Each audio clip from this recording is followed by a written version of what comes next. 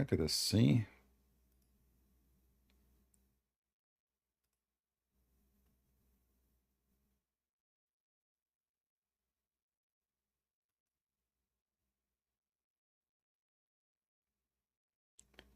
Until now, nothing started a ramble.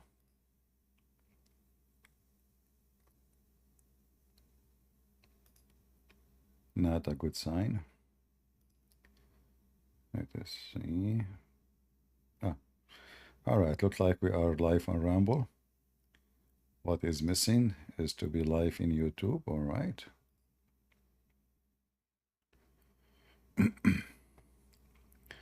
All right, hello everyone, shalom everybody, peace of the Lord to all of you. Please invite your friends and don't forget to subscribe or else. Before we start, we have some Abdul in Discord. They are very upset and they are asking us to be Christians. And here you see how silly, how stupid the Muhammadan are.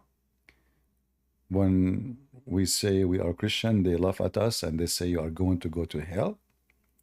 And the Bible is corrupted, brother. But the second we start spanking their stupid prophet, they ask us to be Christian again. So when you are a Christian, they laugh at you. When you spank them, you are not being Christian.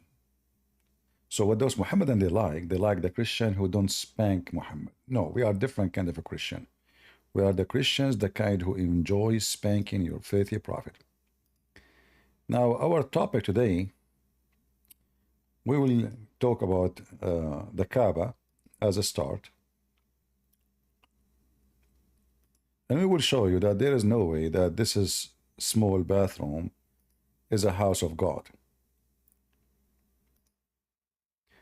You know, when somebody says that Allah, he built a house, you ask the Muslims, who is the one who chosen the location of the Kaaba? They will say to you, Allah. Okay. If somebody hires somebody, let us say an engineer, and he said to him, you know, choose for me the best location to build my house. Shouldn't this engineer choose the best location in the world? The Kaaba is in the lowest location in Mecca, and each time little rain, even though there not too much rain, but doesn't matter, little rain will bring all the dirty sewage water going to the house of Allah and flooding it. So if Allah is the one who built the house, if Allah chosen the location of the house, we saw how many Muslims died just last week. All the death is because Allah, he chose the wrong location. It's extremely hot. It's not only a desert, I mean, this is a dead land. So Allah, he chosen his house to be in the middle of nowhere. Nobody mentioned in history that something called Mecca before. The Muslim, they claim Abraham was there. Even Adam, he came from Sri Lanka, brother. Adam, brother, he came from Sri Lanka. From where? From Sri Lanka. Brother Abdul, are you sure? Absolutely.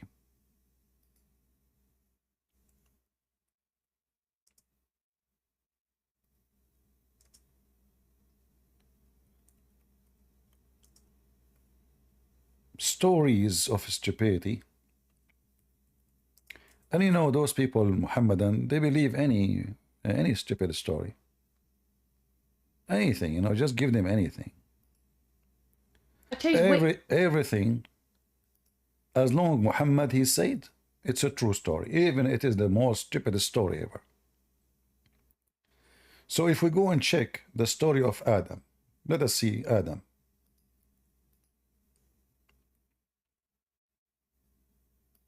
Give me a second.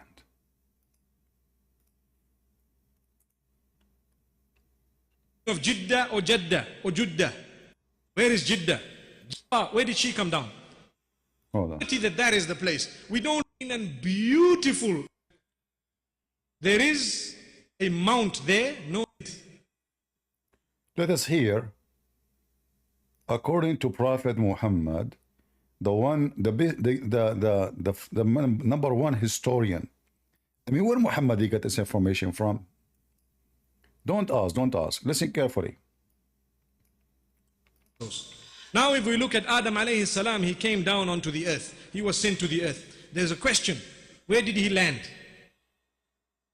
He wasn't just thrown so that suddenly he landed, meaning he dropped, but Allah placed him on the earth. This we find in the narration of Rasulullah sallallahu alaihi wasallam, where he says that Adam alayhi salam nazala fil Hind. He came down in what is known as the Indo-Pak subcontinent. Wait, please. Precisely Sri Lanka. There is a mount there. All right. So Adam, guys, according to Muhammad, he came down in Sri Lanka. We have Ailun with us. He is a Muslim. Go ahead, Ailun. بتكلم بالعربي. Are you from Sri Lanka? No, I'm not. Well, I talk to Muslims أنا only. بتكلم بالعربي. I talk only to Muslims. Sorry. طيب أنا مسلم طيب. How you can be a Muslim and you are not from Sri Lanka? طيب ممكن تخلي الكلام في العربي يعني.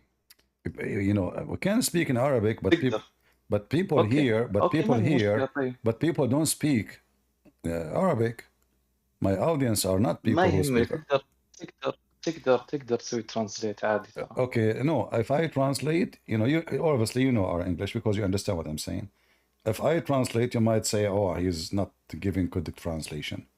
So either you bring a لا عادي يعني. okay, you can bring a translator with you, or you speak in English. Choose one. لا بيتكلم عربي دائما تتكلم عربي يعني. I am from Sri Lanka. I don't speak Arabic. لا شوف يعني أنا كامل احترامي مع المسيحيين، لكن اللي قاعد أشوفه أنت اللي قاعد تسويه يعني عدم الاحترام للديانة. يعني ترى أنا عندي أصدقاء يعني مسيحيين ما بيني وبينهم ولا شيء. he said he خليني أكمل. he said he respect Christians and he have a Christian friends, and he says what you are doing is not right. Alone, that's a lie. The Quran says you are not a Muslim. The Quran says those who take a Christians and Jews as a friends, they are one of them. You are not a Muslim no more. If this is true, unless you are a liar. So which one? Are you a liar, or you are truly have a Christian friends? هذا مو صح. This is true. I have the Quran. Don't tell me not true. He's saying to me this is not true. We have the Quran. We have the Quran, chapter 5, verse number 51. قبائل وشعوب نتعارف. طيب احنا قبائل وشعوب نتعارف. No. This is all mansukh. No. This is all abrogated. This is before Muhammad have an army. Muhammad now he command the Muslim to invade the Christians. شوف أنا ما راح أتناقش معك من الموضوع. أنا بتناقش معك إن إحنا ترى في أشياء تتشابه. اللهم بس I don't waste my time with fictions. Here we give proofs. And you don't want to speak English, but yet you understand. Do we have any serious Muslim? We don't want kids. We have Quran. Don't give me speeches. If you really truly you have a Christian friends, then why your prophet he asked you to kill the Christians and the Jews? Why Muhammad he kicked the Christians and the Jews from the Arabian Peninsula? Why he forced them to pay jizya? Why you took our churches? Just yesterday, the Muslims in Tajikistan, they attacked 2 churches and 2 synagogues. And they killed the priest and a group of Christians, and they killed a bunch of Jews. Are they Muslims? Yes. Are they following the steps of Muhammad? Yes. So don't give me the garbage, your garbage. I have a Christian friends. Those things you can say to those stupid Americans. Not to me. Do we have any serious Muslim from Sri Lanka? Uthman is here. Go, Uthman. Yes. But don't do he. Speak like a man. If you want to stay in the stage, okay, speak like a man. Go ahead, Uthman. What do you want to say? I will get my translator, but wait. You want to get his translator. Where is your translator? أنا بيجي دلوقتي. All right. When he is here, Marwan is your translator. Marwan, is it Marwan? Yes. Okay, Marwan.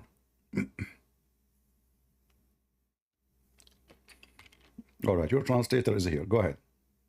Yes.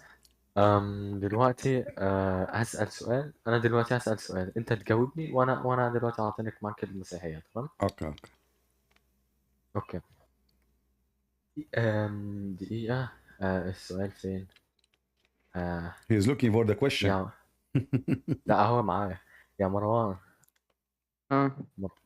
ترجم له، قول له عيسى يسوع والشيطان طلعوا الجبل الأول ولا دخلوا الهيكل؟ الهيكل معناه التمبل.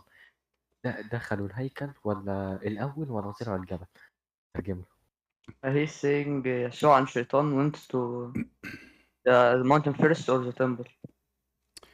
Tell him when he want to ask a question, he should quote for us the story. Then we can ask the question. Secondly, he is talking about the book of Matthew and the book of Luke. One of them mentioned. Answer, bro. What the? One is mentioning the story according to the event, and one is mentioning the story according to the location. So there's no contradiction. One mentioned the story according to the location, which means because we have prophecies in the Old Testament about those locations where the Messiah would appear. And the other one mentioned the event, which means according to what happened. First, second, third, etc. So there's no contradiction. Now, وبيقول إيه بقى مروان؟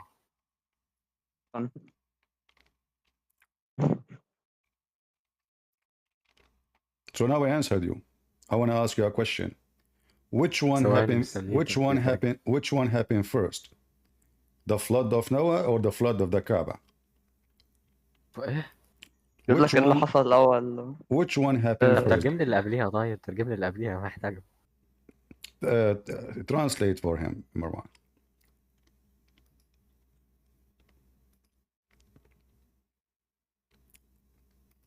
Hello. يا ابني معرفش، كان بيقول لك تقريبا المخرج او حاجه كده، حاجه عن المخرج. مش عارف، ما فهمتش منه حاجه. You're a translator. He could not understand a thing of what I said. Can you get me better translator? He could not understand a word of what I said. جيب كوبتك بلد وانا هيترجم. ها؟ ايوه هو ده. Okay. قولي بقى كان بيقول ايه؟ Again, please. He's talking about what he think it's a contradiction about the story of Jesus when he was in the wilderness and he was tempted by Satan. So he's saying which one happened first. So I said to him that there's no contradiction. One book is writing the story according to the event, like which one happened first, and the other one is writing the story according to the location, which means the Old Testament mentioned prophecies about Jesus, the Messiah, will go to those locations when he come. So this is why it's mentioned based on the location, not based on the timing. هو بيقول لك أول حاجة أنت جبت موضوع يسوع والشيطان بخصوص التجربة اللي أنت قلت عليها، فهو بيقول لك أنت الكونتراديكشن أو التناقض اللي أنت شايفه ده إن أنت ما عملتش حساب المكان والتوقيت. أنت المفروض تعمل حساب المكان والتوقيت. إيه الكونتكست؟ يعني أنت قرأت القصة من غير ما تشوف المكان والتوقيت. على فكرة وربنا أنا قرأتها كاملة وشفت المكان you guys, والتوقيت. I don't know why nobody understand what I'm saying. Let me speak to you in Arabic. So Uthman, listen to me. كتاب يتكلم عن الحادثة وفق وقوعها بالأزمنة، يعني الساعة 1 الساعة 2 الساعة 4 الساعة 10 etc. والكتاب الآخر يتكلم عن الحادثة وفق الموقع. هناك نبوءات في العهد القديم تتكلم متى سوف يأتي المسيح وماذا سوف يفعل، الأماكن التي سوف يأتي إليها والأماكن التي سوف يكون بها. فكتاب يتكلم عن الموقع كتجربة بحسب التوقيت أولا وثانيا وثالثا، والكتاب الآخر يتكلم عن الواقعة بحسب المكان الموعود الذي بشر به الأنبياء حينما أتوا هؤلاء الأنبياء يبشروا بقدوم المسيح. فليس هناك تناقض. والآن سؤالي لك، استنى No, يا no, كابتن. it's not up to you. You take it, you don't accept it. استنى. You know, this is what it is.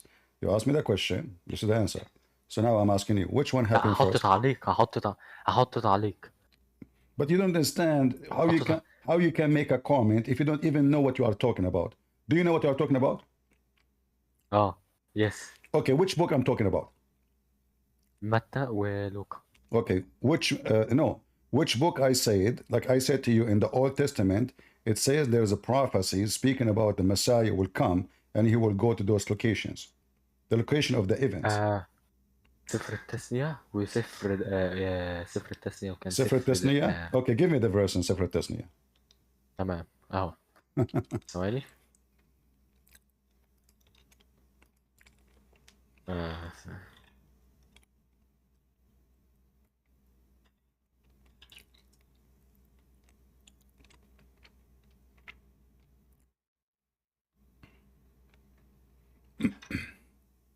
We cannot wait here for long.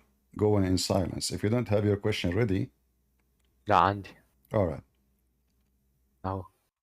Okay. في سفر التثنية 18. All right. صح؟ Okay, read it. اوكي. أقيم لهم نبيا من وسط أخوتهم مثلك وأجعل كلامي في فمه فيكلمهم بكل. Get lost. I don't have time for donkeys. What does have to do with Jesus, you idiot? Thank you, Koptek. Okay, my man, I'm down. If you need anything, just call me out. Yeah, no problem. Yeah. I asked him which book it says that the Messiah will come to those locations. He mentioned to me that I will raise a prophet from between their brothers.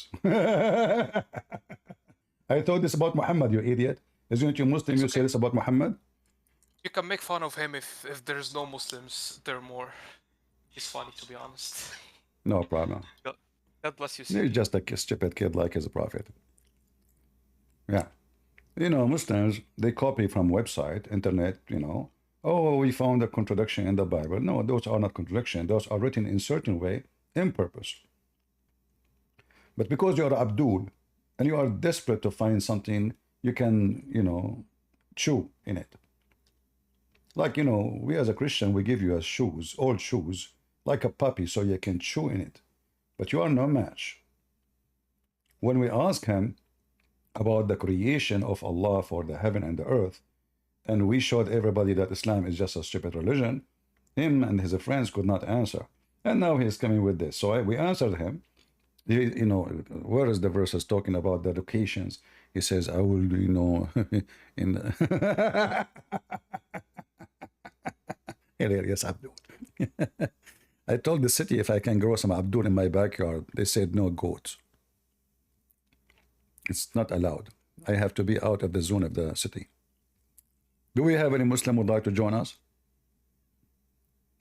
This poor kid, he have a question. He think he have something against us, you know. I mean, you Muslims, you don't even, I mean, every single page in the Quran is a, actually, I challenge any Muslim to join us.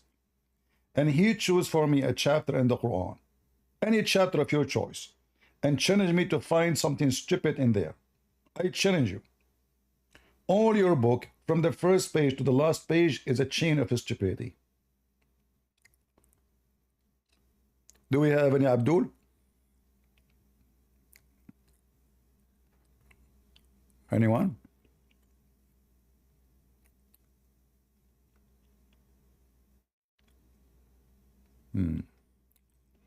This is the same Abdul. Can you hear me? I hear you. How are you today? I'm doing fine. What about you? Alhamdulillah, I'm doing great. Okay, what about those who are in the Hajj? They are dying. Are they doing good? Who are in Hajj? In the Hajj, they are dying. Don't you see that in the news? Thousands of people, they died in Hajj. Anybody can die, right? Are you going to live forever? Oh, no, this is not anybody died. There's a huge difference between people. No, listen. Focus. This is not what we are talking about. Everybody will die. So now if I kill you, I say, well, everybody will die. Is that right? Everyone's going to die, right? So if I kill you, everybody will die? But you don't know the difference between killing and dying. You don't know the difference. The difference between what? You don't know the difference between killing and dying. The When difference they say between someone killing and died, when dying? someone was killed. Well, according to You don't your know- you don't know the according to your God, it's a sin. No, I said you don't know the two difference between killing and someone that hasn't died. You don't know the difference. Both of them are killed by Allah, as I know. Oh, No?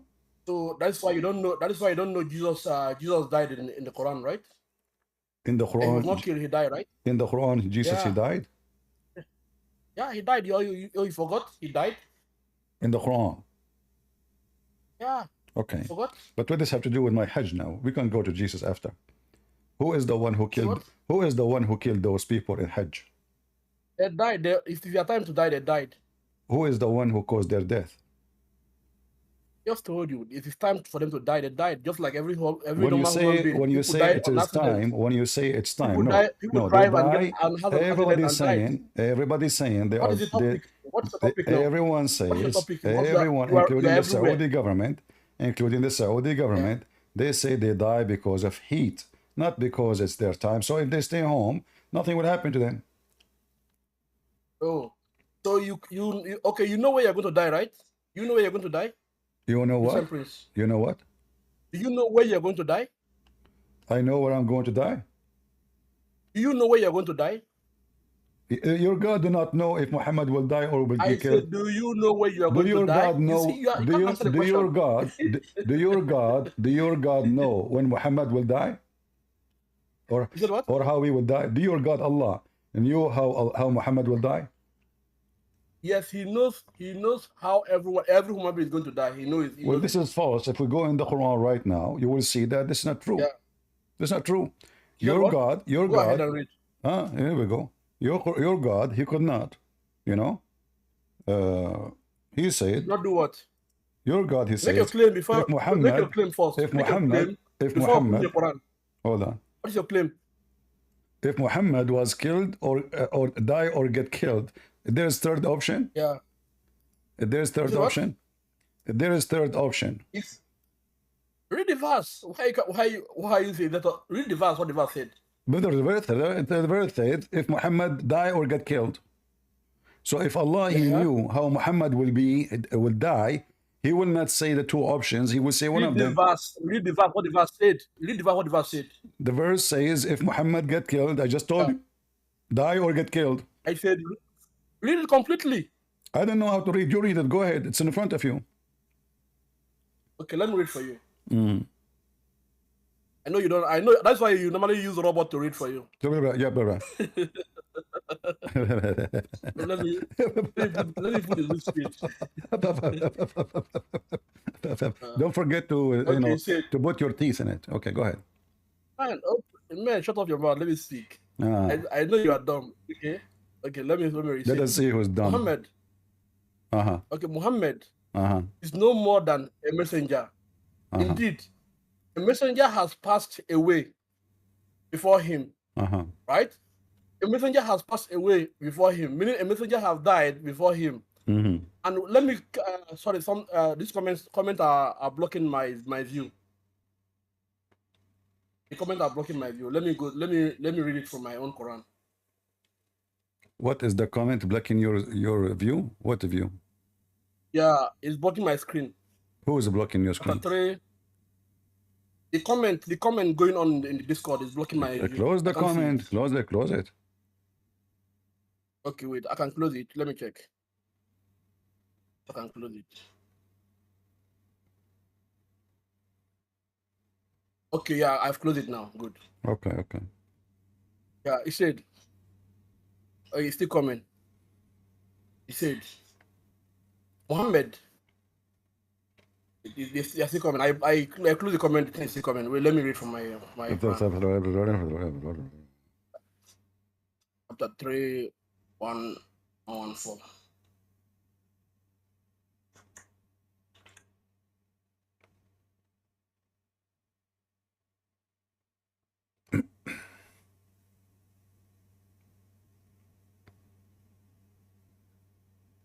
Okay. He said, Muhammad was no more than a messenger, like a messenger before him. Should he died, or should he died or get killed, will you turn away back your heel? Anyone who turned back on his heel does not hurt Allah. In the least, God reward those who are appreciative. So, what is your question here now in the verse? This guy is asking me, what is the question now? You said to me, Yeah, it what's the doesn't say question? that. I said to you, your God do not know how Muhammad will be killed. You said to me, No. where? So now, Wait. if Christian, Allah, please, he can you knew, if wait Allah, now? if Take 5 Allah, minutes. Take 5 minutes and give me 1 minute. if I'll speak. Allah, if Allah, he knew how Muhammad will die, why he is saying if Yeah. he die or is killed? Okay, like There's a third have option. you ever read? There is Okay, let me there's finish. a third option. Let me no third option there. Let me read. Can I read? Can I say something? Or if you want to go, I will allow you to speak. I have no idea what you are saying. First of all, open your mouth, try to speak clearly, or change your teeth. Secondly, the question is very simple. If he die or get killed, what kind of God? He do not know if Muhammad will get killed or he would die normally.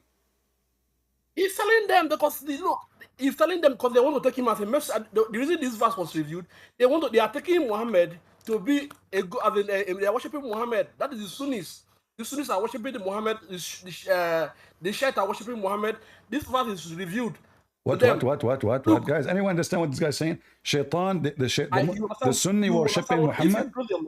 The Sunni worshiping Muhammad? Yes, they are worshiping Muhammad. The Sunni worship. So what are you? You are a Shia? Alhamdulillah, I'm a Muslim. I'm not a Shia, I'm not a Sunni. I'm a Muslim. Well, this is false. Your prophet, he said, you have to be one of the 73 sect. Can I speak, please? Can I read No verse, problem. please? You see, you are talking. I said, is it true that your prophet, he said, my nation will be 73 sect? So you have to be one of them. The prophet, you cannot say you are just a Muslim. He never said so. Huh? He never said so. What? He never said so. He never said so. Guys, any translator, what? Yes, sorry, he never said so. I said he never said so. He never said so? I can show you the hadith. Yes. Oh. You love man. That is why I love a satanic book, right? Just get out of here. So you are the kind who, wherever I will show him, I show you Quran. Then they worship Muhammad. This is Quran. What does it have to do even with who worship Muhammad? All of you worship Muhammad. You associate the name of Allah with the name of Allah, and his prophet knows best. What is the Shahada? Allah and Muhammad. You Muslims don't worship Allah. You worship the ass of Muhammad. Just face it. In the best scenario, his penis. This is why you have tons of books written about his penis. Unbelievable penis. It's so powerful to the point he can F all the women, but he shoot a blank. Never have a baby. Hey Muhammad, what are you doing? Are you putting it in the correct location? Muhammad is an idiot. He put his penis in any hole. Even disposal machine. I told him, don't do that. He put it there. It's gone. In the beginning, he was happy, like it's touching it, you know, like the disposal. 2 seconds after, it was gone. So don't tell me Sunni, Shia. So what I will talk to you about? We showed you Quran. If Allah, he knew who and how he will die, he will not say such a sentence. Jesus, he said how he will die. The Bible speaks about how the Messiah, how he will be crucified thousands of years before his crucifixion. That is a book of God. And this is the book of a prophets. Here, you're a prophet receiving a book from his God directly. Yet his God, he is saying if Muhammad die or get killed, there's a third option. Even this one, there is a transgender in it.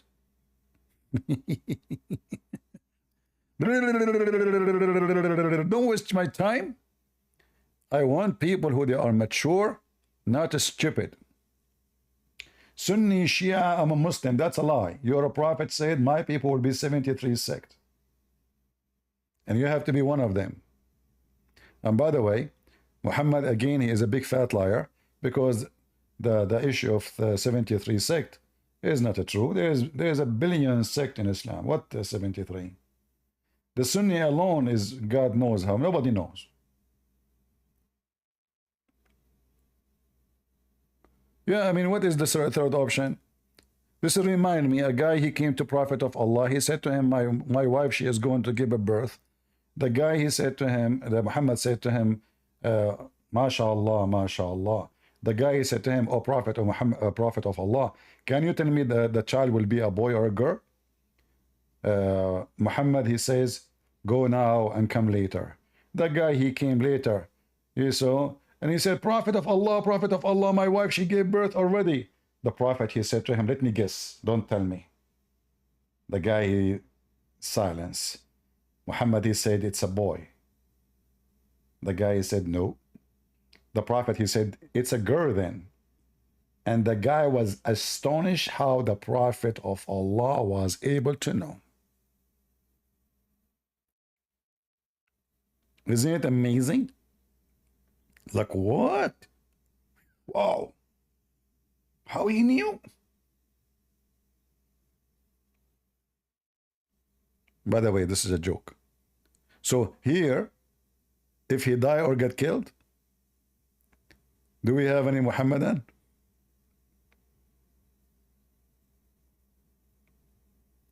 Don't give me your garbage. And you know, those guys from Nigeria, I don't know. I don't understand what they are saying. I thought my English is messed up, but they're... One thing about those countries, I don't know why, they speak so fast. Their English is all over the place. And they, I think in their culture, they think if they speak too much, they will sound more convincing. No, you sound more foolish. Do we have any Muhammadan? Yeah, I mean, it's this verse actually, and look, the translation is false. It says, وَمَا مُحَمَّدٌ إِلَّا رَسُولٌ قَدْ خَلَتْ مِنْ قَبْلُهِ الرُّسُولُ. The translation said, indeed, many messengers died before him. That's false. It says all messengers died before him. He was saying that, don't you know that Jesus in the Quran died? I agree with him. According to the Quran is a book of contradiction. One place it says Allah, he made him look like Jesus and the cross took him to him. And the other verse saying clearly that all the messengers before Muhammad died. And this is one of them. All messengers, not many. Big fat liars. Do we have any Muhammadan? So who is the one who killed those poor Muslims in the Hajj? Why Allah is doing that to them? Allah, obviously, if he is truly the one who chose the location of the Kaaba, is an idiot. I mean, can't Allah choose Hawaii? Can't Allah choose Indonesia? Bali? You know? How are you doing, Rashid? How are you doing? I'm fine, I'm fine. Are you fine? I'm doing great. That's good, that's good. So what do you think about the Kaaba is always flooded by the sewage? People die around the Kaaba. Did Allah choose the wrong location? Can you bring the verse you discussed with the other guy? Bring the verse I was discussing with the other guy. You are expert in that verse? Yeah, can you bring the verse? Okay, okay, here we go. Okay. Can you read the verse, please? We got an expert. Why every Muslim come to me and says, can you read the verse, please? Go ahead, you read it. No, I am not seeing the screen. Can you read the verse? You read it in your Quran, open your Quran, chapter 3, verse 144. Okay. Tell me what translation you are reading.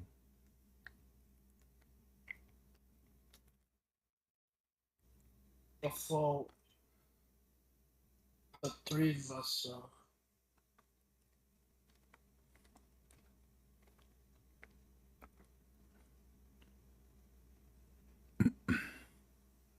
Is the comment in the way in your screen? You cannot see? I'm there now. I'm in the verse now. I'm reading Rashad Khalifa translation. Rashad Khalifa. Do you accept Rashad Khalifa? Okay, Do you accept Rashad Khalifa book? Let's after we are done, we can have it. Don't change it. No. Before you start, I want to know, do you accept Rashad Khalifa book? one question after the other. I'm not asking a question. After we I'm are not done asking a question. I'm not asking a let's read question. the verse first. You are going to read from Rashad Khalifa. Do you accept the Quran of Rashad Rashad Khalifa is a messenger of, Do is a you messenger of accept? Allah. Do you So can accept? we? Do you accept Rashad Khalifa book? Yes, he's a messenger of Allah. So I accept him as a messenger of Allah. Okay, he's Can a we read the guys. verse He now? is a messenger of Allah. Okay, go ahead. Go ahead. Yes. Can we read the verse now? Okay, good. Let's read the verse. He said, Auzubillahi minash shaitanir rajim. Muhammad is no more than a messenger, like the messenger who passed away before him. Should he die or get killed, will you turn back on your heel? There is question mark in the verse. You see the question mark there? Anyone who turned back on his heel does not harm God in any way. God will reward those who are thankful. So the verse is actually clear because if there are people that have took. Can you hear me? I don't know if you can hear me. Abdul, I hear you. You change your name. You come with a new name. You are the same person. You're an idiot. So now what difference is going to make? I just sent you to cook you more. You know, I love cooking you. Okay. You cooked me already. Rashad Khalifa saying the same anyway. You are an idiot. This is Rashad Khalifa, the messenger of Allah who have no message. What is the message of the messenger of Allah? Did he give him a book? You be Muslims, Rashad Khalifa is a messenger of Allah. Hilarious. Okay. This is the messenger of Allah book. Let us read it together. And let us love together. Look at this translation. Okay, brother. Look like in Niger, in Senegal, Rashad Khalifa became a big deal for them. So let us read Rashad Khalifa. Just wait with me. You wait. Okay, Muhammad was no more than a messenger like the messengers before him. This is what the Quran is saying.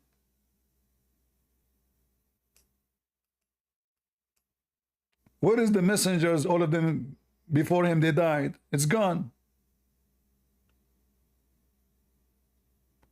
Rashad Khalifa is a big corrupter. Anyone who want to read, actually you yourself, you did read the previously. You said messengers before him, they die, or, you know, or messengers before him, they die. Here we don't see it. Muhammad, there was no more than a messenger, like the messenger before him. Where is the statement saying that messengers before him, they died? They're gone. Should he die? Should he? Should he? Should he? I never heard of such an English. Should he die or get killed? What the heck? Is that the should he prophecy? This is the messenger of Allah, Rashad Khalifa, saying should he? Should he? Should he? Should he? Should he? Should he? Should he? What the heck with this? Assalamu alaikum, Christian princess. Christian princess. Oh, that's a good one. Okay. Why you are calling me princess? What's wrong with it? Well, is that somebody told you I put eyeliner like your prophet 3 times a day? Or men, they kiss me down my belly? Or I kiss men down their belly like your prophet? Or I never receive Quran except in the clothes of my wife? Yeah, okay. Listen, you were talking about... No, not okay. Is it true that your prophet, men, they kiss him and he kissed them too?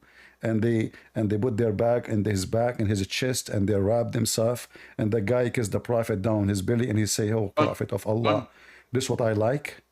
Is that true? Is that true? Is that true or not? Is that true or not? Okay, you were talking about people dying in Hajj. No, I was talking about the princes now. Yeah, I mean, it's a suitable name. Okay, so who is the princess? The one who men kiss him all down his belly. And the guy, he say, oh, prophet of Allah, this is what I wanted all the time. Is that your prophet or not? Is that your prophet or not? talk or not? What? Do you want to talk or not? Well, you are the one who start insulting me, calling me princess. So let us investigate that first. It's you who opened this, guys. Is it me who opened this topic? It's him. I mean, realistically, you've been insulting. So who is the one? So who is the one? Who is the one who men kiss him down his private part, and the guy wrap his back with his chest, and he take off his clothes like him? The prophet, he lift up, he became topless because the guy is topless. So now we have two topless gay kissing each other, making love. Explain to us. Explain. Listen, you said you're a scholar in Islam. I am a scholar in the Prophet Billy. Do you want to answer the questions or no? Why do you avoid the answer? I ask you the question, is it true that you're a prophet? This is what you do for a living? Why are you avoiding answering? No, it's not true. It's you who's avoiding the answer. I'm showing a reference in the front of your eyes. Your prophet is a princess. He's not a guy, he's a gay. Okay, are you done? Do you want to, should we talk or not? So do you agree? So do you agree that your prophet is a gay peace police upon him? You're a gay, not him. Well, show me. Do you have me? Somebody told you I kiss men down their belly. I rub my back with their chest. I take off my shirt and rub my body with their body. What is that? You know what? You're right. You're right. Listen. What the guy was doing with the Prophet of Allah? He was doing body to body massage.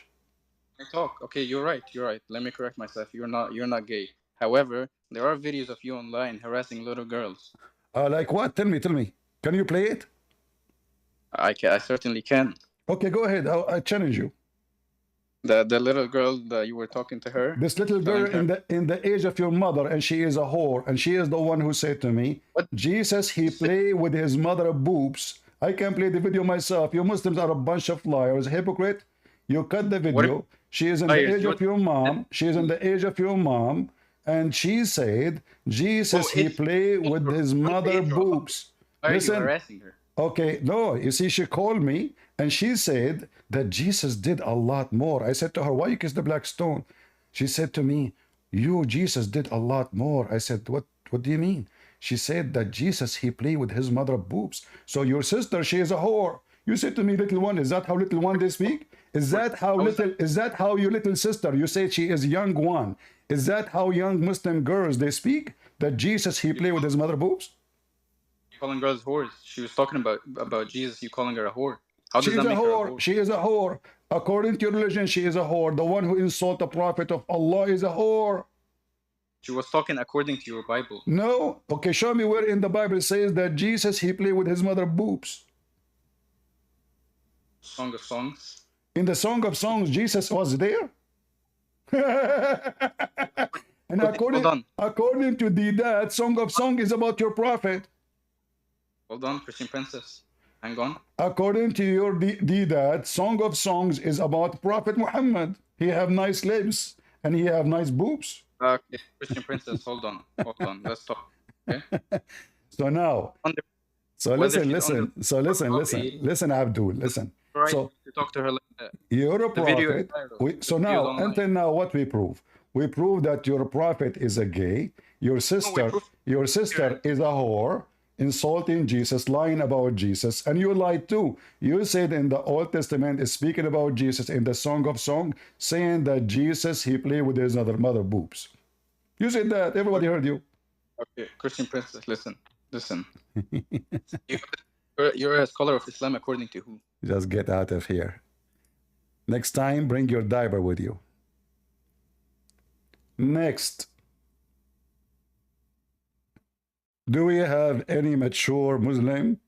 Christian princess. Oh, what the heck? My friend, when I go in the bath, in the swimming pool, they kick me out from the swimming pool because my body is so hairy. Your prophet, he shaved the body hair. He's a girl. He want to be pretty. I look like a bear. Sir, you cannot swim in the swimming pool wearing your clothes. I said, you stupid. I'm not wearing my clothes. This is my fur.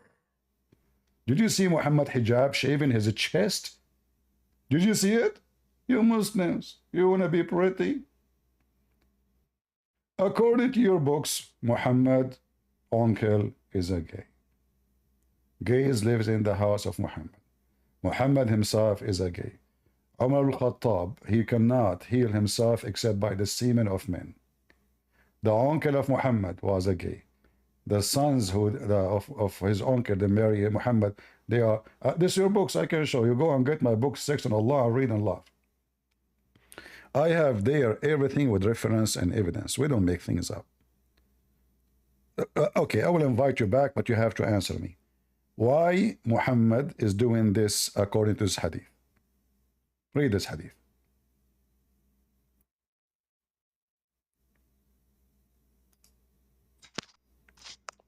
Why do you have to kick me? Read this. You're wasting my time. Read the hadith. Go ahead.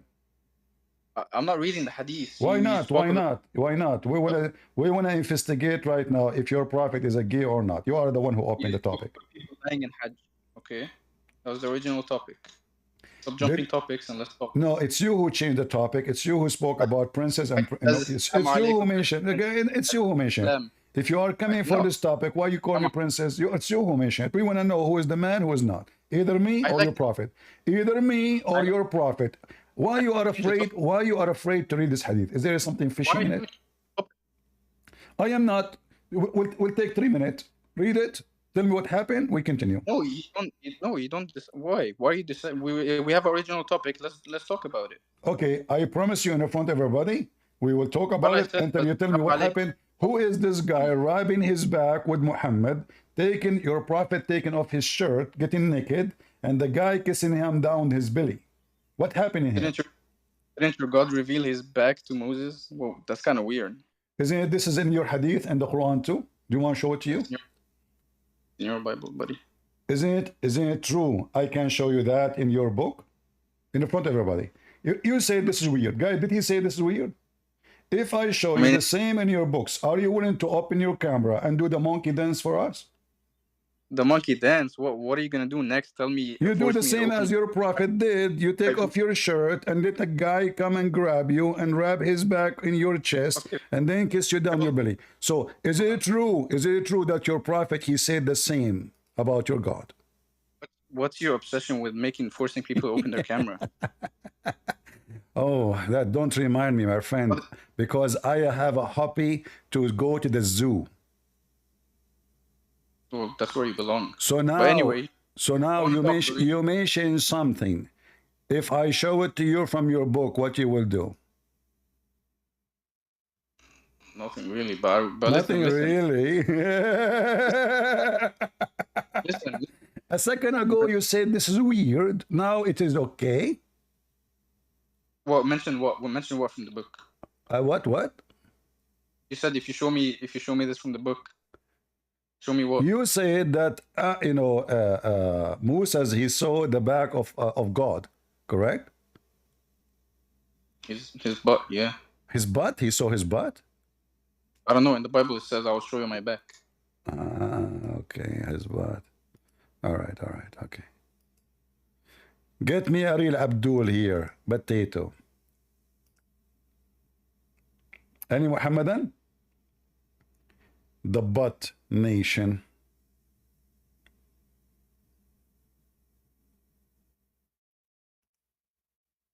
Any Muhammadan?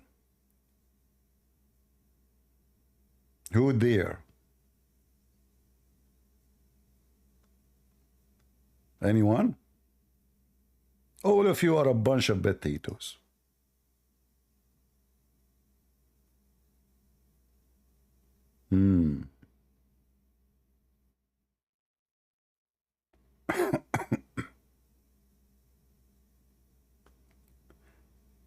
Who is a Muhammadan would like to join us?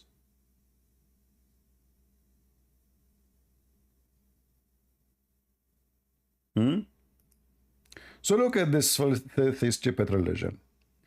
This God, he claimed, the Muslim, they claim that he is the one who chosen the location. And as you see, the sewage is all over around the Kaaba. So either you die by the sewage flood, or you die by the heat. The first thing come to my mind here about the sewage, may Allah bless the Kaaba, sewage. If Allah is the one who placed this Kaaba in this place, Can't he raise the ground by saying, hey, ground, rise? So the sewage and the shit of the people of Mecca will not come to it? Oh, what you need to say? One word, rise. The whole ground will rise. Very simple. Can't Allah cool the temperature in the time, at least during the Hajj, just a few days? In just a few days, can't Allah control the temperature and make it nice, fun? Can't He make it 20 degrees?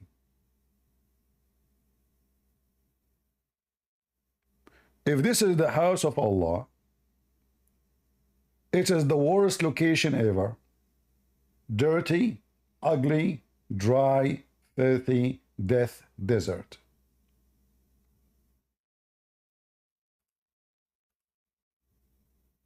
Any Muslim?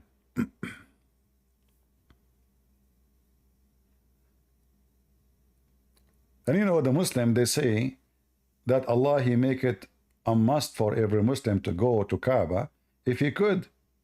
But obviously the stupid Muhammad do not know that the Muslim number will become big, and this town, a small tiny Kaaba, cannot fit for all those people. There's no enough bathrooms, there's no enough tents, there is no enough anything.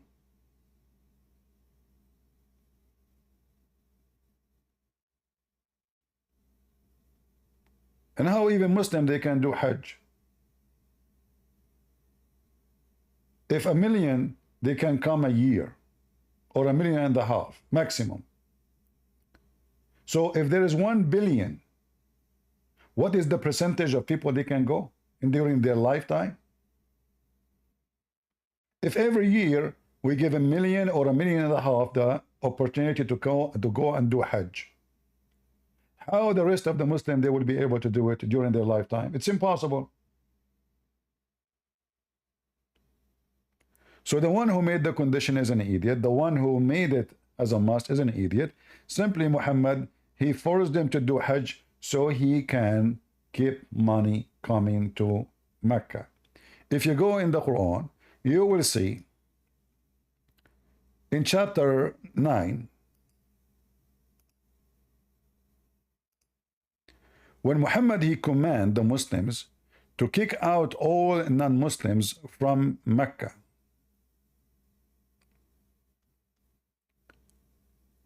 He mentioned something very important.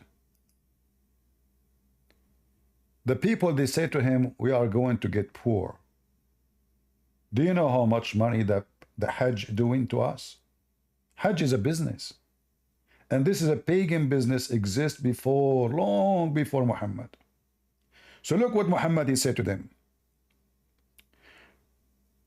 Oh, who you believe in Allah and His messengers. You see, they are mushrikeen, Allah and His messenger. They claim that they are monotheist. Kick the mushrikeen. They are filthy, dirty. Don't let them enter here. Okay. And then he said, and if you fear poverty, Allah will reach you, if He will, out of His bounty. Go and attack the Christians and the Jews. So the reason they attack the Christians and the Jews, because now Muhammad don't want anyone to come to the Kaaba. The number of Muslims is still small, and that will not generate enough income. So go and attack the Christian and the Jews. You fear that you will get poverty? Okay, go attack the Christian and the Jews and take money from them. He did not say attack them and convert them, no. Force them to pay jizya. That will be the income of Muslims.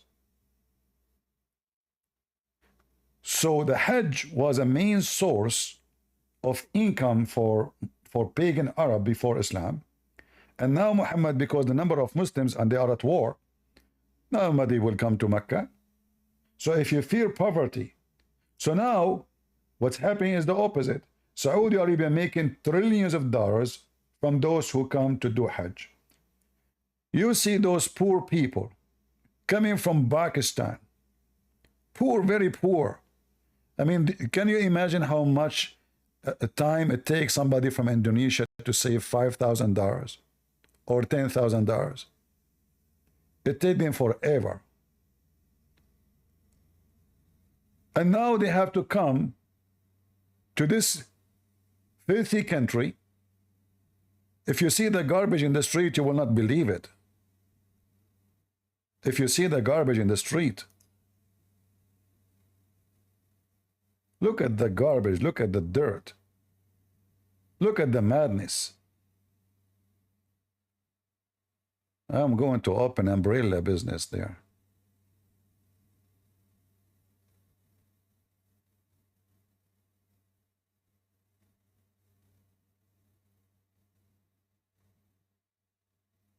Sarah, go ahead.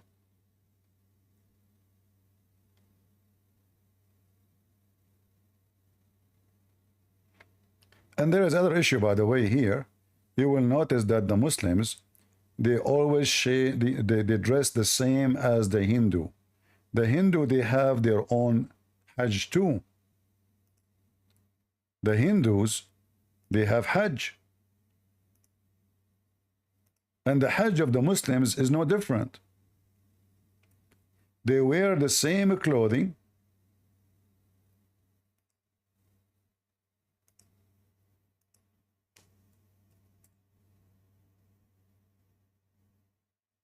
This is the Hindu Hajj.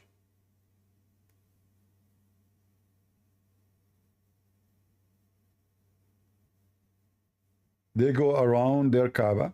There was a 26 Kaaba according to Muslim books in the Arabian Peninsula. 26. 26 cube. Kaaba meaning cube. And the Kaaba itself used to have no roof. But when the neighboring Kaabas, they come to Mecca and they throw garbage because they used to compete about which Kaaba is more important. They build a roof to prevent people from throwing garbage inside the Kaaba.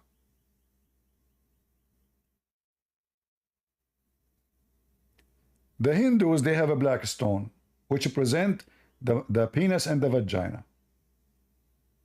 The Muslim, they have a black stone, which present the vagina. The Hindu believe that the Indian are the first of mankind. That's what the Hindus believe. Muhammad, he took exactly what the Hindu believe. Adam, he came down in Sri Lanka. Now if we look at Adam alayhi salam, he came down onto the earth. He was sent to the earth. There's a question. Where did he land? He wasn't just thrown so that suddenly he landed, meaning he dropped, but Allah placed him on the earth. This we find in the narration of Rasulullah sallallahu alaihi wasallam, where he says that Adam alayhi salam nazala fil Hind. He came down in what is known as the Indo-Pak subcontinent, precisely Sri Lanka. And now you will see that the Muslims and the Hindus, they are fighting over the location which is called Adam Peak. And right now it's in the hand of the Buddhist. There is a mount there known as Adam's Peak. If you go there, you will find it green and beautiful. Adam Peak.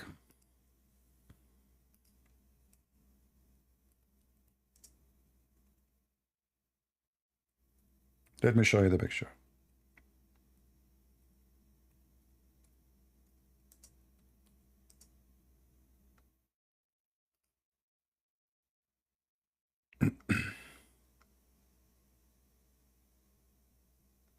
Adam Peak.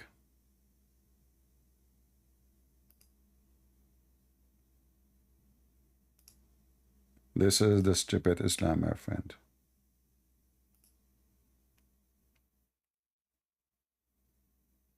Beautiful. Beautiful, beautiful, beautiful. They want to hijack everything. This is Adam Peak. Do you see it? If you look at the cloth of the Hajj, you will see how much it is similar between the Buddhist and the Muslims. They show the right shoulder, exposing themselves. Like this guy now is wearing something underneath because it's on top of the mountain, it's cold. They go almost naked, they wear nothing underneath. And even they have same kind of sandals. And they have to shave their head. They have to shave their head. This is what the Muslim have to do.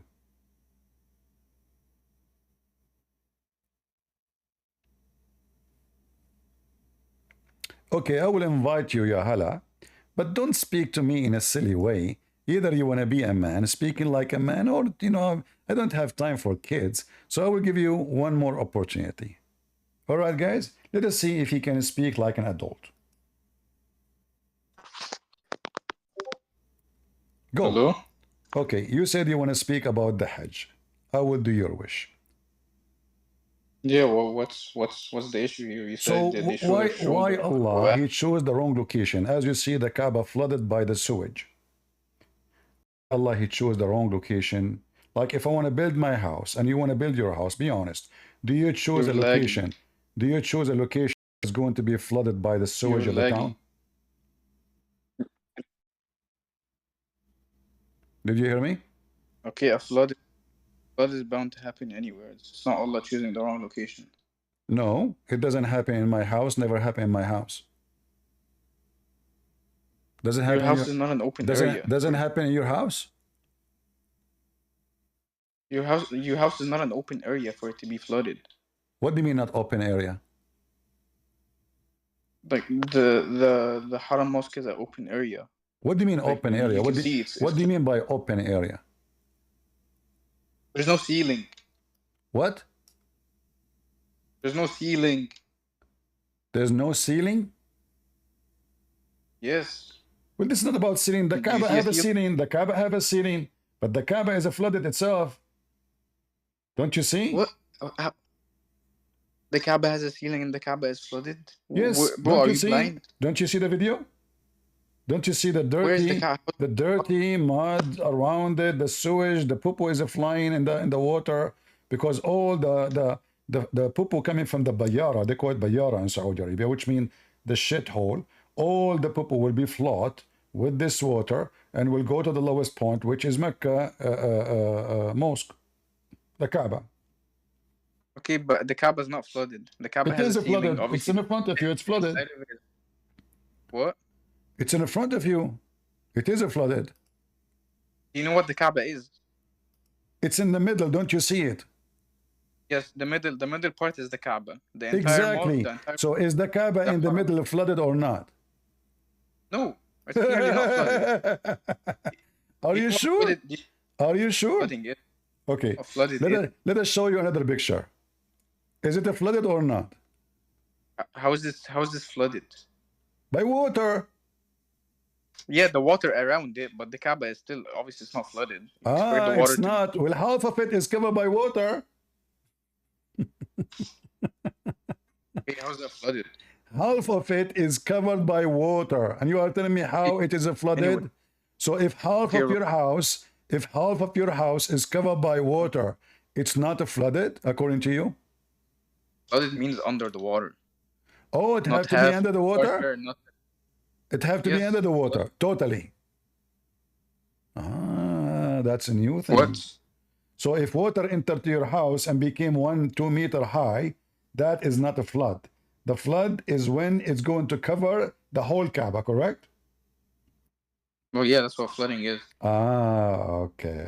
Well, anyway, so Allah, so why Allah will allow the poo to enter the Kaaba? Here we go. This is water of the poo. How is he allowing it to enter the Kaaba? Who is the one who allowed the flood to happen? Who make the flood? Okay, but it's not entering the Kaaba. Who is the one who who is the one who caused the flood to happen? Even if it is, it's a natural thing. So why are you complaining about it? Is the Kaaba is a natural thing? Islam is false. Is it the Kaaba chosen location by Allah, or it was a natural thing too? Okay, even if it is, what does the flooding have anything to do with it? Well, if this is the house of Allah and Allah he chose the location, Obviously, the one who chose the location is an idiot. He should not choose it. Look at this dirty, ugly water. Look at this madness. That will prevent the audience, the believers, to practice their prayer. Why Allah want to do that? Like, you know, we saw just last summer, this summer actually, we saw millions of cockroaches attacking the Kaaba. According to the Quran, this is a sign of curse. No. Tararin in Saudi Arabia is actually a blessing. It's a desert. Oh, cockroaches is a blessing in Saudi Arabia? Bro, what cockroaches are you talking about, man? Cockroaches are everywhere. No, They're in your churches. They're in don't your you see bed. they are you know, cricket and cockroaches and all kind of insect, they are flooding the Kaaba. Don't you see it? Covering it. Where's the bro? Okay, what does cockroaches have anything to do with it? According to your Quran, You're being according to your Quran, you said what this have to do with you? Isn't it the Quran says that Allah, He unleashed all kind of insect against the Pharaoh to punish him? okay. Okay. So according to your religion, when insect attack a place, that is a curse from Allah. So is Allah it's not. is Allah cursing the Kaaba? Incident. Well, why I don't understand why you deliberately lying. It's an incident that happened by Allah to punish Pharaoh. Exactly. So Allah now is punishing who when He make the insect attack the Kaaba? No, there's no insect attacking the Kaaba. Insects are there, but they're not attacking anyone. It's all over. How are they attacking? How are they attacking? Where's the attack? Look, here Show we me go. anyone getting hurt. Watch with me. One person. Do you see it? Do you see it? That's okay. First of all, that's not real. Second of all, there's no one got hurt. This I is don't know not why real. you lying. Nobody got hurt. Nobody got hurt. Yes. That's a good one. So is this true? Is this true or this is false? This is the Kaaba. Around the Kaaba, look at the cockroaches by millions. Okay, bro, the thing is a big place. It's huge. It's only and it's a desert. Of course, there's gonna be a lot of cockroaches, but they're not attacking anyone. It's not a punishment. Doesn't matter if it is big place or a small place. What? Does it matter when the Quran says that Allah He sent His curse? Insect is a curse from Allah. No, he didn't say insects is a curse from Allah. Don't change. This is what you always do. You know, I noticed this is what you always do. You butcher shit and you change it, you twist it, and you try to make it seem like worse than it is. Okay, nowhere does it say insects are a curse from Allah. Allah cursed them by sending insects. Okay, guys, He said what I said. He called it shit. What if I show you my shit is coming from the Quran? What you said? You said the insects are a curse from Allah, like insects in general. Yeah. Go ahead. Okay, but remember, you said that this is shit. Everybody heard you, correct? You said, you said that I am bringing my shit. You called the Quran shit. Now, thank you very much. Here we go. This is the Quran. This is the Quran. This is the Quran saying, okay, read it with me. Here we go. The Quran mentioned the flood, mentioned the insect as a punishment from Allah. Your mic. Chapter 7, verse 133. Yeah. Where does it say? Okay. Go. Where's the verse? Which one? Chapter 7, verse number 133. فأرسلنا عليهم الطوفان والجراد والصدفان just like I said, literally, it doesn't say the insects in general are a curse. Really? Sent as, But it's mentioned here that Allah He sent those insects as a punishment. You said to me, this is my shit. Not only that, He mentioned even the flood too. Okay, he said that was bro. You're adding two stories together, but anyway. No. We have the insect. We have the insect. Listen. It's you who said to me nobody get injured. We are showing you images of thousands of people died around the Kaaba. So people die, not only injured. You are saying, show me where it says that this is the curse. This is the Quran.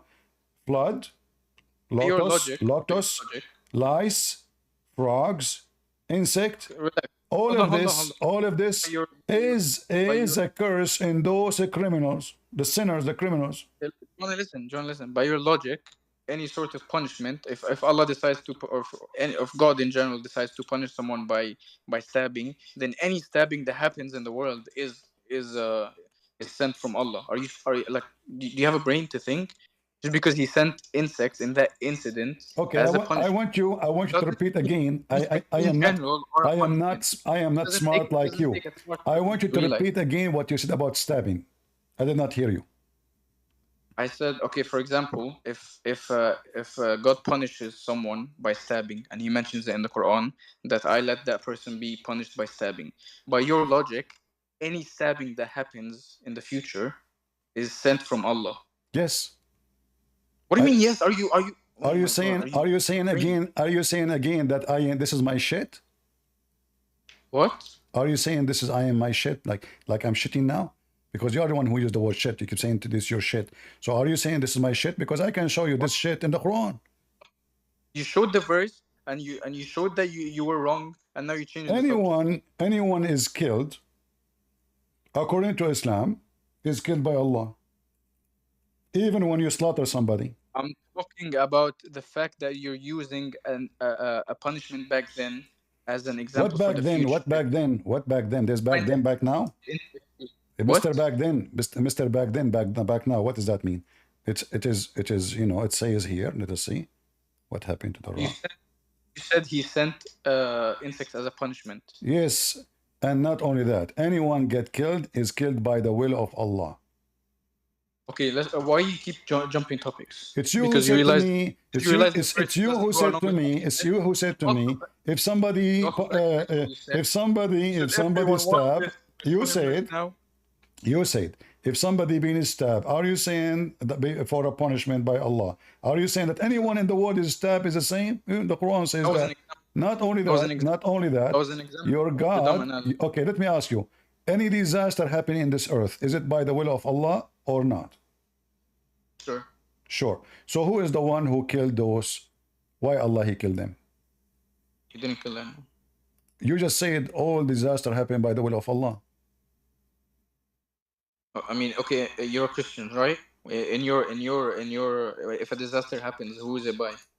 Not necessarily. It can happen. I am driving my car. Who is it by? Not by God. Who is it by? Not by God. So it just happened on their own. It's my mistake. No, if I'm driving my car, I hit somebody. I made his children orphan. I made his wife widow. So this is my act. This is not God who killed him. I am the one who did the incident. So listen. But according to your religion, and you agreed, everybody heard you. You said for sure Allah is the one who killed them. So the question is why Allah killed people who they are going to Hajj in such an ugly way. They left them in the street. That they don't have even a place for them. There's no enough freezers. Their smell is all over. It's very hot. Flies and mosquitoes and all kind of garbage on them. And nobody even taking care of them. They don't even know their names because they are naked. They are not wearing, they don't have passport in their hands. They don't have any ID because simply this is the Hajj. You don't carry anything with you. You put your white sheet and you go. So now they died. Nobody knows who they are. How you can even send them to their families?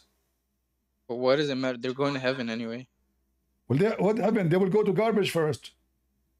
What do you mean they'll go to garbage? Well, now they are in the garbage. Don't you see how they are putting them in the top of each other like a dumpster? What? You're lagging. Same time. You cannot go to heaven unless you go die in the Kaaba. Stay at home, be a Muslim. You go to heaven too there, die there. Why you have to go and die in the Kaaba, spending your money? You are poor. Your family are bankrupt. And then you go to the Kaaba to spend the money for the Saudi. They are already rich. Why? According to your prophet, the one who died, according to you Muslim, the one who died in the Kaaba, doing Hajj is a murder. The one who died in the Hajj is a murder, correct? Sure. Why? What do you mean why, bro? He died shaheed. Why? What do you mean why? What murder? Okay, murder. If the enemy of Allah killed you, if the enemy of Allah killed you, but this is here, Allah is the one who killed you. Okay, you died for sabilillah. Anyway, any Muslim would rather die doing Hajj or Umrah, then sit at home on Discord. So why you don't go to Hajj? Talk to a bunch of kids. Why you don't go to Hajj? Why you don't go to Hajj? Who told you I don't? Who told you? Why are you assuming I don't? What? Who told you I don't? Did you go to Hajj? Alhamdulillah, I've been twice. You have pictures? Yeah, I can. Yeah, I do. Okay, post your pictures here. I'm going to show everybody. Well, what kind of creep are you? What? I want to show them that you went to Hajj. Why do you want to show them? Are you afraid because you were naked? Are you afraid to post your picture because you were naked? What do you mean naked? Shoulder. What shoulder? You're naked. What kind of religion? What kind of religion? Those people. Why you and the Hindus and the Buddhists, you share the same Hajj? All of you have to shave your head. You have to expose the same shoulder. Look, do you see the pictures? They are naked. Look at them. The one who was standing next to the wall, they are wearing nothing. Okay. Topless. Okay, there is something you wear at the top. No, they are topless. Look, in the picture in front of you, they are topless. They are wearing nothing. And being topless doesn't represent what you know what you wear. Okay, you don't have to be dishonest. You know in the Umrah. Really? So why they are being? Look, this guy, he is in the beach. Look, this guy is having a beach time. You know, what is this? Are you so you show your nipples? No. Well, it's in front of you. Either way, like, what's the issue? I don't get it. Why you are getting naked? Why you making? Why you are doing exactly what the Hindus they do and the Buddhists? You show your nipples, you shave your head, you wear certain sandals, and you wrap yourself with a sheet. It's exactly the same, the Hajj of the Buddhists and the Hindus. Okay, what's wrong with the Buddhists and the Hindus? You know what I noticed? You're very like racist against other religions. You're very Islamophobic. And now you're saying the Hindus and the Buddhists. Why are you judging? What racist mean? What racist mean? I don't understand. Why do you love judging them? I don't get it. They're humans just like you. So you are saying the one who judge other religion is racist, correct? So I'm saying what? You just said that the one who judge other religion is racist. Well, pretty much you're being very. So isn't it your God? He says non-Muslims are pigs and monkeys and they are worse than animals. Topics. Well, I don't get it. Why do you love jumping topics? It's you who said a second ago. It's you who said the one who judge other religion, he is racist. Listen, yes, it doesn't matter what I said. Okay, so no, it matters now. It's your God who said that non-Muslims, they are animals. What? Don't you see? Listen, don't you know? Why? Don't you know that your God, he said that they are the same animals? You said, everybody heard you. The one, I did not say the Hindus are animals. God, did I say the Hindus are animals? No. Did I say the Buddhists are animals? No. I said why you Muslims are dressing like the Hindus. That's all. Why you are doing your Hajj like the Hindus and the Buddhists. I did not say anything. I did not say they are animals. But this is your book. This is your book saying that non-Muslims are the same as animals. Okay, I asked you a question 5 times. You avoided it, and now you talk about a topic. It's your time now to read for me. Does it say that they are the same as animals? Does it say? That they are the same as animals? Your God, he say non-Muslims are animals, and you are the one who said the one who judge other religion is a racist. Okay, listen. Let's have a genuine conversation. All right, okay? read it. Does it say that they are like cattle? No. I'm telling you. I want to ask you a question. No. You have to read the Quran. Why you don't let any Muslim ask you a question? No, I let you. You are the one trying to escape the embarrassment. It's you who mentioned. You said the one who judge other faith is a racist. Everybody heard you. I did not. I am just discussing with you. I did not speak. I did not say anything racist. I didn't say any. I'm an Arab, you idiot. I am an Arab. So what racist? You are an Egyptian. You are the slave of the Arab. My people, they came to your land, they enslaved your mother, they rape her, and they have a baby. His name is Muhammad now. This is the truth. This is the truth. No, this is the truth. You are not an Arab. You are the slave of the Arab, and your mother, she was a slave of the Arab. They rape her, and they have you. Hold on. The Egyptian, the true Egyptian are the Coptic. Everybody know that. The true Egyptian are the Coptic. So now, the focus me. You What you said, just said. you said that the one who insult other faith is a racist. So why your God in No, the no. Quran calling non-Muslims cattle? When you were talking about me, what did you say? What? I said you are a son of Muta. What? You are the son of Muta. Yeah, and then what did you say? The Arab enslaved you. No, why are you talking about my mom? You have a mom? Christian Prince. You have a mom? Yeah, why you? I have a mom? Yeah? Bro, what the fuck is wrong with you? How many effing mom your dad have? 4? No, hold on. What I'm trying to talk, yeah? I'm trying to talk. We're and you talking to speak. talk. Why you are saying you are using the F word? Okay. Hold on. So are you saying to me I insulted you now when I said your daddy did You muta with your literally mother? insulted me. I'm trying to talk to you, and then the second someone disrespects you, you start crying and you kick them out. I'm not describing. No, I just proved the opposite. I am the one who insists. You mentioned the word princess. I showed you that you are the princess. Your prophet is a princess. He's again It's of a me. fitting So now name. I mentioned the word. I mentioned the word muta. Is it lawful in Islam to do muta? Yes or no? I called you Christian Princess. Listen. Kicks ago. Listen. Why you get upset? Why you get upset? And now Is I have a good. a muta a form of prostitution? So when I said to you, you are son of muta, you took it as a prostitution. Is that why? What are you assuming? What are you assuming? No, I'm asking you. Is muta? Why are you assuming? Is muta is a prostitution? I'm not assuming. I'm sure. What do you mean you're sure? Did your father pay your mother when he have sex with her? No. According to Islam, you have to. Why are you lying? Why? Okay, then you're a son of incest. Okay, let us see. Let us see if this is true. You see, you keep saying to me you are lying, you are lying, you are lying. But you're a son of incest. I show the reference. You show me nothing. So now let us go and see. Okay, hold on. Okay, hold on. Okay. Show you. So hold on. You want me to show you? I will show you. I will show you. Here we go. You want me to show you the reference? You want me to show you how incest was encouraged in the Bible? Really? Yeah, you're a son of incest. Okay, you can show me, but I can show you your God. He command you to do muta. Okay, let's go. You never go in the Bible. You can post whatever you want, but that will not change the topic because simply we will get you busted. Because what? We will get you busted. What do you mean get me busted? All you do is... I said you are a son of muta, you get upset. Why? Why are you... First of all, you have no right to talk about me. Why? What? You are the one who mentioned racist. I said to you, you are not even an Arab. I'm an Arab. And you are just an Egyptian boy.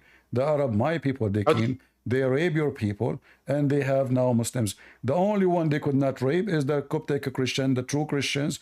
They are the one who did not convert to Islam. The rest are the slaves of the Muslims. Those are the free people. They could not enslave them. They could not rape them. But the rest, the one that were able to rape, is those who became Muslims. Your people rape my people, and you're proud of that? The Quran is proud of it. Are you proud of the Quran? What? What are you talking about? Isn't it the Quran says you can rape other people, even if they are married? No, it doesn't. It doesn't say that. Okay, you want to bet? The Quran says you can rape other people. Yes, you want to bet? Even married one. Even married one. It doesn't say you can rape them. Even married one. You want to bet? You want to bet? Are you talking about war captives? Because I know you like to twist. You are talking. This is what I said. My people, they came to your country. The Coptic people, they rape your women. Guys, he said no, this not happen. Now he agree that if they are war captives. I'm asking. I didn't agree, you liar. I didn't agree, you liar. You said liar. No, you did. You just said you are talking about war captive. You said that a second ago.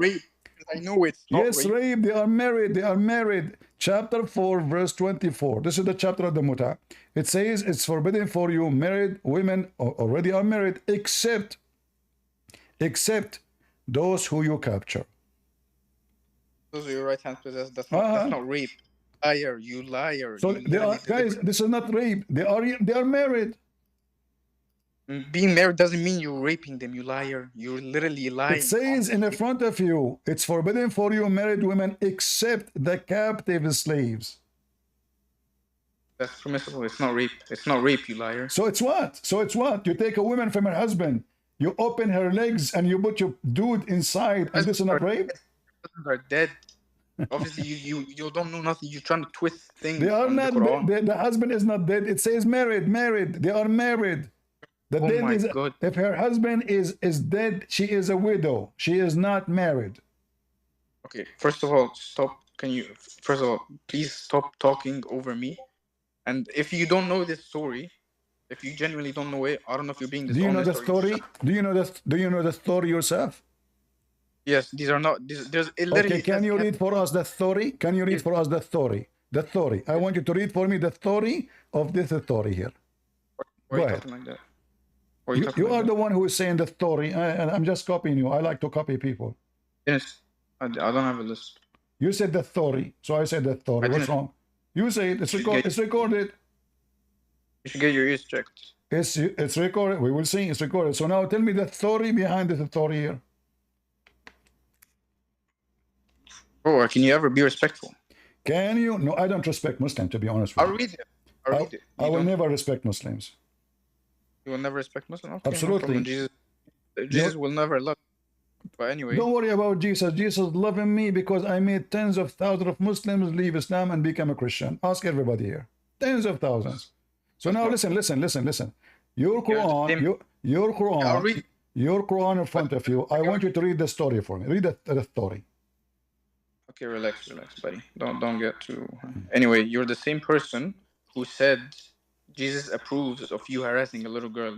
But let's not go over that because it's embarrassing. Let us talk about this then. Let us see if Jesus approved harassing little girl. Your prophet himself, he had sex with Aisha at the age of 6.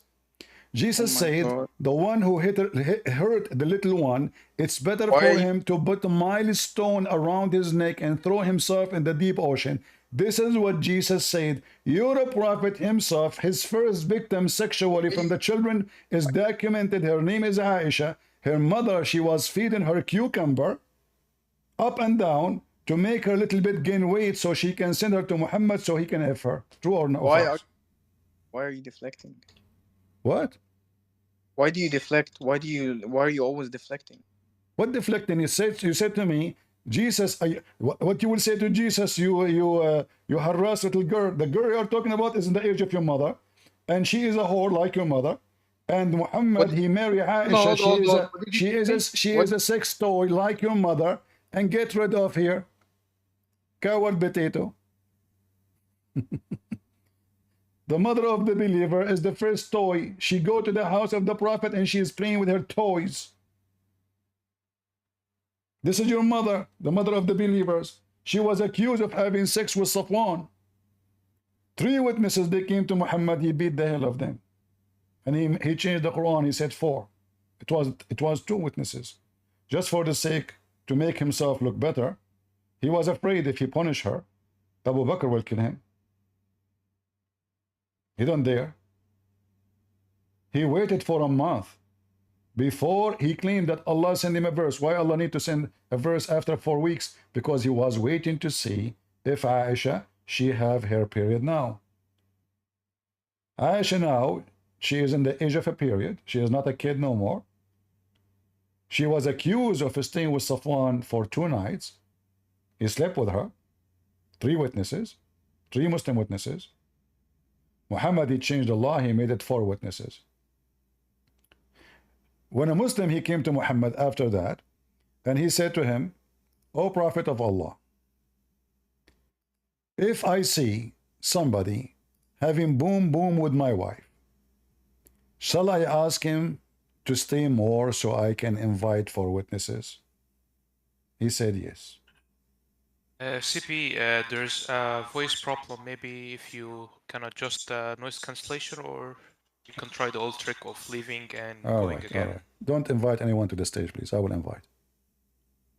Okay. Okay, is my voice better now? No? Yes, now. Yes, yeah, no? Yeah. Okay, hold on. He's my... Oh. All right, is it better now? So far, so good. All right, thank you very much. So, Aisha, Her mother, she had to feed her as if she is a goat. Because she is not only so young, she is so small. And as you see, this is Sahih. Aisha, she said, my mother was trying to fatten me when she wanted to send me to the beast of Allah. When she got married, Aisha, get married, 6 years old, get married. Pervert. The pervert Muhammad. But nothing worked until I ate a cucumber. Now I know why Muslim women, they like a cucumber.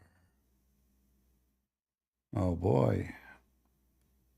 I ate a cucumber with date and then I grow plump.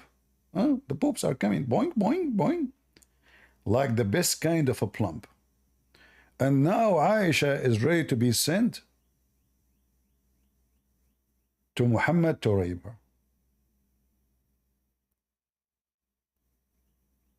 This is Muhammad.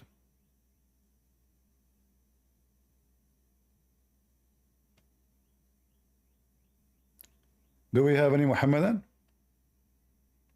who is not silly? So the Kaaba is flooded with the shit, as you say, and supposedly this is holy shit. The Kaaba is a place where people die by thousands, and this is supposedly the will of Allah. The Kaaba is where the cockroaches come from everywhere by massive number. But the Quran says that this is, when this happened, this is a curse. Allah, he cursed the Pharaoh by sending insect, flood. That's what the Quran said. Both things happened, as you see.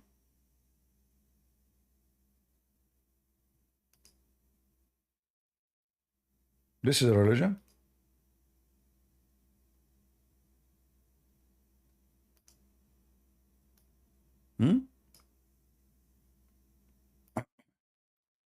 Do we have any Muhammadan?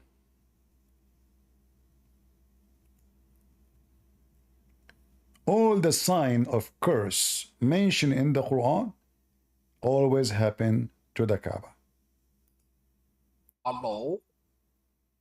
Go ahead, life. Good. How are you doing today? What? How are you doing today? Is that in English? Yeah, how are you doing? Can you hear me? How you doing? I'm doing fine. How about you? Oh, Alhamdulillah, I'm doing great. What Alhamdulillah mean? Yeah, Alhamdulillah, I'm doing great. What does that mean? Alhamdulillah. I don't speak Arabic. That's not a question for you to ask me. I just wanted to tell you that Joseph fought Mary. Okay, okay. So the Quran lie. The Quran says that Mary, she is a virgin. So your prophet is a scumbag, and you just effed your prophet by saying that. By saying that, you just effed your prophet. Now we need to get something out of the anus of your prophet. Because according to the Quran, Mary was a virgin. But look like your prophet is a liar, scumbag like you. Okay. Well, the Muslims, they are coming here to boom their prophet and to insult him. I like that.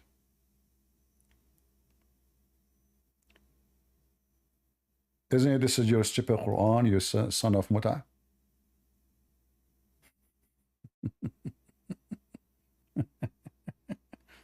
So you are saying your prophet is a liar?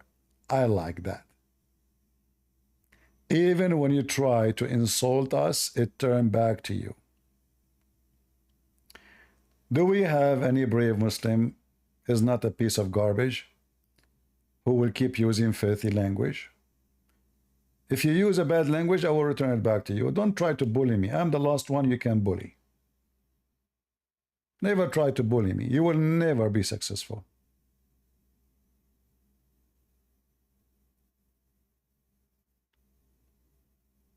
Any Muhammadan?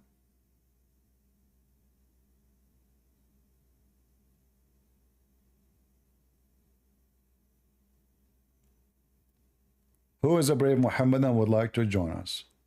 You speak bad language, the language will go back to you. You speak nice, I will speak nice to you. You choose what you want. So now we go back to the Kaaba where people dying left and right. How we can help the Muslims from death of the Kaaba? Any Muslim have any idea? Why the Muslims and the Buddhists, they share the same Hajj, the same clothing, showing the same shoulder, shaving their head, wearing the sandals, everything. And it's haram to eat meat during the Hajj. This is exactly what the Buddhists do. In fact, if you go to any Buddhist temple, you will see that the Muslim prayer is nothing but a Buddhist prayer. Anyone here who live in an area have Buddhist? Who of you here live in an area where there's Buddhists around? Go and check. You can go right now and watch how the Buddhists they pray. It's exactly like the Muslims. Exactly.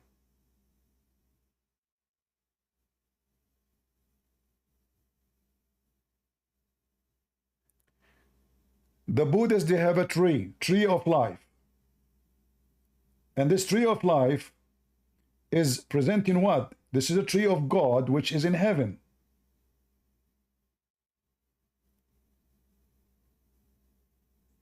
This tree in the Quran mentioned as a tree of Lot.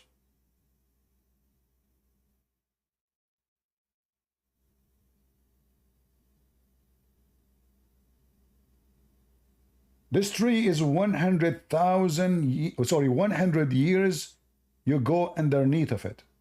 The same stories is mentioned in their books. You go on the tree for 100 years. The leaves of the trees are made of gold. Each leaves is the same and bigger than the ear of an elephant. Under the tree there's 4 rivers.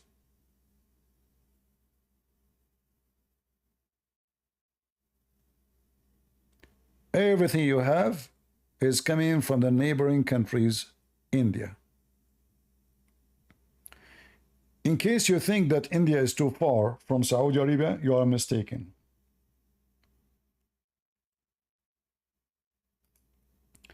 If you look at the Saudi map,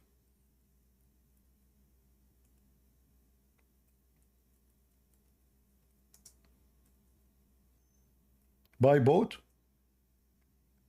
Saudi Arabia, I don't know, maybe it's 2 hours by boat from India only. You can go to Google and you can measure it just to get the correct answer.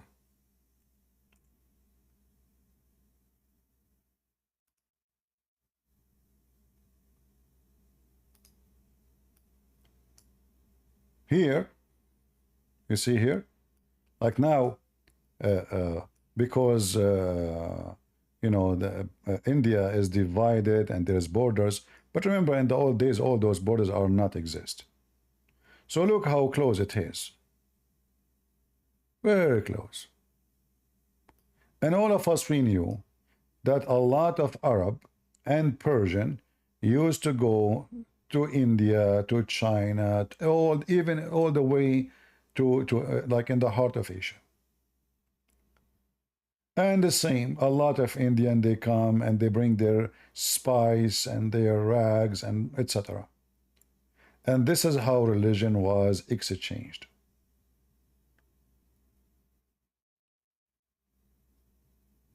Do we have any Muslim except the ones from Senegal?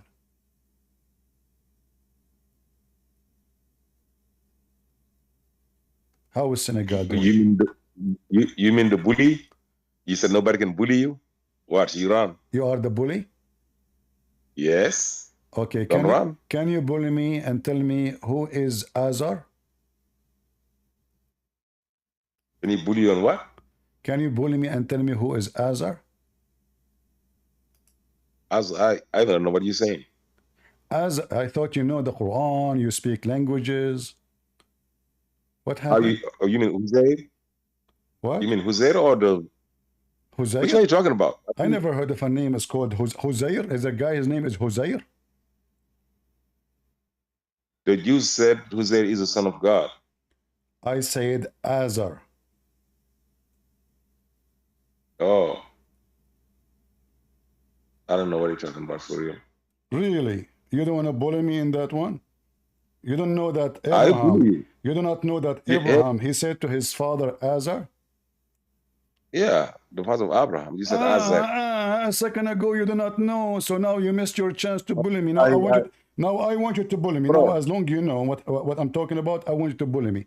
Who is Azar? You just said that's the father of Abraham. So then why you talk? No. I thought you just answered the question. No. Bro, listen, last time you had the 7 hours Who is Azar? live, you cut it down to 1 hour because I whooped the hell out of you. Who is Azar? Who is Azar? Who is Azar? Who is Azar? Why did he? I told you that's the father of Abraham. Why did he cut your life of 5 hours down? Why? Because I whooped the hell out of you. We cut it off.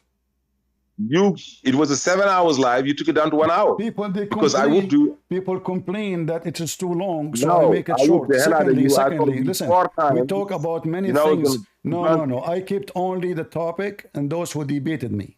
No, you did. So then leave the rest out there. Listen. Don't you have it? Don't you have it in your channel? Okay, no, you took it the same time. Potato, don't you have it? Don't you have the 7 hour in your channel? I said no. Can you black on a black? Why you don't have it in your channel, you potato? Because you're not proud of it? Because you removed it. You didn't give me the time to download it. I gave it time. It take 24 hours. It take 24 hours to cut it. The whole version was there for 24 hours. It was hidden, bro. Listen. No, it was not hidden. Let's do it again. Potato. Go right now and Let's you will do it see. again. Hold on. You will see the comment after 1 minute, after 10 minutes, after 15 minutes, after 1 hour, after 2 hours, after. Show me where it's cutting. You're a liar. Now go ahead. CP, tell me, all of your followers don't waste my are time. You said you are here coming to bully me. Who is Azar? Who is Azar? I said that's the father of Abraham. How many times am I going to answer the question? How you know? Because Allah told me. What the heck have you reading? You read? Where Allah told you that this is the father of Abraham? Read the verse. What the verse says? Can you tell us? You tell me. When Abraham said to his father, something like that. Have you ever heard of somebody says, like, so Muhammad, he said to his father, Abdullah? Why the name is mentioned there? Hold on. If his father is Azar, so Abraham, he called his father by his name? You can say, anybody said that. You can say when the wife of what's her name? What Azar mean? What Azar mean? I don't know what Azar mean. I know who is Azar. I thought Allah told you. I say Allah told me that the Azar is the father of Abraham. Azar in the Aramaic language means stupid.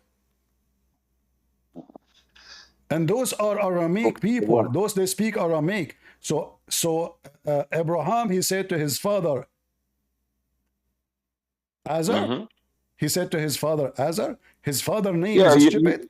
His father name. You are specialized. Okay, show me now. The name of the father of Abraham. Show me your proof. The name of Abraham father is stupid. You said in Aramaic, it means stupid. Show me. Prove it. Okay. Are you sure? Yes. All right. Don't just move the Ben claims. I told you lying. I'm going to show you. I'm going to show you what Muslim they say. Recitation. I want you to tell me first. Means recitation. Is that the correct name? We can't talk at the same time. Is that the correct name, Azar?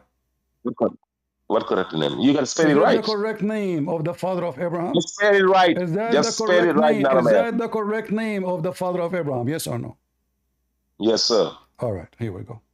Guys, read with me. You read what? What Muslim believe. Yeah, Aramaic, you said. I will translate the whole page so you don't have excuse to say I don't speak Arabic. Here we go. Let us translate the whole page. You are a certified idiot. And not idiot is you. And now don't run. I want you to record this because what if I don't? You gotta run. No. I want you. You don't go to a translator. You go to a dictionary. You dummy. Are you a dummy? Sure, go to the dictionary. This is the dictionary. This is the dictionary. Yes, this is the Arab dictionary. This is Google. the Arab dictionary, and this is the scholars. This is the Arab dictionary, and this is the scholars. Now listen.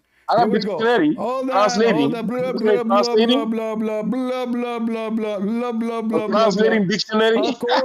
According to the major number of the scholars, the name of the father of Abraham is exactly as it is in the Bible. Is that true? It didn't say it in the Quran. Here we go. You're lying on the Quran. Shut up. It's in the front of you. Show me where it says that the name of the father of Abraham is the same. I am showing you. Here we go. This is the opinion of most scholars and commentators. Indeed, Al-Zajjaj said there is no disagreement among genealogists regarding the name of my father Ibrahim being Terah. Get out of here. End quote from Mawani al-Quran 2/265. According to the majority of the scholars, the true name of father of Abraham is Terah. Do you see it? This is the correct name in the Bible. So the Quran is the book of the stupid and the stupidity. The stupid Muhammad, he copied from Aramaic that Abraham, he said to his father, stupid, you worship idols? So the stupid Abduls, they say, oh, because this word is a strange word. They thought this is the name. But Abraham was saying to his father, stupid, do you worship idols? So the stupid Muhammadan, they thought that the word stupid is the name of the father of Abraham. When I say stupidity is amazing, you have to believe me. And now it makes sense, right? It makes sense. There's nobody will say to his father, nobody will call his father by his name. This will be disrespect. And there's no way to say his father Azar. Do he have other father? Do he have like two fathers? So he said to his father, stupid, do you take idols as gods? And as you see, this is the Muslims. This is Rashad Khalifa. Maybe I should go to Rashad Khalifa too, so we can laugh together. Where is the, hold on. Here we go. So here, the majority of the scholars agree that the true name of the father of Abraham is Terah, as it's mentioned in the Bible. The only one disagree is Al-Qurtubi. And here it says, and this is Ibn Kathir, all the biggest scholars of lineage, they mention that his name is Terah. Who's saying that? Let's go back here.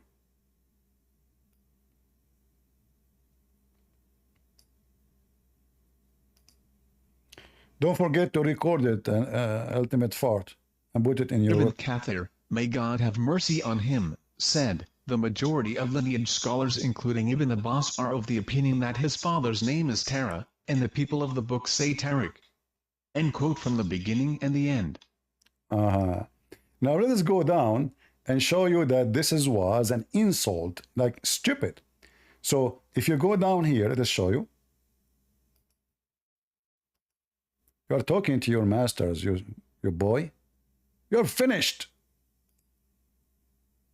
Potato, who do not know how to read this book, you do not know how to understand it, you do not know what we are talking about. So let us see here what it says.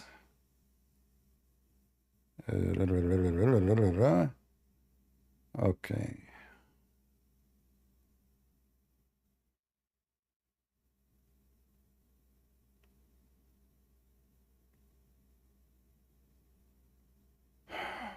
Where is where? It says...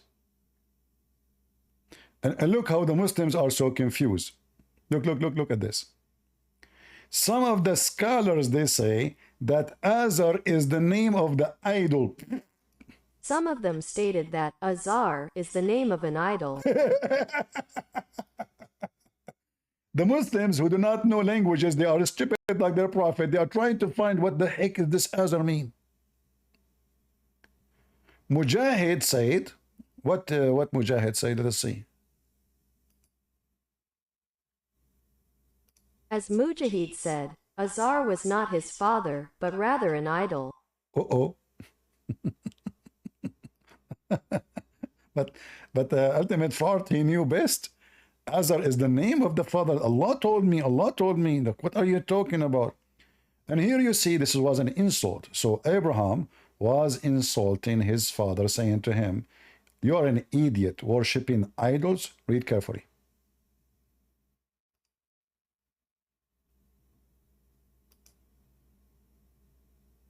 Others said, it is an insult and a defect in their words, and its meaning is crooked, as if it was interpreted that he criticized him for straying from the truth. End quote from Jamie Al-Bayan 11/467. He said to me, show me from the dictionary. Well, this is the dictionary, Jamie Al-Bayan. Potato. You want to bully me, ultimate fart? The ultimate fart, I advise you, each time you call me, record it from the beginning to the end. Put it in your archive. I want your children in Senegal, who they are going to be so white, as Muhammad said, a guy who's an Arab, he came and his wife is white. He's white. His tribe is white. Every single one of them is white. His wife, she gave birth to a boy who is black. He said to him, Prophet of Allah, my wife, how she give birth to black person? Muhammad, he said to him, do you have a gray camel in your in the camel, between the camels? The guy, he said having the same. But what the heck the same? The camel, this female is sleep with everybody camel. This guy, I mean, just to show you how stupid, awkward the donkey Muhammad, he is a camel.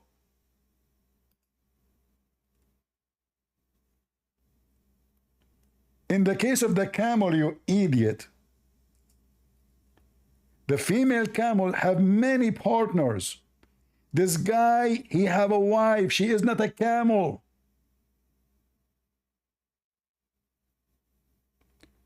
Do you see how stupid Muhammad is, guys?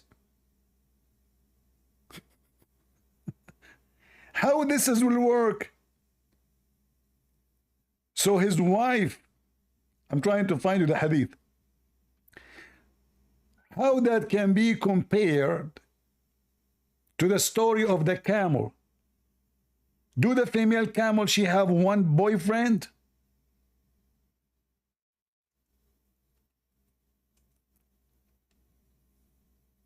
Obviously, the guy, his wife, she is sleeping around.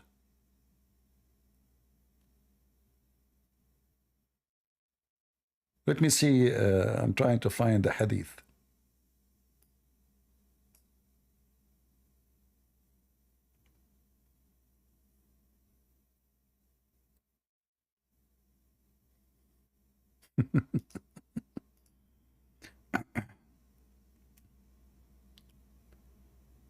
Oh boy.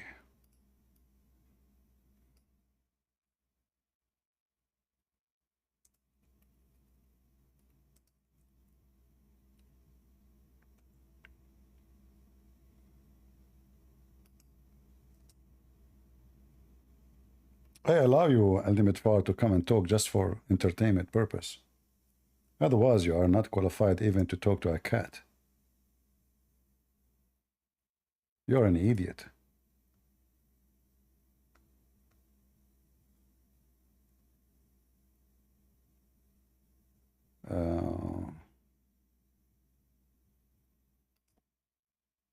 Let me see, where is the hadith? I think we have. Okay, here we go. Read with me and see how stupid Muhammad is. Muhammad now is the Pink Panther of Islam.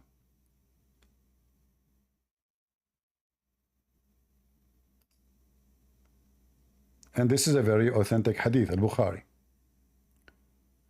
A man, he came to the Prophet and he said, "Oh Allah Messenger, a black child has been born for me." The Prophet asked him, "Have you got camels?" The man said, "Yes." The Prophet asked, "What color are they?" The man replied, "Red." The Prophet, he said, "If there is a gray one among them?" The man replied, "Yes." The Prophet, he says, "Whence come that?" He said, "Maybe it is because of heredity." The Prophet, he says, "Maybe your latest son has the color because of that. But this is a camel sleeping with everybody. This is a tribe. There's no black between them. Those are Bani Fazara, pure Arab. All are white. So how did the wife sleep with many camels in the tribe? Obviously, she was sleeping with the slaves." Do we have any Muhammadan?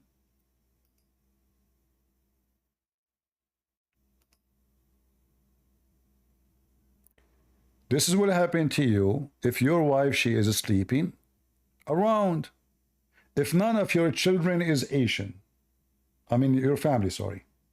Your grandfather is not. Your grandmother is not. Your uncles are not. How your son will be Asian? It's impossible. Same for a black.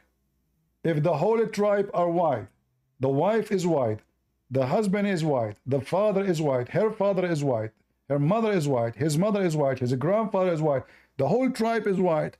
So how the boy is black? Muhammad, he explained to him the same as what happened to the camel. But that means the wife is sleeping around. This is how the camel, she can have a baby who is not the same color as the parents or the mother.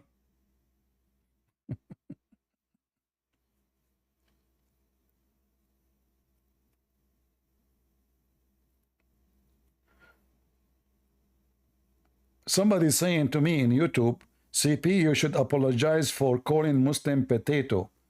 How disrespectful to the potato."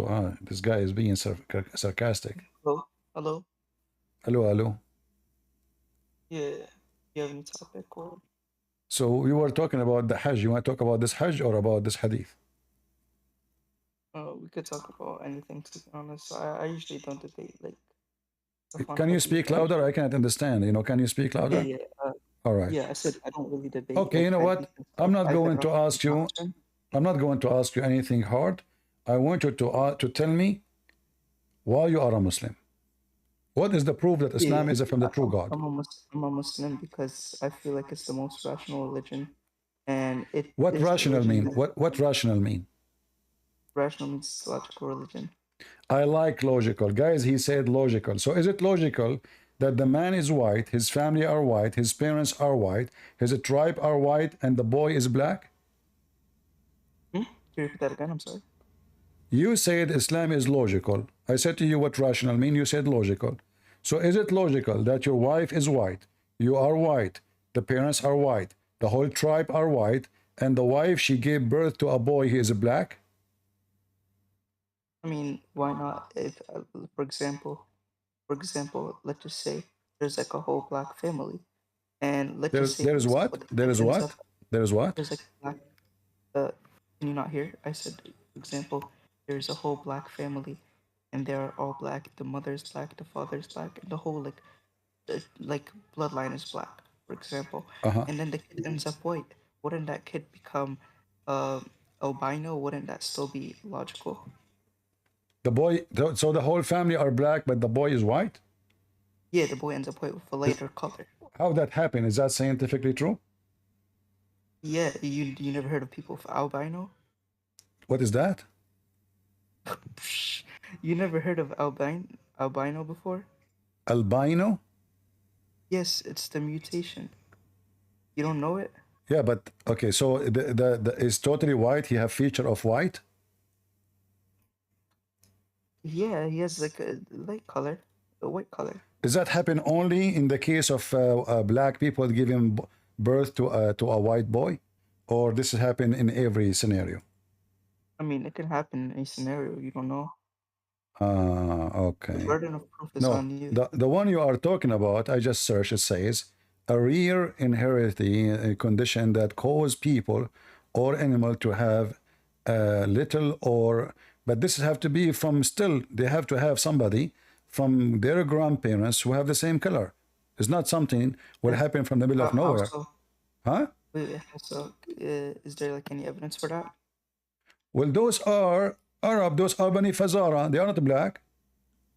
I know, but can you prove like that there must be, like, for example, one of their grandparents to be white? Well, I just searched Google here. It says this. Yeah, but you're just searching up Google. I'm telling you, like, can you give me like evidence? Evidence of what? Evidence that the grandparents has to be white. Well, the color have to come from somebody.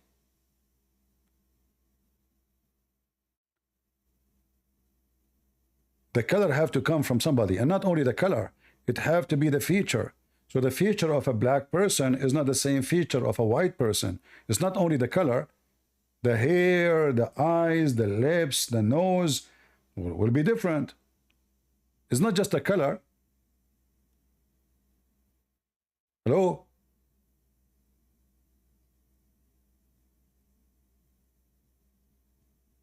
Hello?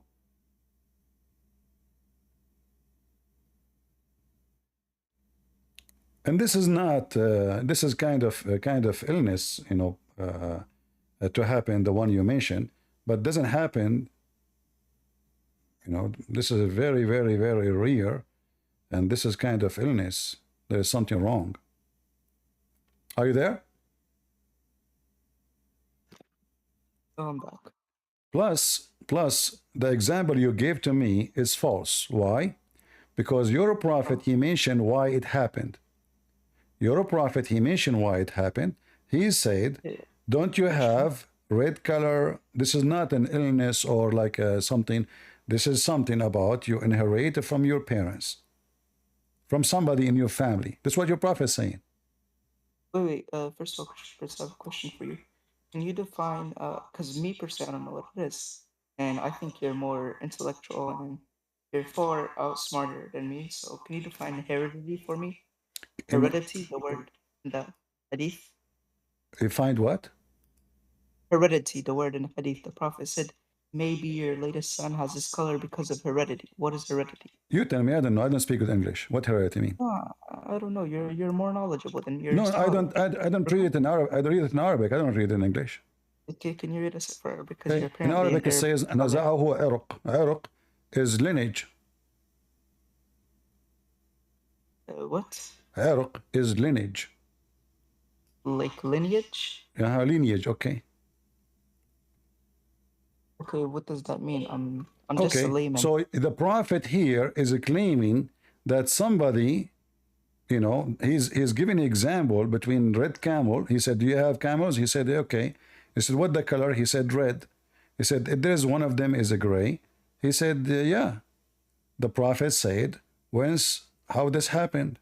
He said, maybe because it is like from the mix.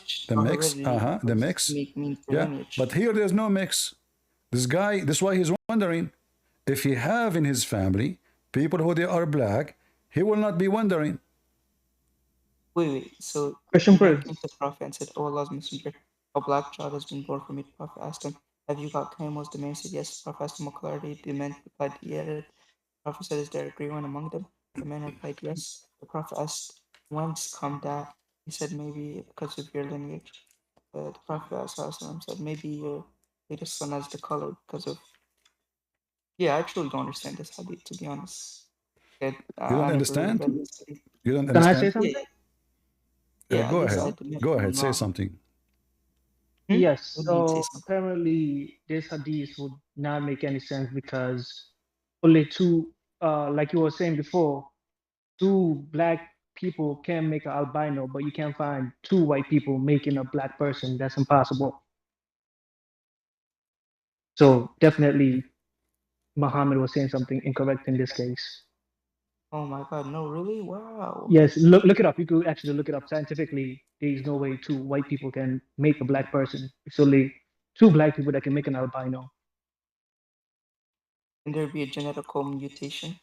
And the Yes, albino but is not yeah, this is not like I mean, they will still have even this African person, black person even features. this person who is born from black people, he will have their feature, even though he have Correct. he have white skin, but still he is a black. He have their feature. He will have the same Yes. lips. He will have the same nose, etc. Yeah. This guy is totally African. So how Exactly. this why this he did not say a little bit dark. He says black.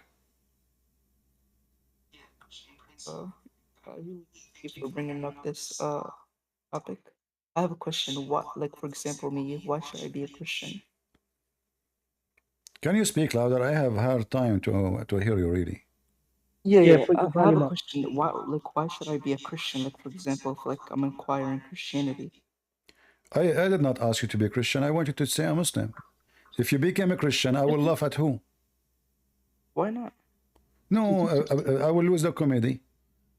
You know? I want to enter Because you heaven. are the one who said to me, Islam is logical. So I want to ask you, let us talk about logic. You said you didn't understand this hadith, no problem. Can you give me one thing is logical in Islam? Oh yeah, Tawheed. Well, the word Tawheed does not mean oneness. It means unification. So how, if Tawheed... Allah's names and attributes. What? To unify Allah's names and attributes, Isma'ihi wa Sifatihi. Okay, hold on. So are you saying to me that Allah is not one, so you need to unify him? You're retarded? To unify his attributes and names specifically to his essence, to Allah subhanahu wa ta'ala himself. Well, is his attribute united with him already or not? I doesn't understand crap, bro. Oh my You God, just said to unify his attribute, right? And you said that, not me. When did I say the word unify? So what it is? Say again. أن توحد أسمائه وصفاته لله عز Okay, وجل but فقط. توحد is an act of unification. How you unify someone is already one. Let me give you an Arabic lesson. It's توحد, not توحد. Not توحد is different from توحد? Yeah, you are touch your Arabic scholar. Okay, what does توحد mean? توحد أن معناها أن توحد لله توحد شيء. This is broken Arabic, my friend. You don't say توحد لله. I never heard this before. Are you sure? توحد معناها جعل Can you شيء show واحد. me a sentence written in Muslim book? It says توحد لله. What? Can you show me this sentence in Arabic? You said توحد, not توحد. Remember, توحد لله. Can you show me that?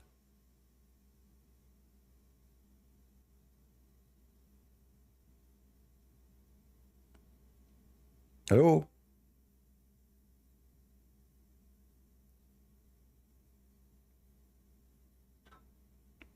Are you there? Yeah, I'm back. Which book it says توحد لله? In scholar works. Can you show me the book? Possibly, have you ever read that before? No, I never read this. I'm going to learn it from you. Remember, توحد لله. توحد لله. Show me.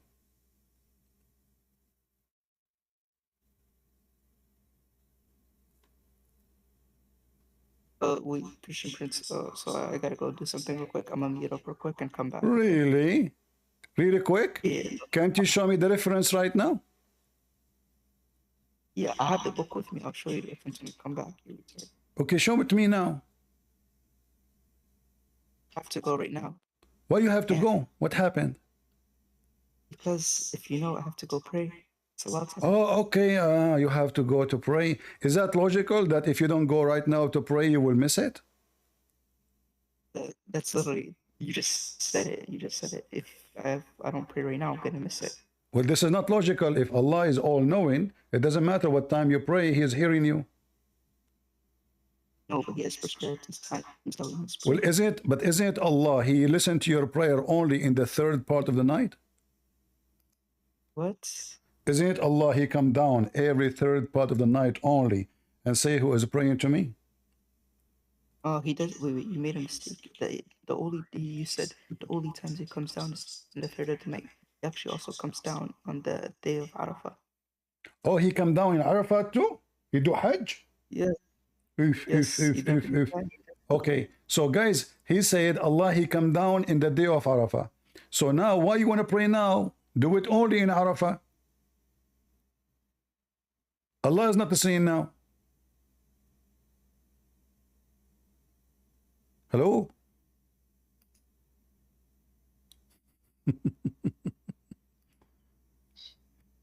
Islam is logical. Allah come down. He said, no, you made a mistake. Allah, He come down in Arafat too. What kind of God He need to come down to listen to your prayer?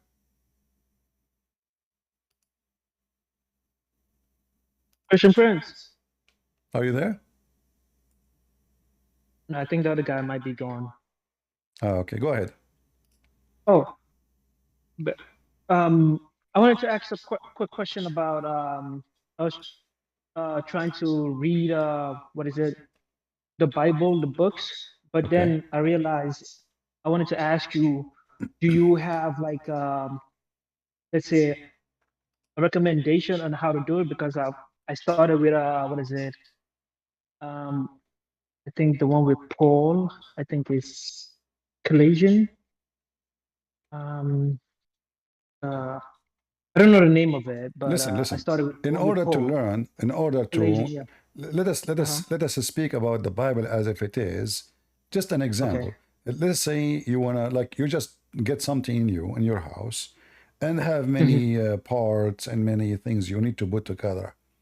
So where do you start first?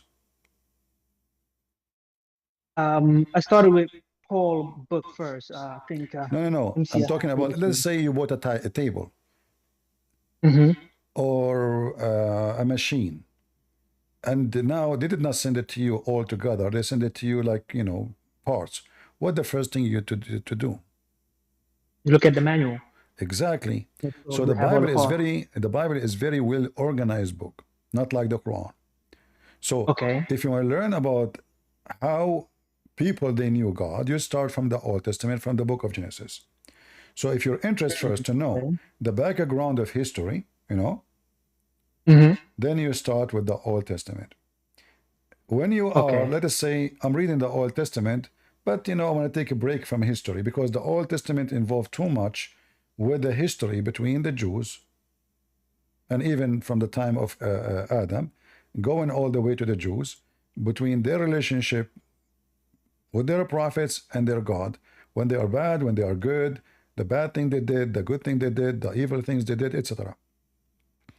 That will give you a lot of information about the preparation of the Messiah. Because all the prophets, we believe, they came to prepare for the Messiah. When it's time, the Messiah come, and the Messiah announce himself. People receive him, people reject him, and then the Messiah, this is their last chance, the Messiah will come back in the day of judgment. So if you want to understand the background of the history, you can start from the Old Testament. If you are interested only to know what Jesus did, where he been, what he said, you go to the New Testament. You can start reading from the book of John, finish the 4 Gospels, and then you can go to the book of Acts, see what the disciple and the letters between them, exchange of opinion and letters and experience. So you can learn about what the Christians, the first Christians, they went through during preaching the gospel. Okay. Because what basically got me more interested in Paul is because I went to YouTube and looked at the summaries of each, and then I was and then I found like a more interest in Paul books. That's why I started with Paul. But since you're telling me to start from Old Testament Genesis, then I'll try to do that. Yeah, you see, if you wanna read about the relationship from the point zero, you start from point zero. And I believe it's better for you if you read, let us say you can read both in the same time.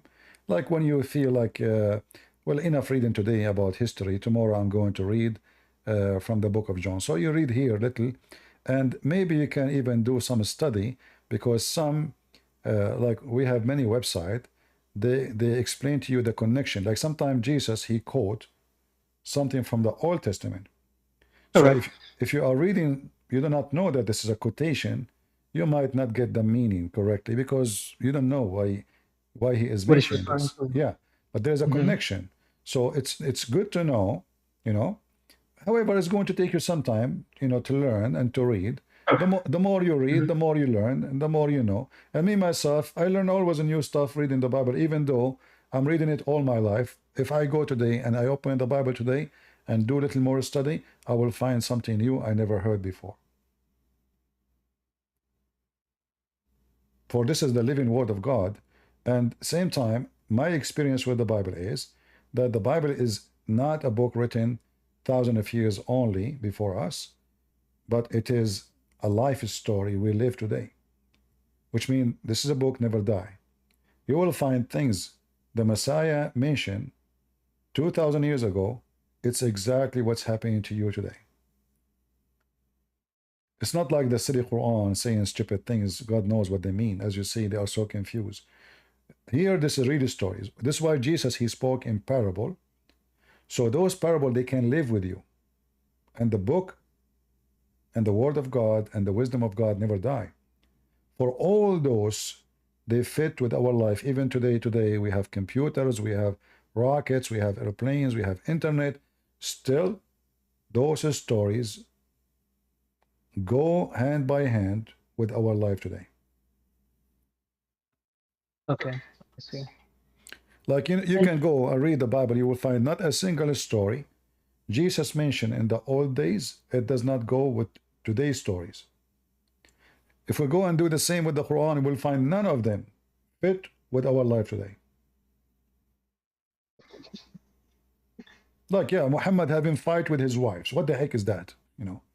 So when the prophet, he told one of his wife, the other wife, she told the other wife, and then the other wife, she told the other wife, and then Allah told him some, he hid some, and then the prophet, he said, who told you this? That the wife, she said to him, what is this? What we learn from this? If you want to learn about Jesus, like now Abraham, I asked the guy who called me before, I asked him, what is this? He doesn't know what they didn't know who's Abraham. They do not know what Abraham means. They don't know where he lived. The Quran never say anything. Little tiny words about Abraham, and that's it. Who is this guy Abraham? If you type the word Israel in the Quran, you will not find one place says who is Israel. Who is Israel? Have you ever heard of a book writing without giving introduction? I can say, well, you know what? If the person is a mystery person in the history, I can say, okay, maybe he is mentioned some, maybe at that time, but here there's something missing. Suddenly the Quran mentioned a person, his name is Israel. In the Bible you will see that this guy, he have different name, he have experience with God, and he gave him a name, called him Israel. Now we understand who is Israel. In the Quran, how we know who is Israel? No way to understand. And what Israel mean? No way to understand. This is why you see someone like Didat was making fun of the Bible, says, Israel was struggling with the angel of God or with God. It was laughing. But this is what the word mean, Israel. So when the Quran accept the name and adopt the name, the Quran adopt the story. But where is the story? Where is the story of Jacob become Israel? Nowhere to be found. This is why the Quran is useless. You can't understand anything. If now I want to know everything about Israel, who is Israel? If a Muslim will say to me, well, this is, a common knowledge. No, this is common knowledge for the Christian. The only way to know, if you go to our book, either the book of the Christian or the book of the Jews, which is the same. Because for us as a Christian, we accept the Old Testament. So how we know? There's no way to know. So either the Quran is a book of knowledge, or the Quran is an index.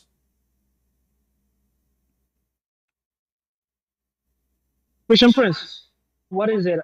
I don't know, maybe if you ever use this argument with Muslims, don't you think like the Quran is just maybe like like music. So if you notice, like some of the stuff doesn't make sense because it's when you're singing it, it sounds good, but it's not even required, but it's just to make it sound good.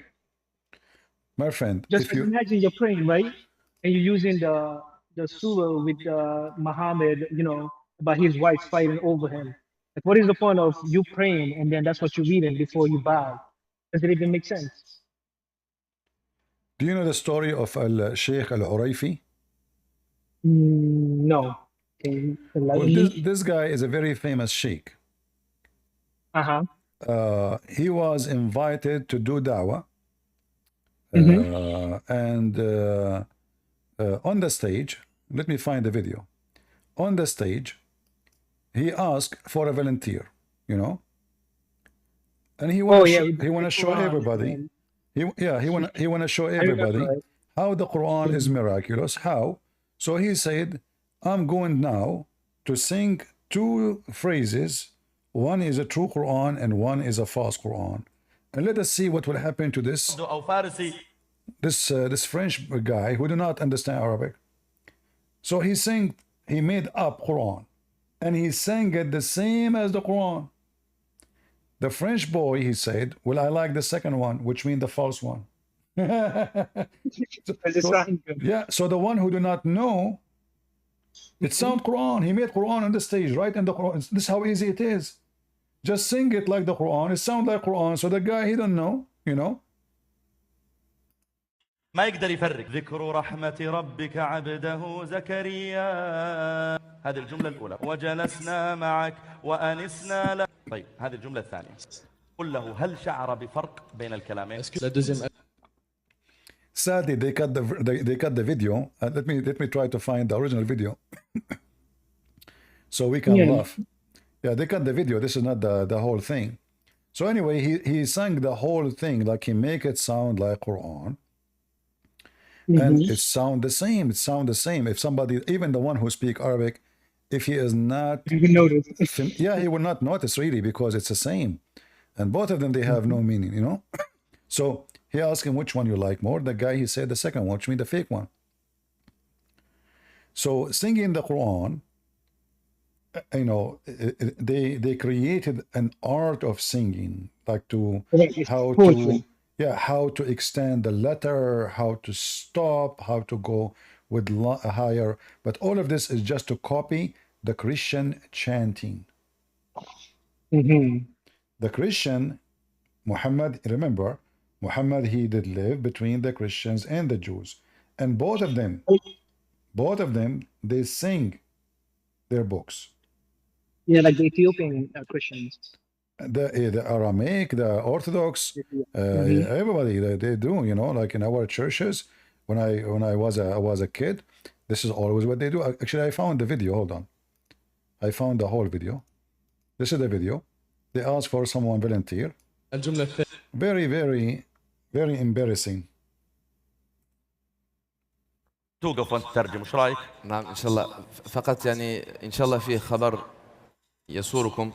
يسرنا. طيب الان او بعدما تترجم؟ قالوا لي الان. الان يلا. في انسان اظن. طيب انا ودي تترجم بعدين نشوف الخبر. سوف. وعندهم خبر صار لكم. نعم. يمكن يوزعون عليكم على 1000 يورو يمكن. So this is the French guy from the crowd. They ask who who wanna join. He put his hand up. He don't speak Arabic. He have no idea what Arabic is. And now he will sing to him two Quran. One he just fabricated, the sheikh himself, and one is a true from the Quran itself. And let us see. You all listen. You will notice there's no difference between them. ما شاء الله ما شاء الله ما شاء الله. I'm very happy to meet you. I'm very happy for this news, ما شاء الله. الحمد لله. Il est heureux que tu aies pris cette décision aujourd'hui. C'est une bonne nouvelle pour lui. طيب شيخ حاوره ونحن طيب هو ايش اسمه؟ سيباستيان. سيباستيان. طيب اسأله هو كم عمره ما شاء الله؟ T'as quel âge Sébastien? J'ai 26 ans. 26 سنة. 26 سنة. طيب هو جاء إلى هنا لأجل ماذا؟ ما الذي جعله يأتي؟ He asked him, what is your age? I don't know how many of you speak French. What's your age? Is 26 years old. His name is Sebastian. He asked him why you are coming here. هنا. Qu'est-ce qui a fait que tu t'es retrouvé dans ce salon? En fait, j'ai un ami, je voulais me convertir déjà à la mosquée. Et en fait, j'ai un ami qui m'a dit qu'il y avait le salon ici. Donc ça m'a donné envie de venir et donc je suis venu. هو في الأصل يعني كان يريد أن يسلم فقال له أحد أصحابه اذهب إلى المؤتمر واعلن إسلامك في هذا ما شاء المكان. الله. طيب ما الذي جاء؟ He said, why you came here? He said he wanted to be a Muslim. And they told him, go to the conference and announce yourself to be a Muslim there. So they brought him for advertisement. له يحب الإسلام ويأتي يبحث عنه. Qu'est-ce qui a fait qu'aujourd'hui tu t'intéresses à l'islam et tu veux embrasser cette religion? Au début, en fait, j'avais aucune religion. Je pensais vraiment pas voilà, limite athée. Et en fait, un jour, j'ai lu un livre et puis la religion musulmane m'a plu. Tout m'a plu en fait à l'intérieur. هو في الأصل ما كان متمسك بدين معين. Originally he is not religious. He don't care. Anyway, let us go to where he sang the Quran. Let us see. إني وهن العظم من. طيب. تفضل يا شيخ. اسمع الكلام. Ce que ces phrases ont fait sur toi, d'accord? Donc tu vas essayer de lui dire quelle est la différence entre ces deux phrases que tu ne comprends bien sûr absolument pas. So he told him, I'm going to make now two Quran. One is fake and one is real. Let us see which one your heart will feel good to it, will be attracted to it. The real, because supposedly the Muslim, they say, do you remember when Mimi Hijab, he was speaking to, what's his name, Patterson? He started singing the Quran. Patterson was like, what the heck? What this guy is doing? He sang for him a verse from the Quran saying, if somebody heard this Quran, even if he is a mountain, he will collapse. So he sang exactly that verses, and Patterson was laughing, and what the heck is that? Nothing happened. So he wanted to show people that this Quran can change the life of people. Let me sing it for him. He will collapse. He was accepting Patterson to cry. He touched my heart. Nothing happened. And now will happen the same. Look at this. طيب.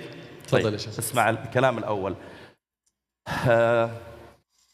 ذكر رحمة ربك عبده زكريا إذ نادى ربه نداء خفيا قال رب إني وهن العظم مني واشتعل الرأس شيبا ولم أكن بدعائك رب شقيا وإني خفت الموالي من ورائي وكانت امرأتي عاقرا فهب لي من لدنك وليا يرثني ويرث من آل يعقوب واجعله رب رضيا.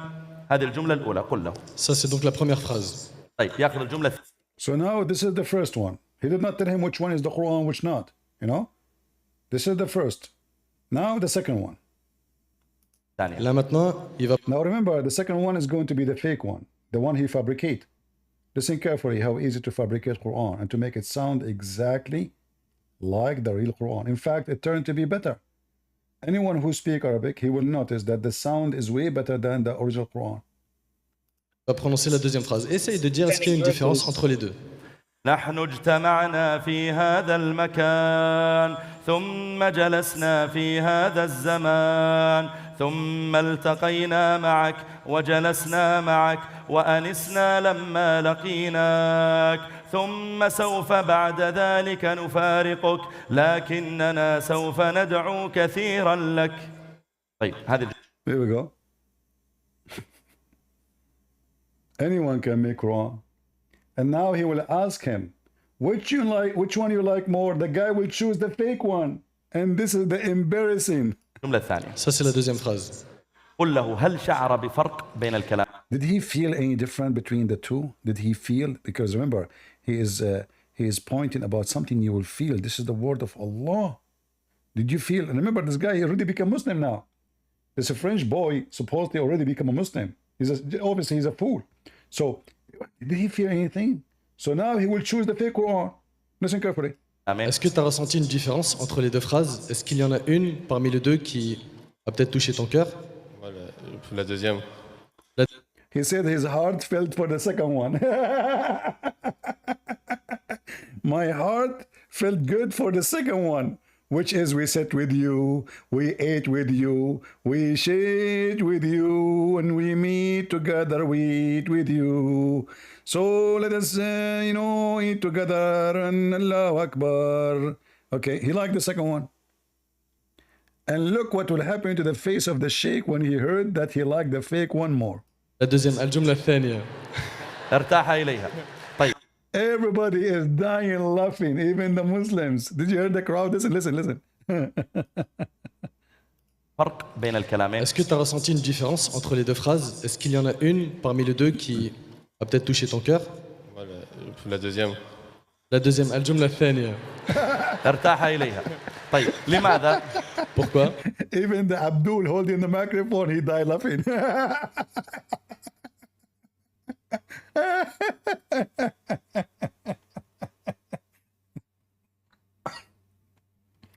And look how silly, how stupid they are. I mean, the guy don't understand anything anyway, you know? So even though, because now he is singing it, and this is what they do. They bring you someone who have a nice voice. I mean, if a person have a nice voice, even if they sing about shit, the sing, there's songs have the F word all over the song. People, they sing it. You bring somebody, add some music to it, add some tone to it, and have a nice voice, and then people will like it. It's not because it's from God. In fact, the Quran says that those who try to make eloquent speech are shaitan.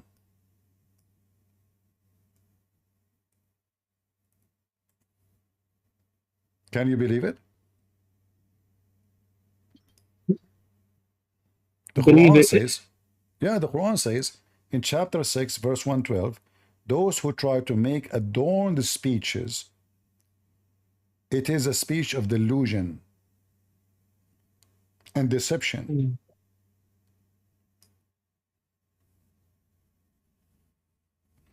Another question too. Okay, go ahead. Why didn't Muhammad ask Allah to send the Quran in different languages for him? He asked for dialects, but he should have asked for different languages, then it would be more believable. You know, this is a good question. You see, because it doesn't even make sense how you can only talk to God in one language. What's the sense of that? You know, when I was a kid, I don't know, maybe I was a teenage or, you know, so I asked a teacher, this guy is an idiot, and you know, Muslims always, they take opportunity to make fun of Christianity. So he said to me, it was like a class about English. So he said, he's making mistake, this Christian guy making mistakes in the English. Looked like Jesus did not make him speak in tongues. You know, he said that to me, you know. And I'm a person, I don't care if you're a teacher or not. When you step on my foot, I will give you what you deserve. So I said, well, why Allah did not make Muhammad speak in tongues? He looked at me, you should see his face. His face turned yellow. He froze. He froze in his place. He said, first of all, the story in the Bible about Jesus making his disciples, they speak in tongues, there's no proof of it. I said, well, this is a story, exists in your books. Isn't it Ibn Kathir, he mentioned it? The second I mentioned that, he said, well, Ibn Kathir does not mean that he is truly a knowledgeable person. He might be making mistakes too. We are a human, we make mistakes. So I said, are you making mistake now by insulting me? Claiming that Jesus did not make me speak tongues. Somebody told you I'm a disciple of Jesus. Jesus, he gave his disciple opportunity or ability to speak in tongues because they are going to be his disciple. So why Prophet Muhammad could not, neither him or his companion, to do so? He said, okay, sit down, don't make a drama about it, sit down, sit down. I was joking with you, okay? I was not even, no, I'm just joking. You made a mistake here in the grammar, that's all. Sit down, act differently. So according to the Muslim books, that the Messiah, the disciple of the Messiah, and this, by the way, will refute the lies of the Muslim when they say that Jesus was sent only to the Jews. The Bible says, I came to my people and my people rejected me. But the Bible says too that the Messiah commanded, and he says, I have a flock out of here. I have sheep out of here. So not only the Jews, but this is the book of Ibn Kathir, Al-Bidayah and Al-Nihaya, volume number 2, page number 119. Here it says, let us go down.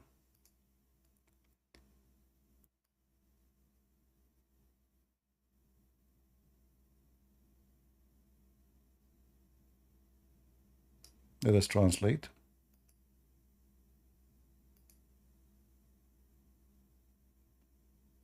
Before Jesus, peace be upon him, was exalted, he instructed the disciples to call people to worship God alone, without partners, and appointed each one of them to a group of people in one of the regions of the Levant, the East, and the Maghreb. They mentioned that each of them began to speak the language of those to whom Christ had sent him. More than one person mentioned that the gospel was transmitted from him by 4 people, Luke, Matthew, Mark, and John. So as you see here, the Messiah, when he commanded his disciple to go and teach and preach, according to their stories, the Muslim side of the story, they said to him, how we are going to speak different languages? They went to sleep, they woke up in the morning, they found that each one of them speak different language.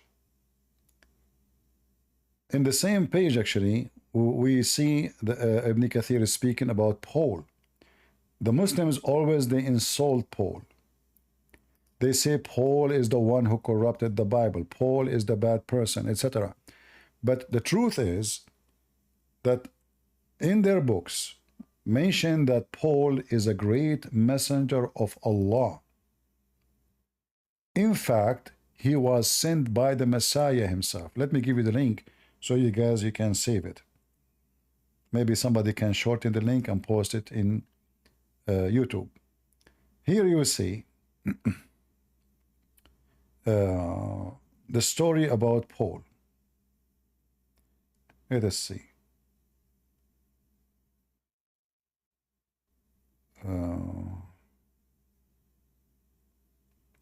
Let us translate from this part.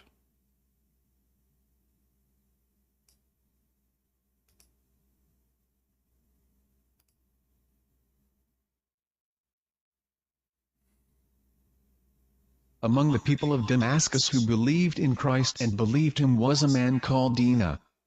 He was hiding in a cave inside the eastern gate, close to the crucifixion church, for fear of Paul the Jew. He was unjust and oppressive and hated Christ, and when he brought him, he had shaved his nephew's head when he believed in... Oh, sorry, I stopped it by mistake. So anyway, he's talking about Paul. Paul is coming after his nephew. His nephew became a Christian. Paul was a Jew. Paul is a Jew who is chasing the Christians. He was unjust, oppressive, and he hated Christ. And when he bought him, translation is not accurate. So they are talking about the nephew of Paul who became a Christian. So he shaved the head of his nephew because he believed in Christ, and he tortured him. Then he stoned him, which means he killed him, until he died. May Allah have mercy on him. Remember, this is Ibn Kathir saying that the nephew of Paul, may Allah have mercy on him. When Paul heard that the Christ, peace be upon him, had headed toward Damascus, he prepared his mules and he went to kill him. So the Messiah now is targeted by the hitman Paul. He met with him in Kawkaba. Kawkaba is a location close to Damascus. When he, very close, like it's inside Damascus right now. He faced Christ's companions. An angel came to him. Listen carefully. An angel came to him. Who is the angel? He is a Christ's companion. He came to him and he struck his face.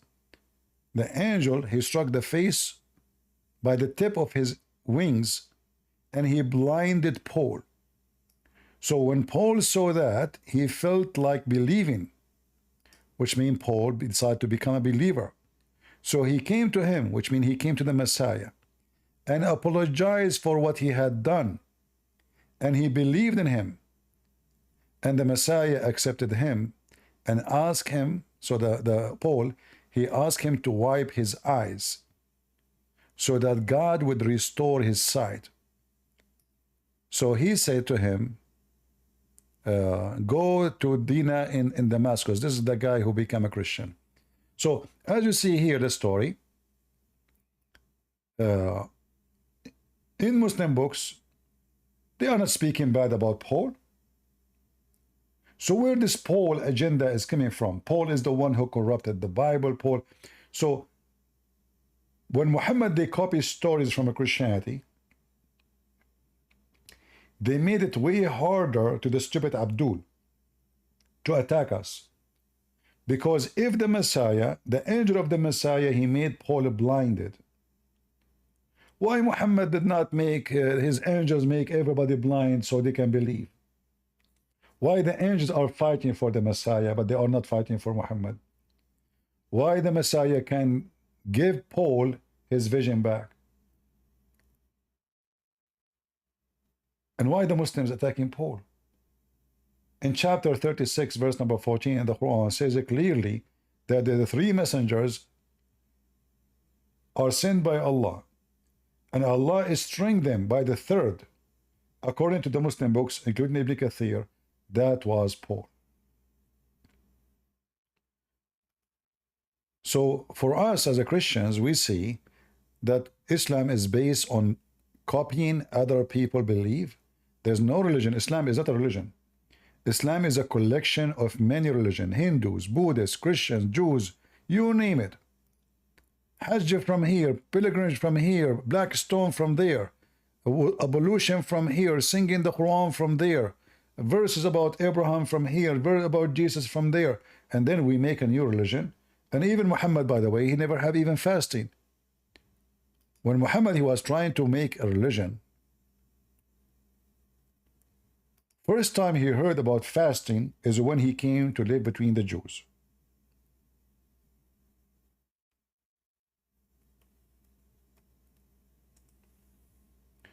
He never heard of fasting before. Now, in the Islamic reference, you know, is really contradicting each other. Like here you see, obviously there's 2 days, they call them the same name, Ashura. Quraysh used to fast the day of Ashura in the pre-Islamic period. And then here we ask Muslims, okay, Muhammad was fasting for who at that time? And why he was fasting Ashura? You read other reference, you will find something totally different. Let me show you.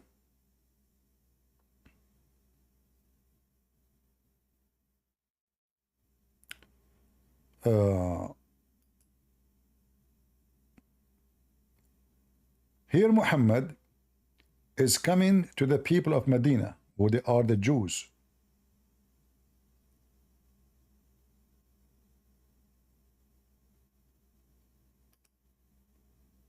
Muhammad, he asked the Jews, what is this? Why you are fasting it? They said to him, well, this is the day where Moses, he crossed the sea. Let me show you, I'm trying to find the hadith.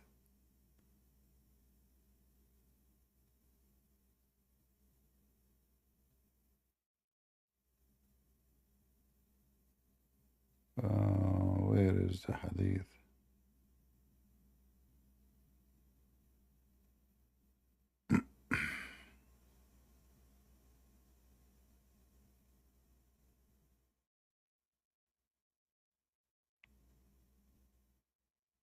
Give me a second. This website is really messed up. It's give you everything about the same. Let's see. Let me find the exact. Yes, I noticed whenever you try to search for something, it gives you all other results except for the one that you're looking for. It's okay, you know. I mean, sometimes it works even for our benefit because we find something is Even important you. too by mistake. Let's say, you know, even though it's not what we are looking for. Okay, Ashura.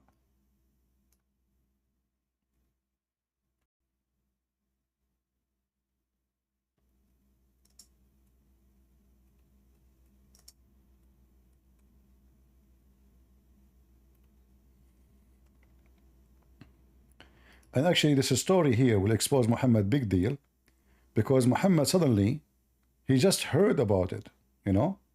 He just heard about this fasting. Suddenly he said, well, we are, you know what, more close to Moses than you. Saying to who? To the Jews. Suddenly Muhammad is more close to Moses than the Jews. And he hijacked the fasting of the Jews. Here we go. The Prophet came to Medina and saw the Jews fasting on the day of Ashura. He asked him about that. You see, he did not know. How he is a prophet of God, he did not know a fasting of Moses? Why he did not know? His God did not tell him? No, he did not. So the Jews, they said to him, they replied, this is the day which Allah rescued Bani Israel, which means children of Israel, from their enemies. So Moses fasted this day. The Prophet said, okay, we have more claim over Moses than you. So the Prophet fasted on that day and commanded the Muslim to fast that day. As simple as that. It's not his God told him to fast. He did not receive verses from Allah. He's just clearly copying the Jews. Shouldn't Muhammad ask Allah if this is right? What if the Jews are lying? What if they are fabricating? You take it blindly. And not only that, Muhammad, he claimed that the day of Ashura, if you fast it, is going to erase your sin for a year, all the year. Let me show you.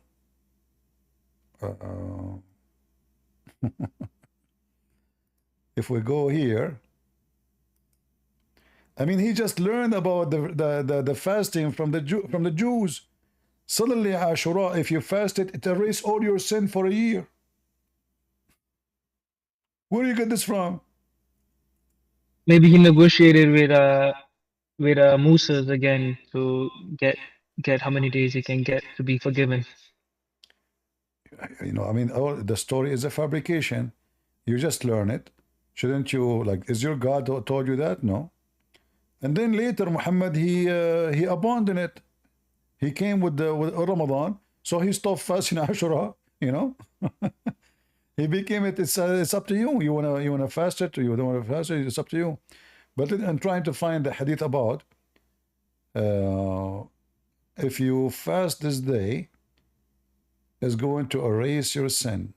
Here we go. The Messenger of Allah was asked about observing a Sawam fast, Ashura, the 10th of Muharram. This is the same, Ashura. He replied, it's an expansion for sin of the preceding year. Expansion of the sin. So it's going to erase your sin for the previous year. Just for fasting one day, he just learned about it. He just learned from the Jews. Suddenly, if you fast this day, is going to erase your sin, all of it. And look how many days will erase your sin the previous year. I mean, we will be out of sin. Look, Abu Qatada al-Ansari narrated that the Messenger of Allah was asked about fasting on the day of Arafah. All right. In the ninth of month of Dhul Hijjah.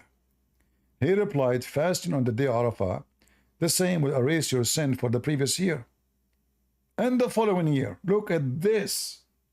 So now I can sin for the sin I did last year is gone, and the sin I'm going to do next year is gone. You fast one day, you have a license for sin for 2 years, the previous one and the coming one. And then he also asked about the fasting of the day of Ashura, the 10th of Muharram. He replied, fasting Ashura, the day of Ashura, is going to erase the sin for the preceding year. You see it? I mean, how easy to get rid of sin in Islam.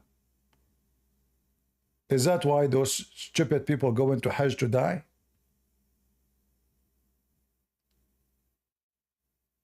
But another thing also, whenever you ask them that, they always say, "Oh, is just because your sins are forgiven, you can still go to hell," according to them, because it is still based on if you are forgiven on the day of judgment, which is I'm not understanding. What is the point of what is the point of not being good if it's not even up to you to do good to go paradise? Exactly, because they believe in destiny.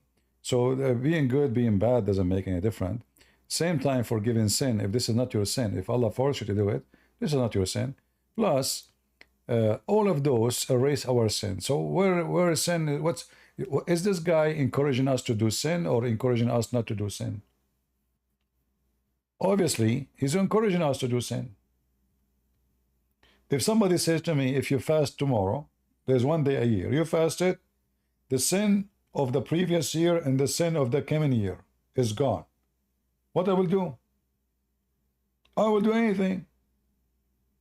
It's erased, it's gone. The previous year and the coming year. You have 2 years of unlimited sin supply to do, and you are not going to be questioned about it. Just because you fasted, you did not eat for a few hours. Is that a religion? This guy just making fun of them. He come with rules, he just a satanic person, mentally ill too. Imagine if in Christianity we believe if I fast one day, that will erase my sin to the coming year. That is satanic. How that will erase my sin to the coming year?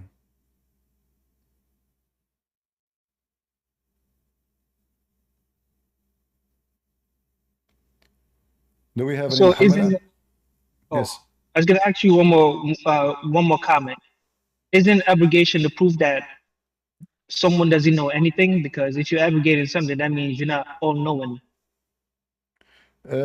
Abrogation happened because Muhammad, he is ignorant, and when he do something, he do not know what will happen next. So when he noticed that what he just gave them is not working, he abrogated, and he claimed it's an abrogation from Allah. But based on your question, you are saying Allah do not know, because why he is making something now command? Don't you knew that it doesn't work? It's the same. Obviously, there's no Allah. Allah did not give Muhammad any of this. As you see, where Muhammad he got this. Arafah, if you fasted, is going to erase your sin for the last and the coming year. Where he gets from? Shouldn't the Muslim ask Muhammad, where you get this from? This guy, he create rules as he wish. He create religion as he wish. He forbid, he allowed, he forgives sin. That's it. Just fast. And what fast? Fast is just not to eat for a day.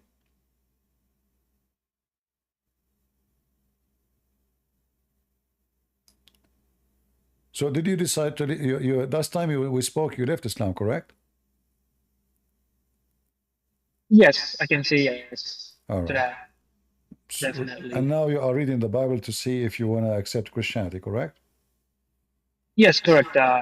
Just like I was telling you, I do a lot of research, so I would definitely, I was just asking you for some guidance and see where to start because, like like you notice, I started maybe too fast. Maybe I should have just read the manual, but there isn't any manual for me to read. That's why I was trying to get on the show again, so I can ask you the question about giving Yeah. me some guidance. You see, we are, as Arab, we never use the manual. And because of that, at the end, after we install something, we find like some extra screws. And even we might find extra parts. We say like, what is those for? Like what is this?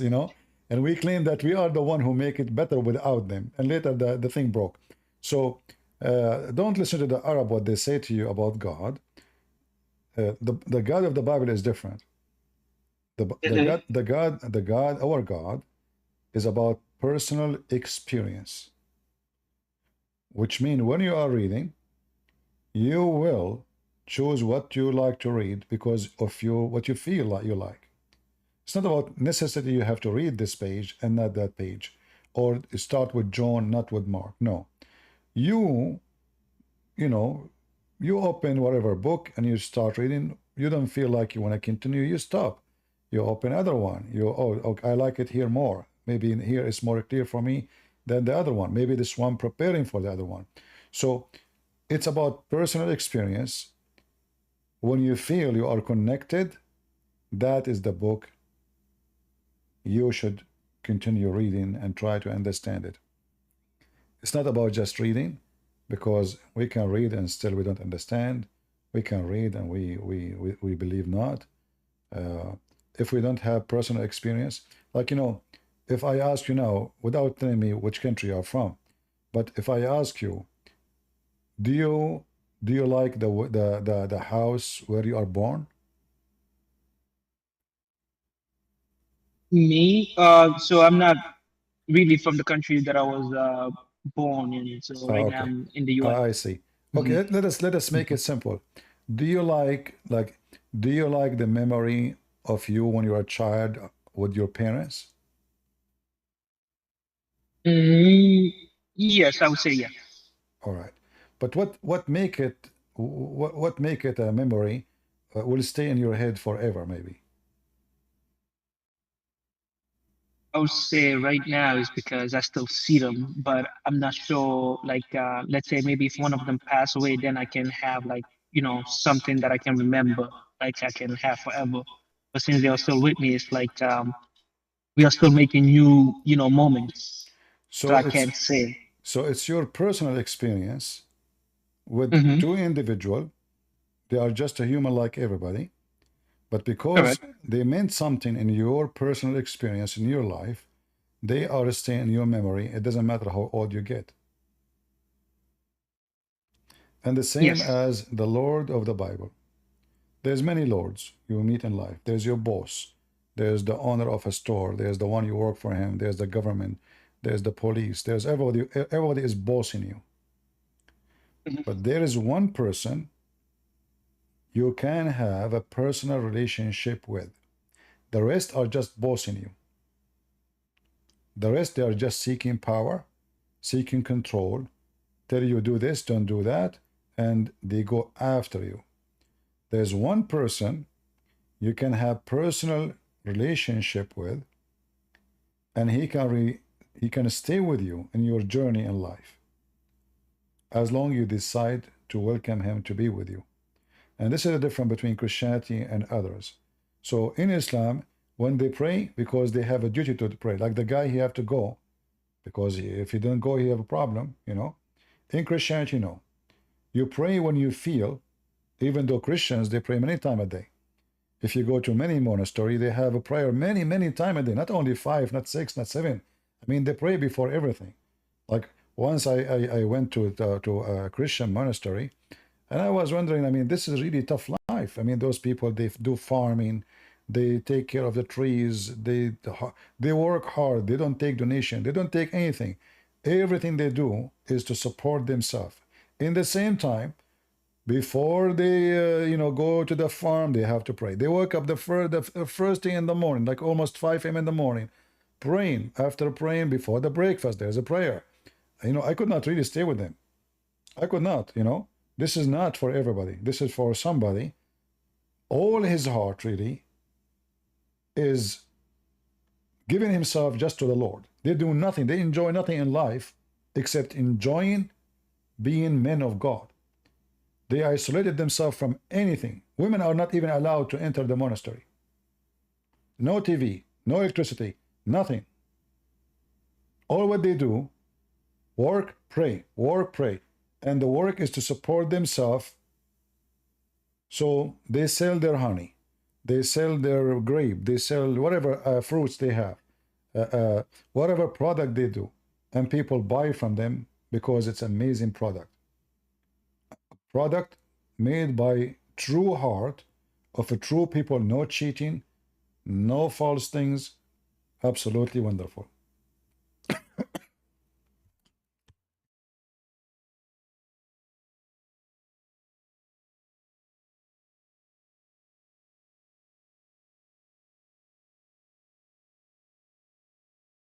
Are you there still?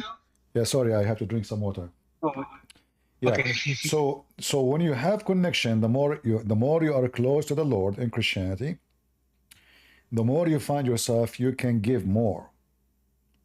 In Islam, no. Muhammad even forbid them from being a monk. The Quran says it clearly that being a monk is a fabrication. It's not from God. But why being a monk is bad?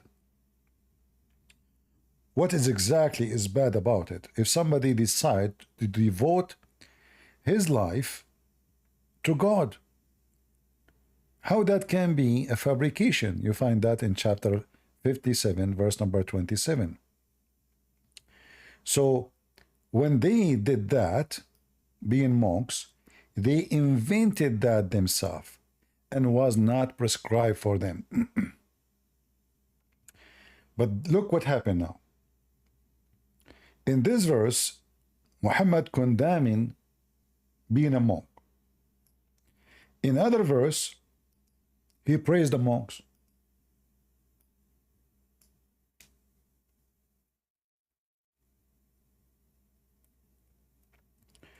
This is how stupid this man is. In chapter 5, verse number 82, says that there is good Christians because among them there's monks. So in one verse, Muhammad, he claimed that the best of the Christians is the monks. In other verse, it says that this is a fabrication. Well, if it's a fabrication, that means those people are liars. How the liars are good? And who is the one who's talking? Allah. You see how stupid he is? It can't be both.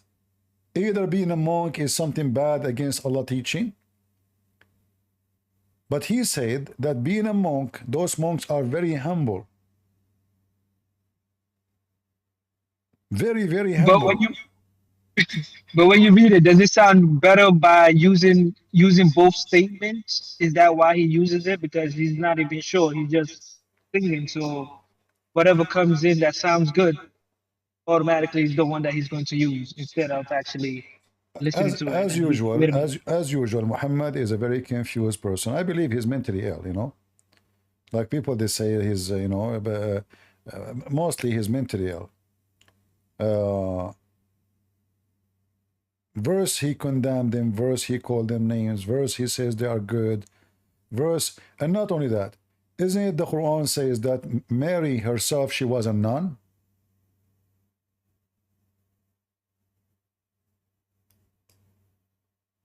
Mary herself, she was a nun. So if being a monk is against Allah, how Allah accepted Mary mother offer that her daughter, the baby she will give, is going to be a monk? At that moment, the mother, she do not know if the baby will be a boy or a girl. Allah, he accepted.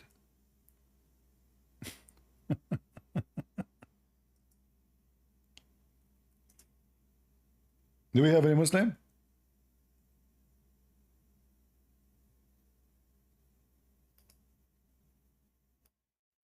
Anyone?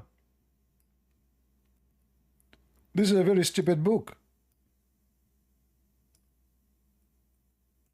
I can confirm. Yeah. If you read here with me,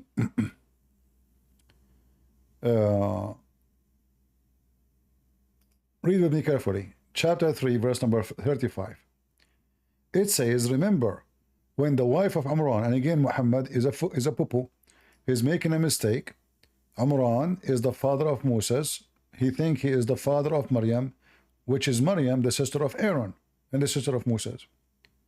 So she said, oh my Lord, I have vowed to you that child in my womb. Do you see it? Dictated for your service. That is what monks about. What Allah he did, he accept that. So how being a monk is a fabrication and the dictation of service in chapter 3, verse number 35 is accepted by Allah. It's not like Mary, she said, I do that, and like the Quran never mentioned if Allah accept or not. But the Quran mentioned that Allah accept.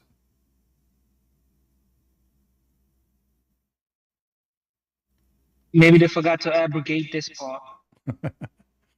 So then when she gave birth to Mary, according to the Quran, Mary, she lived in a secluded area because now her mother, she vowed that she will be servicing God. She will not get married. She will not see men. She don't see people. She live alone. And not only that, each time she lived under the care of Zechariah. If you ask Muslims who is Zechariah, they will give you a different story, but we will go with it later. So she lived under the care of Zechariah, who is supposedly the priest of the temple. And where she lived in al mihrab, but the Jews don't allow women even to enter the mihrab. How she go there? Let it go. So she lived in the mihrab, and nobody is allowed to see her. No human. The only one person he go inside is Zechariah, the old man. But each time Zechariah he enter upon Mary, he find a lot of food in her room. So Zechariah says to Mary, where you get this from? She said, this is from Allah. Well, why Muhammad mother, his mother, no, Allah does not give her food and grocery, and you know, what is that? Allah know best. Oh boy. And according to the story, Zechariah, who is supposedly the father of John the Baptist, according to the stupid Quran, Zechariah then, he prayed to Allah to give him children too. Suddenly, because he saw what Mary is doing, said, oh Allah, give me children, you know. And then the story, the angels, they came to him, etc. Muhammad is just a thief. He stole from the Christian, from the Jews, from the Hindus, from the Buddhists, from the Sabian, from the Zerdusht, from everybody. And he put them together, and he come with a new religion. It's called surrender, which means Islam means surrender. And by the way, until now, and many of you get upset from me when I mention this, until now, David Wood keeps saying, and opposite prophet, keeps saying that Islam means submission. Can somebody, for the sake of the shin of Allah, tell them stop using that word? Islam does not mean submission. How we say to people that Islam means submission, in the same time we say Islam is spread by sword. Submission is something you do willingly. I submit. It's different from I surrender.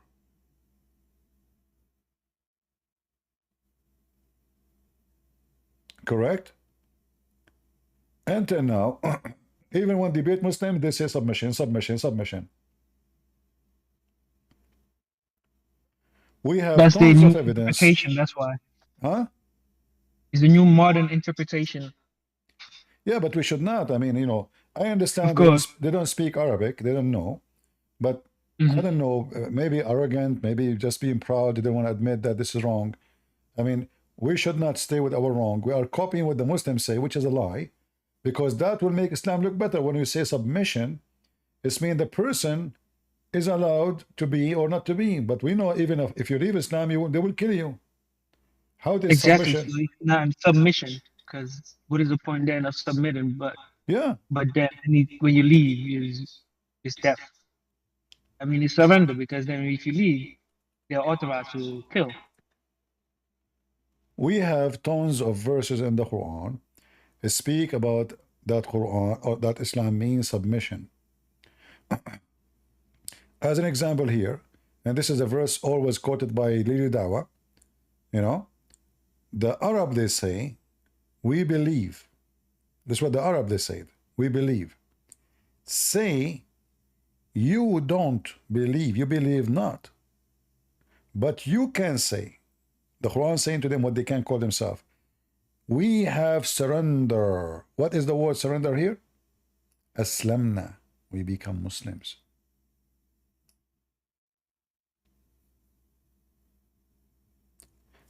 And the meaning is so clear. I mean, this sentence here is so clear. Those people never believe.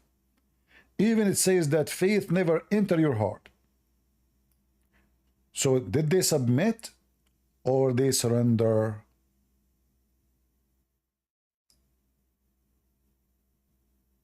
If faith never entered their heart, if they did not believe, the verse saying clearly, you believe not. And adding to that, that faith never enter your heart. So what happened?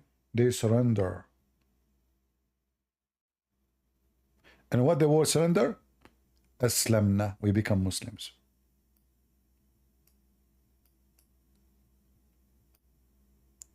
I hope all the Christians who are using this term or this word, they will stop using it and they will learn not to be arrogant, you know, going against what they say. Because when you say Islam means submission, that means everything you said about Islam is spread by sword is a lie.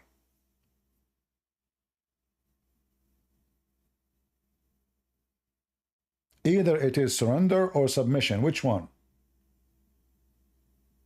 You will notice that the Muslim, they use the word surrender when they speak with people who speak Arabic. But they use the word submission when they speak with people who speak English. Why? Because this is a salesman. He want to convince you that Islam is peace.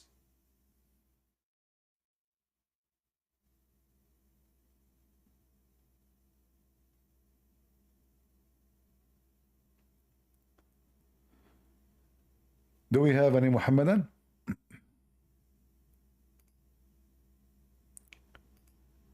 So I hope they will learn and they will stop being arrogant, repeating the same thing, for that will deceive many Christians. Not only you are supporting Islam by saying Islam means submission, you are deceiving Christian. Exactly. You see, one of you in YouTube, and I hope people in Ramble, they are sharing with us too. I don't see too much text in Ramble. He said, Aslim Taslam. Do you know what does that mean? Aslim Taslam. Surrender, you will be safe. Aslim is a command to surrender. Muhammad, he sent a letter to the ruler of Jerusalem saying to him, Aslim Taslam. Aslim Taslam. Taslam means you will be safe. Safe from what? Safe from our hand. We will not kill you.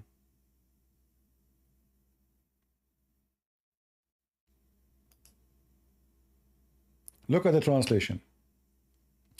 So the Prophet says to him, Aslim. Translation here saying, enter Islam. You will be safe. Safe from who? To understand that, read with me. Muhammad, he says, I've been commanded to kill all mankind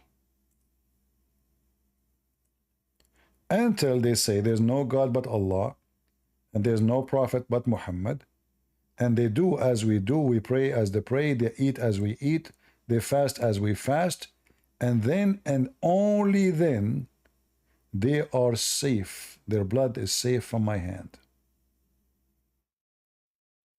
All those hadith, you see them?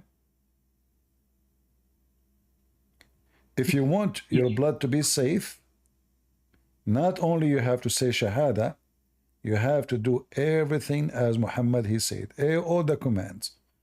And all the command is not about being good, it's about you fast as we fast, you eat as we eat, you forbid what we forbid, and you say the Shahada.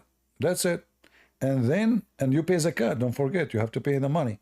And then, if you do so, you are safe from my hand.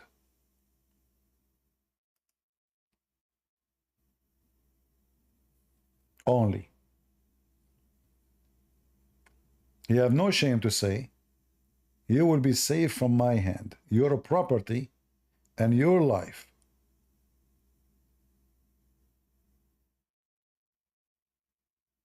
will not be safe unless you do this.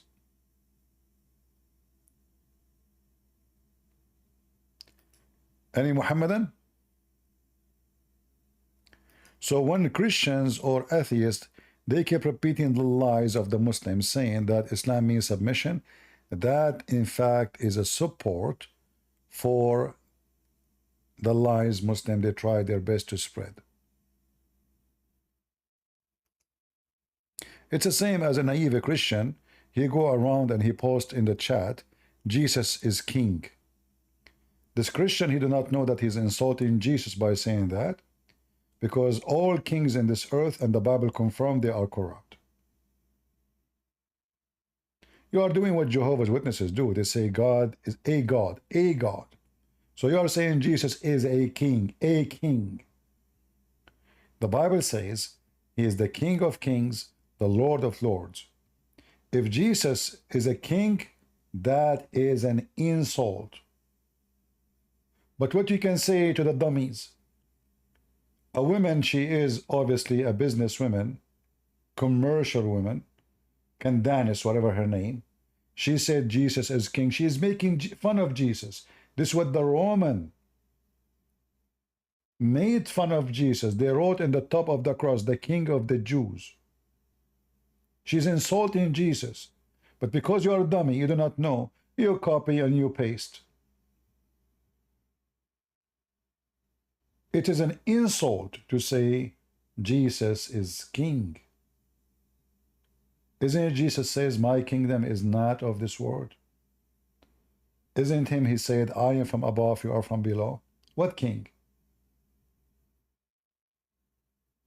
King Hussein in Jordan is a king, the most corrupt man in history.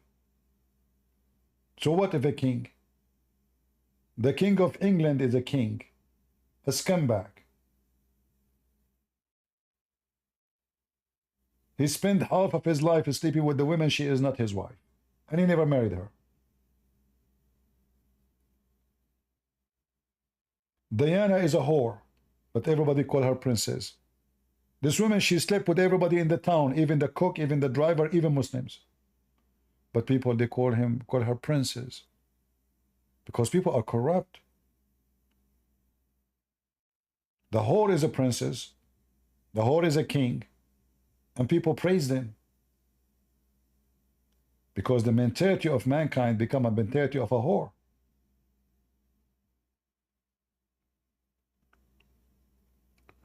So never say Christ is king. You are in fact insulting Jesus. For all kings are false, corrupt, and they should not even exist unless they are following God. And you can name for me one king is following God in this earth. Can you? So be careful. I was in England actually when she died, this princess, and I was dressed in black. I used to, I like a dark color. So I have a black jeans, black t-shirt, black belt, black shoes. But I wasn't there because she died. I'm just looking at the city. So the TV, they came to me. They said, "Oh, where are you from? Why you dress black? Where are you from?" I said, "From the Middle East. I'm Arab." This is TV, by the way, interview. And I think it was Channel 4. I forgot, maybe. And because I remember I waited for it, I asked them after they interviewed me, what time we will broadcast this, They never did. Never. So they said, "So why you are sad?" I said, "I'm not sad." Said, "Oh, okay." So hold on. This woman, she was cheating her husband, sleeping around. The guy, he want to take the microphone away from me, like he's telling the guy stop recording. I said, why you want to be sad for her? She was sleeping around. She is, you know, she died with a boyfriend. She's married. She should not do that. Why even you call her princess? Why those people are here? They should be condemning her, not crying for her. And they never broadcast this, you know. But because I was wearing black, so they thought I'm sad. We have a Muslim. His name is Palestine. Hello. Hello, Palestine. Christian Princess, I was actually wanted to talk to you. Yeah. So how are you doing, Christian Princess? Princess? Yeah. Why you call Aren't me you a princess? princess?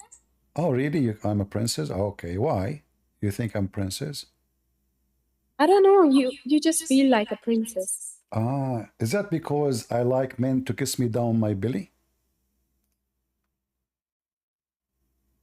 I don't know. You just like gowns, I think. No, I'm saying, like, did you hear me saying that I like men to kiss me down my belly? So you thought of me princess, like a gay, maybe? No, I just thought that you were a princess. No, I because just I'm asking you why you thought this way. Because as I know that your prophet is the one who men kiss him down his belly close to his private part. Is that correct? I'm not gonna talk on that. Why not? Why I'm not? just here Don't you want to talk about you. princess? Here we go. I'm You're a here to prophet. talk You're a about you. prophet I'm here acting. to talk You're a about you. prophet. No, I'm no. here to You talk can talk you. about me. No problem. No problem. But we want to see who is the princess here. Let us give the correct definition. What do you think about a It's you. guy? A It's guy. you. He is not wearing his topless. And then he rub his back on your prophet chest too, bro. And then he said to the prophet, "Oh prophet, you are not you are wearing your shirt. I'm not." So the prophet he took off his shirt so the guy By the way, can rub by the his way, back. by the Listen, way, listen. What how no, what do no, you no, you listen. how you explain this? I want you to explain to everybody. Forget about me. You insulted me, no problem. What kind of a I gay your didn't prophet insult is? you. Is I he didn't insult you. is he I bisexual was or complimenting. is he a I was bisexual or complimenting only a you. gay? I Is was he complimenting you. I was complimenting you. complimenting Yeah. me? What does that mean? Complimenting you. Complimenting me. Okay, compliment your prophet. Yeah. Here we go. Your prophet now is being a princess. No, right now I'm talking about you. I know I'm talking about your prophet too. But I'm talking about you. But you cannot talk about me without talking about Muhammad because you are the one who Why? called. I wanted to compliment you. According to you, princess is a compliment. Okay, compliment your prophet. Call him princess. No, that compliment is just for you. Ah, okay. You see, your Special. prophet, he said, Muslim women have It's half a brain. So special. your prophet said Muslim women have half a brain. So which half is talking to me now? Well, that you can think whatever you want to. No, I'm And asking I'm serious just, question. I'm just This is scientific a question. Which brain is talking to me? The half a brain from the right? Because he said, I can show the reference. ناقصات عقل ودين. Women are half a princess. brain. So which half a brain is talking to me? Princess, wait, breathe. I'm just here to tell you. You are talking about a breathe. Is it true that your prophet could not do poo unless he breathed heavily? I don't even understand your English. Can you Okay, say it forget again? you don't understand my English. Is it true that your prophet, when he received messages from Allah, the angel the angel was a gay, and he squeezed your prophet 3 times until the prophet could not breathe? Is it true that the angel he squeezed your prophet 3 times heavily and the prophet could not breathe? Yes or no? Yeah. So, princess, Yeah? Yeah, when are you what? going to get your princess gown? Listen, I decided to convert to Islam and I like to practice chapter 4, verse number 34. Do you like to receive beating in the butt or different location? Well, I think you need that. You're Well, asking for it. according to your Quran, only man can beat women. You cannot beat me. So you have to be submissive now. So do you agree with the Quran saying I can beat you? Yes or no? Why would you beat me? Who are you to me? Okay, this is a good question. Your prophet, he said, no man should be asked why he did beat his wife. But you're not my husband, bro. I will marry you. How much you charge? No, I don't marry princesses. Oh, don't worry about it. You will see. You will have a night you never had before. Trust me. Let us do it. And then, if I did beat you, according to your prophet, the prophet says a man will not be asked as why he beat his wife. So listen, how much you charge? How much you charge for one night stand? I will throw a chapel at you. You will do what? I will throw a chapel at you. Chapel? What does that mean? A slipper. A slipper? A slipper. A slipper. Like a slipper. Okay. Shoe. Is it true? Shoe. Okay, but is it this is what this is the women weapon? Is that correct? You, bro. A slipper. Slipper is the, slipper. Listen, Slipper is the. Hold on. Do you agree with me that is? Do you agree with me that a slipper is the weapon of women? I'm here to talk to you. Do you agree first? Okay. We were talking. Do you agree that a slipper is the weapon of women? What did you just say? Do you agree that a slipper is the weapon of women? Weapon of women. Well, third specific, I think. Okay. You're a prophet. The first war he attended, he used with the companion slippers. I can show you a reference. Okay, so. What do you mean so? You agree with me that a slipper is the weapon of women. And you're a prophet. Bro, you're listen. a prophet. Hold on. You're a prophet. The first war he attended, it was a fight by slippers. Okay. What okay? So, why what about you're a prophet if he is a man? Why he is using a slipper? Slipper isn't just for women though. Who told you that? Ah, so Princess Muhammad, I use sword, I have guns. You're a prophet, he uses slipper. How you can explain that to me? Wait. I can use guns as well. You It's can. not. I know. You Muslim women, you can use guns. I know. Isn't it Aisha says, keep the women inside the houses and just teach them only how to make clothing and cooking? Don't teach them how even to read and read? I would be loving to make a clothing that is Balochi. Okay, just get out of here. I think you are flirting with me. That's the whole idea. Don't do what Muslim women they do. They send me email. They say to me, Christian Prince, I hate you, I hate you, I hate you. So what if your voice is sexy? And I believe strongly, you are here just to flirt with me. Bad news. I don't marry pagans, and I am not interested with half-brain creatures. I prefer to live in the middle of the desert and no women get close to me to have women who is half a brain to be close to me. Stop flirting with me. Potato. Any Abdul? Honestly, she's flirting with me. You can tell, you know.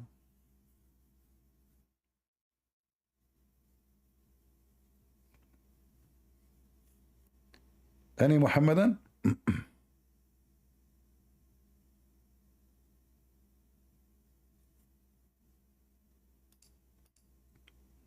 Okay, maybe we have a Muhammadan. Go ahead, Happy. Hello. Hello. Hello, how are you doing? I'm doing fine. How about you? Are you happy? Yeah, I'm so happy. I'm so happy. You are a Muslim? Alhamdulillah, I'm a Muslim. Is that because you are a Muslim, you are happy? Yeah, I'm a Muslim and I'm happy.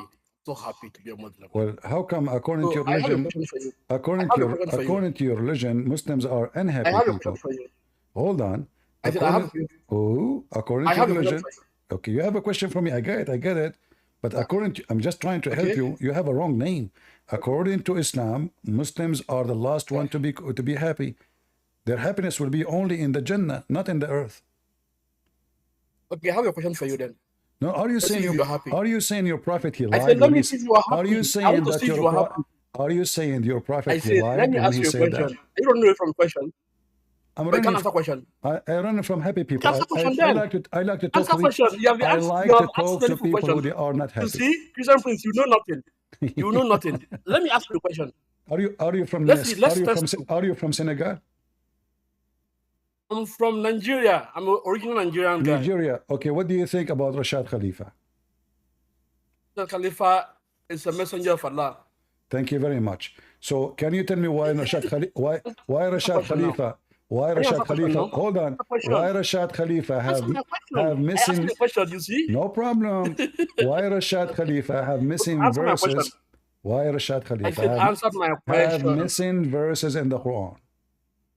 You see, after you answer your question, you ask me a question, I answer you, right? Okay, So answer one question. okay, give me the One question. question. Just one. But do you promise me you will stay Good. with the question? You promise me? I promise you 100%. And do you I promise me you if I show you a reference from your book about the question, you will read it? Yes, I will read it. And That I will read it. do you promise me to accept it? I will accept it. I will accept it. All right, go ahead. Okay, good. So the question here is, you, every time you insult the Prophet Muhammad, but you believe in Prophet Muhammad without even knowing. In the Quran, let me finish. In the Quran, let me show you. In the Quran, Mary, okay, the mother of Isa, is a virgin, right? Who? I don't understand. You speak Mary, slow. Mary. My friend, why you are speaking so fast? Listen. Okay, okay, just calm down. It's you who's speaking fast. It's you who's speaking fast. Okay. Mary, okay, calm down. Okay, let me speak now. Okay, in the Quran. Mary. Okay, in the Quran, Mary, Isa, the mother of Isa, is a virgin. In the Quran. What? It's right? what? It's what? She's a virgin. She's a virgin. I don't understand. She knows no man. She knows no man, right? You mean rajul? Virgin. What rajul? Rajul mean leg, foot. Virgin. V-I-R-G. Virgin. Version. Okay, yeah. Version. Okay. Good. I know you heard me right. Yeah. So okay. Mary is a virgin in the Quran. But in the Bible, if Mary is a virgin, how is Jesus related to David? If Mary is virgin, how Jesus is from David? Related to David. Yep. Okay, that's a good question. Well, Mary, she is married to Joseph, so by birth, that's why the Jews, they say, isn't this guy the son of Joseph? So by birth, he is a son of Joseph, but this is by birth, not by blood. So by birth, he have the right. Hold on, shut up. You asked me to answer you.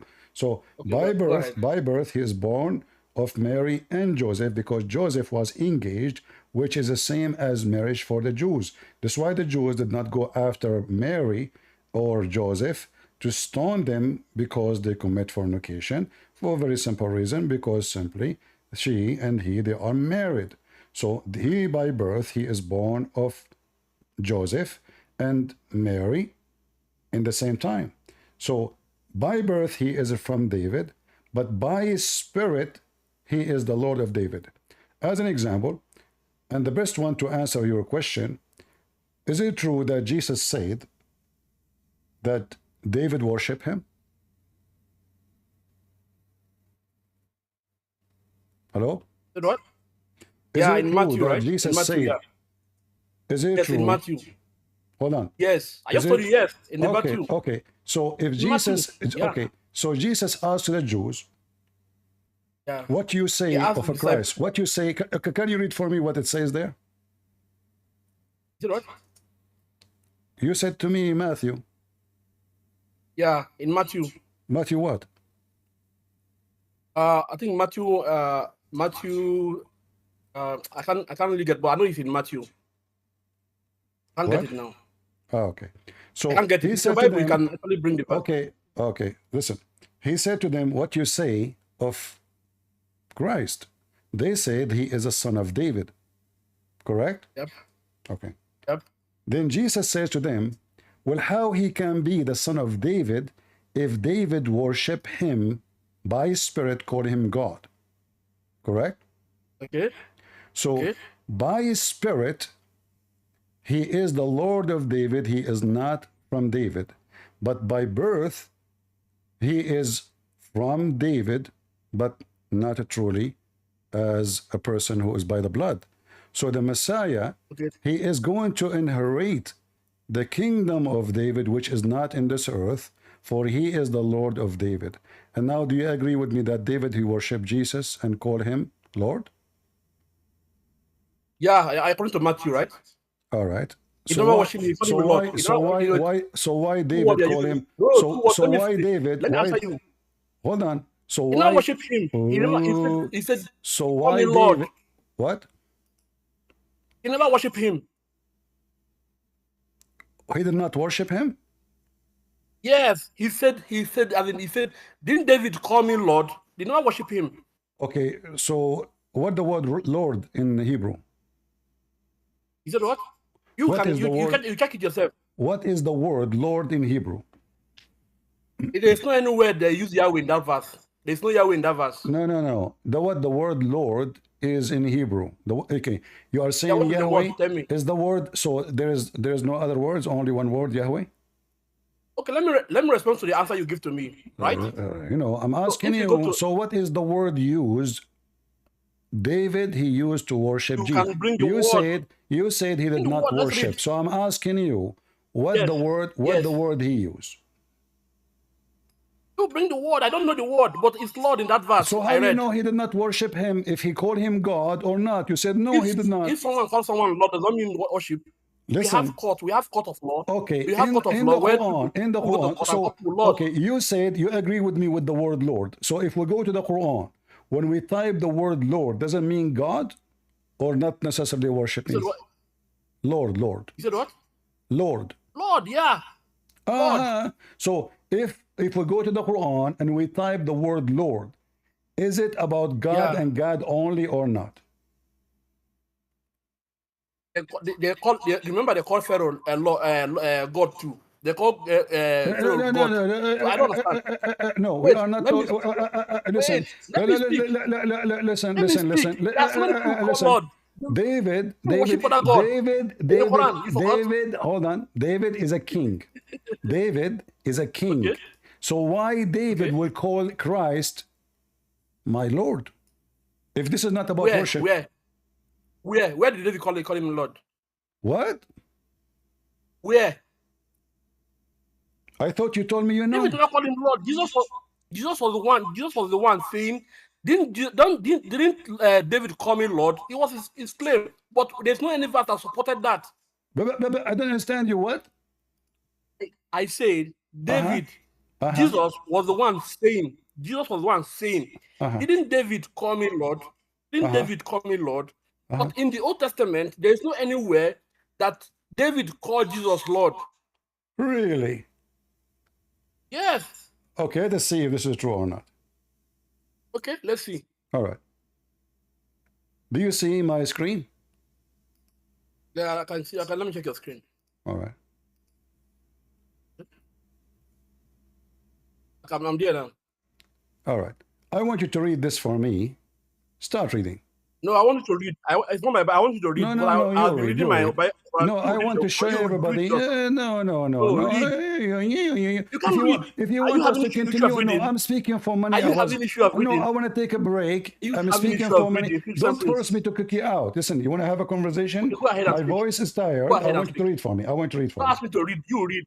I'm listening. I'm sitting. You don't put condition on a Christian. You are a slave of Allah. We command you. You read. Don't force me to squeeze you. You are a slave. So listen, you are a slave of the white Arab. Shame on you to follow a white God, a white prophet, a white religion. That's why you're a dog. So listen, here we Jesus go. Said you are a this dog. is Jesus. This is Jesus, and he is saying, "I am the living God." Jesus. This is Matthew. Okay. You see? You see? This is the Bible, Matthew 22. Jesus keeps saying, I am the living God. You said that David did not worship him. Here we go. Yes. All right. He said, but as the Pharisees were assembled, Yeshua asked them and said, where are you? What are you saying about the Messiah? See, I'm losing my voice, so I ask you to read. He said to them, they said to him, he is a son of David. Do you see it? I'm seeing it. Okay. He said to them, and how did David call him by the Spirit, the Lord Jehovah? No, And now he is quoting, shut up, son of Muta. And now he is quoting. Okay, why are you lying? There's no Jehovah in the verse. What? Son of Muta. I'm lying? It's in front of you. You lie, you said never. And Jesus is quoting the Old Testament. The Lord Jehovah said to my Lord, you said it's not in the Old Testament. You are a scumbag like your prophet, Senegal boy, Nigerian boy, the slave of the white Arab. The Lord Jehovah, who is talking now? David, said, sit in my right hand until I place your enemy under your feet. And now you are under my feet. No, get out of here, little Nigerian boy. The Lord, where he said, worship me. So the Messiah, this is not about the blood. The Messiah will be inheriting all the kingdom, including the kingdom of David. In fact, God himself is the one who destroyed the kingdom of David. But he did it in stages because David commits sin. So Jesus himself, he refused to be called the son of David, even though by the lineage, by the blood, by birth, they take him from Mary and from Joseph. However, he is the Lord of David, and David himself worshipped him. And this is the answer is given to you from Jesus himself, not from Christian, from the disciple, from Peter, from anyone. That is the Messiah. So he said to them, if therefore David called him Lord Jehovah, how is he his son? And no man could give him an answer. And no man dared again from that day to question him. Do you see it, potato Nigerian boy? Potato. He did not worship him. No, you know, they think by making mockery, they can win an argument. You are just a scam like your prophet. I cannot spit at you.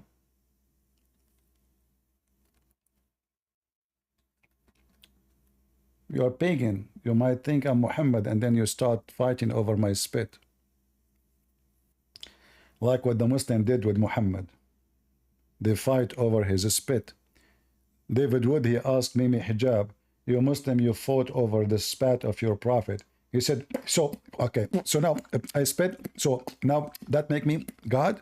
This is not the question. The question is, why you are fighting over his spit? Okay, so now, I spit. So now I'm God, you know? Well, this is the question. Why you are fighting over his spit?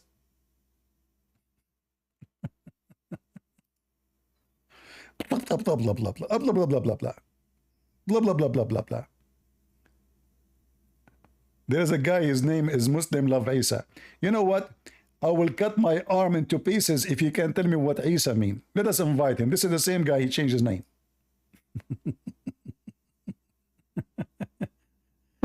So Jesus is lying, right? So I'm lying? Jesus is lying in Revolution. You don't even know your book. Now you are expert in the Revelation? You know that they're lying, yeah? You know they're lying. Let your dad come to me. I noticed that all those followers of Rashad Khalifa, they are so dummy and so stupid. This is why they follow a guy, he cut half of the Quran, and he fabricated the meaning, and he added things that's not there, and he took things from there. Just get out of here. I have no time for a coward. I will let you join. I will let you talk. If you tell me, did Jesus say that he is Jehovah, he is the Lord?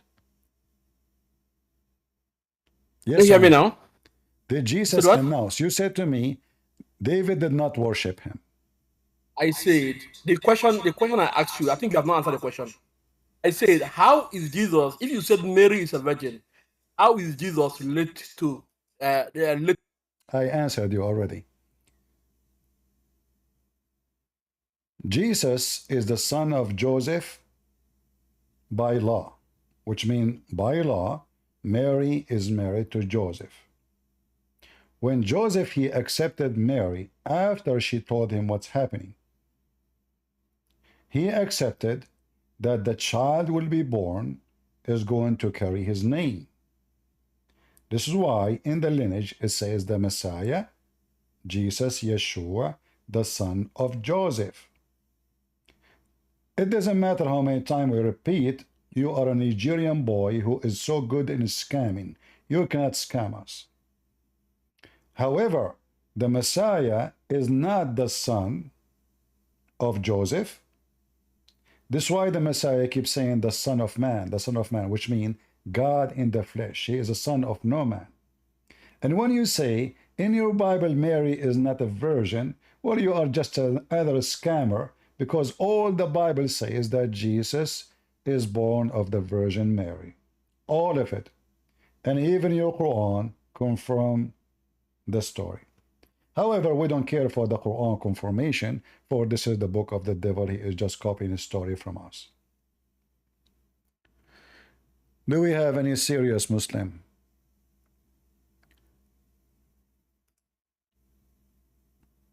Anyone? Go ahead, Sarah. You are back?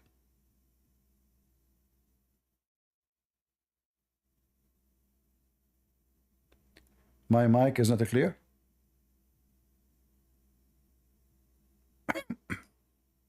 And you know, the funny is, you guys hear me or not? In Discord. All right. Hi, CP. Hey, Sarah, how are you doing? Fine, how are you? I'm okay. What do you want to Yeah, say it to was us? the sound was not that clear, but now it is working. All right. What do you want to say to us? Yeah, about that Akka, Yeah. because you said that Allah changed the direction, right? Yeah, this is the command of Omar. But the thing is that actually Masjid al-Haram actually not in I mean in the Quran it doesn't say Masjid al-Haram is in Saudi. Say again. I don't hear Right? you. I don't understand. So again. Quran and Masjid al-Haram. You know, but it is not written in the Quran. I mean, Masjid al-Haram is not in the Quran. Masjid al-Haram is in Saudi. Right? Yeah, you know, I can agree with you, but the Muslims, when they speak about that word, the second you use it, they claim that this is about the mosque in Mecca. Yeah. So this is what they say. So if you go in chapter 2, if you go in chapter 2, What did you say? Can you say it again? When the Muslim, they mention the word al-Masjid al-Haram, they claim that this is about Mecca. But I believe this has have nothing to do with Mecca. Yeah, but you know, who care what I believe? Muslims believe in something else, so I debate them about what they believe, not about what I believe. Yeah, but my question is, I mean, where is this masjid? I mean, I'm trying to understand when it is not written in the Quran that that Masjid al-Haram is in Saudi.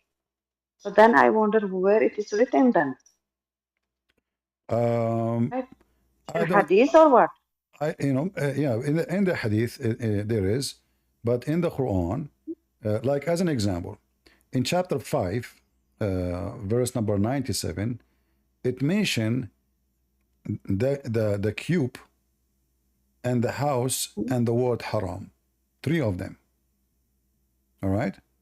It mentioned 3 of them. So if you go to chapter 5, verse number 97, let me see if I can show it to you on the screen. You see my screen? Yes. All right. So if we go in the Quran here,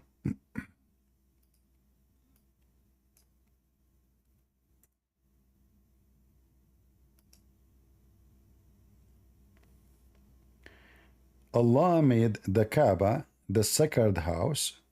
You see it? Yes. So here it mentioned the sacred house.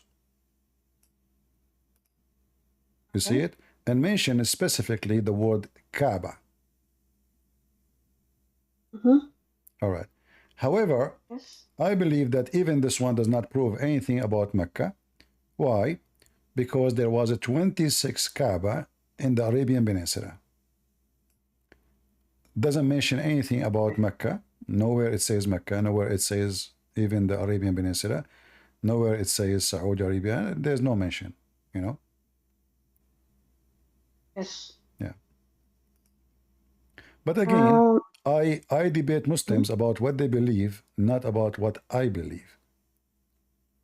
As an example, I don't know if you remember, I don't know if you were listening to me. The Muslim, they say, like in chapter of Al-Isra, which is the story about Muhammad going to the sky, correct? Yes. In that story, the Muslim, they claim that this is about Muhammad going to heaven, right? Yes. But nowhere here it mentioned the name of Muhammad at all, right? Okay. Okay. It's only in their addition, in the fabrication of the Quran. The Quran in Arabic in front of us, nowhere we can find the word Muhammad. So how the Muslim? Yeah, but if you ask, ask them, Muslims will say that the Quran was sent down to Prophet Muhammad, so it is about him, refers to him. No. I'm not talking about sent down. I'm talking about Muhammad's journey to heaven. So how we know now this is Muhammad is the one who's taken to heaven? Where it says that? Nothing. It just said, praise be to the one who been taken at night. You see the word Asra bi abdihi laylan? All right. So he took his servant at night. Who is the servant?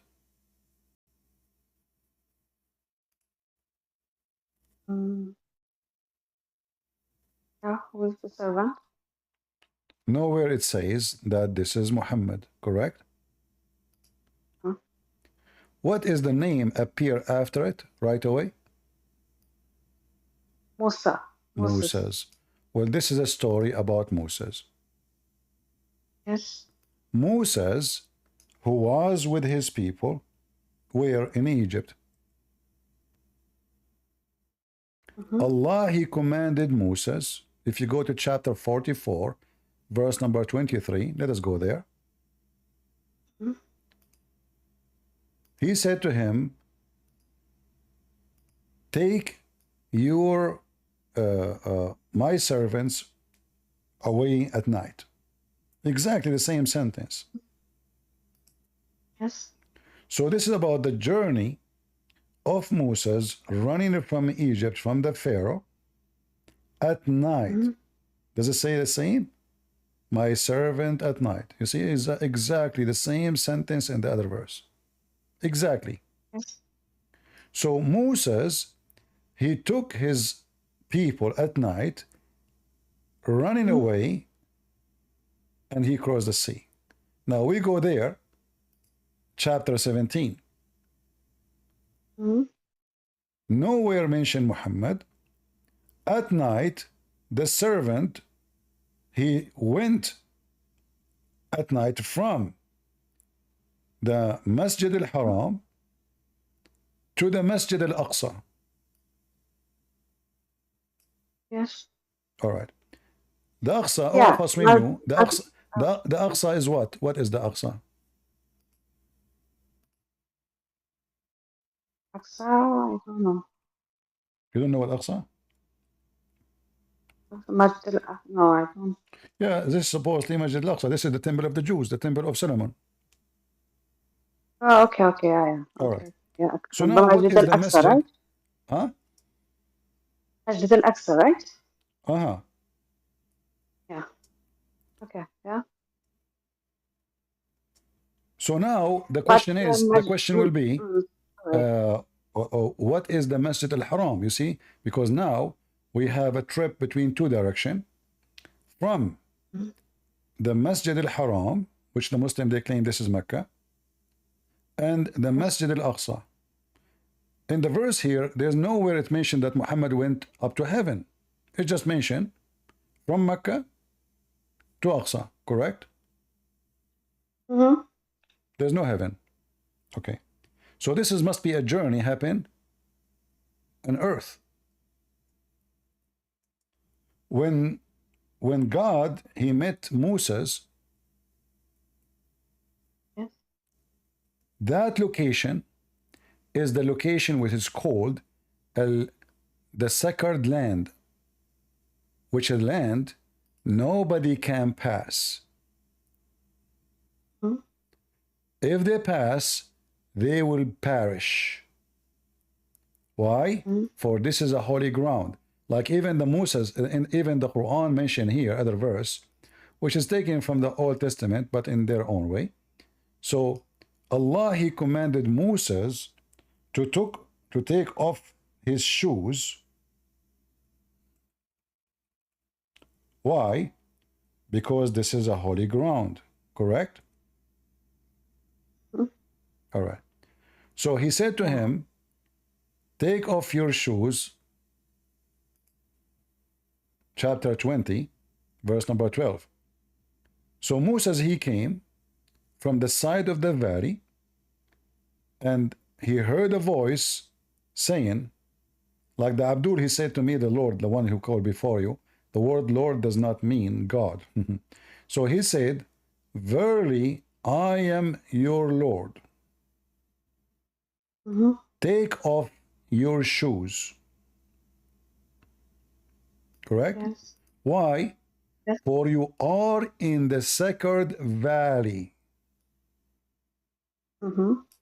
That is al-Masjid al-Haram, where you bow down to God, Moses. So going back to chapter 17 have nothing to do with Muhammad.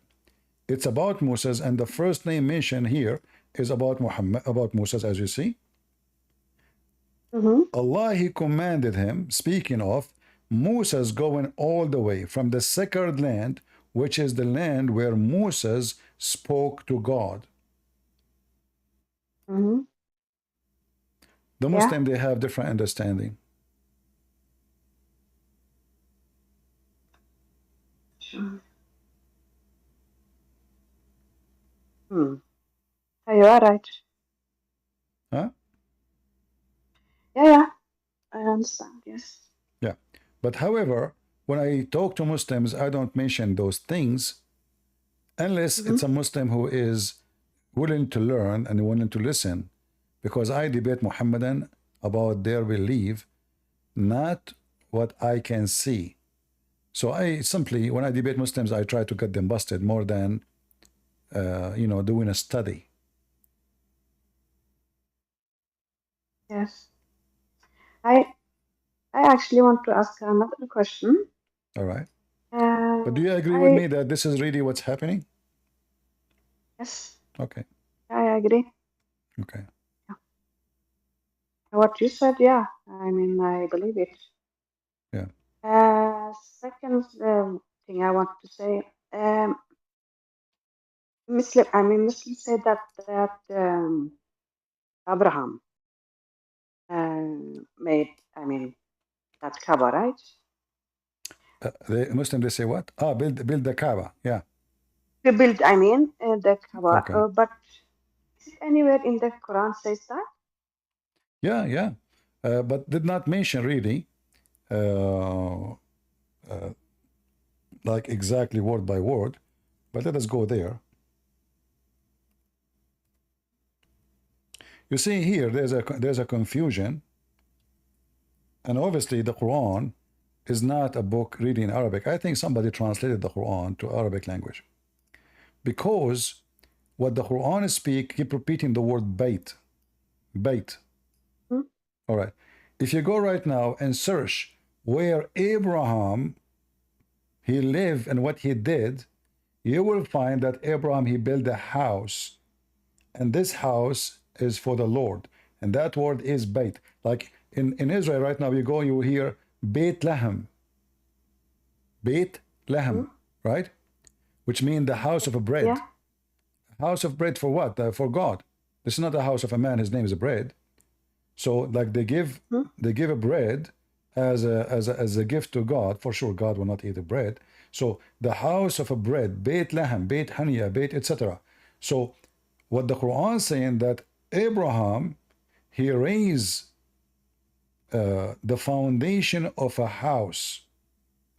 It doesn't say where, and it cannot be Kaaba. How we know that?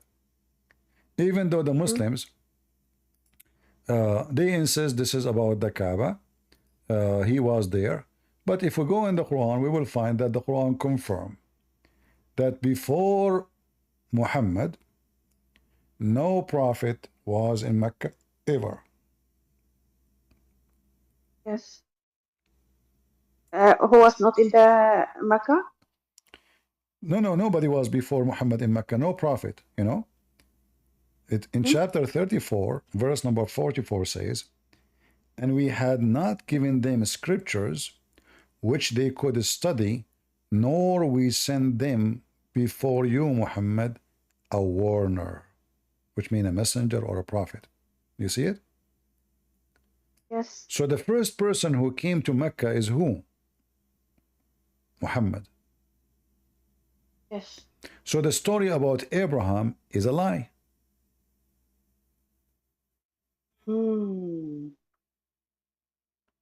So you mean that only Muhammad was there? Well, the Quran says that. I mean, this is not me saying that, you know. The Quran is saying, before you, Muhammad, there's nobody, no books. The verse is so clear, right? No books, no scriptures, no warners. If Abraham was there, according to Muslims, Abraham had books. If we go in the Quran, we will find this. It is.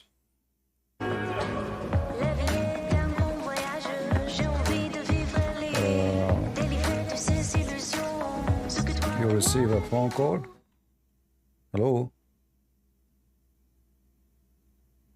Maybe Yes. you receive a phone call. This music from your side? No. Oh, this is from where? Oh, this is a Muslim website. Okay, sorry. This is a commercial. Anyway, so I thought it's from your side. You know, the music is coming. So if we go in the Quran, we were talking if Abraham have books, the books of Abraham and Moses are called Suhuf. What is Suhuf? Suhuf mean the Mushaf, the Quran is not a book actually. You see the Quran, the word Mushaf is not a book. Mushaf mean pages. Suhuf mean pages. Okay. So chapter 87, you see my screen, right? Yes. All right.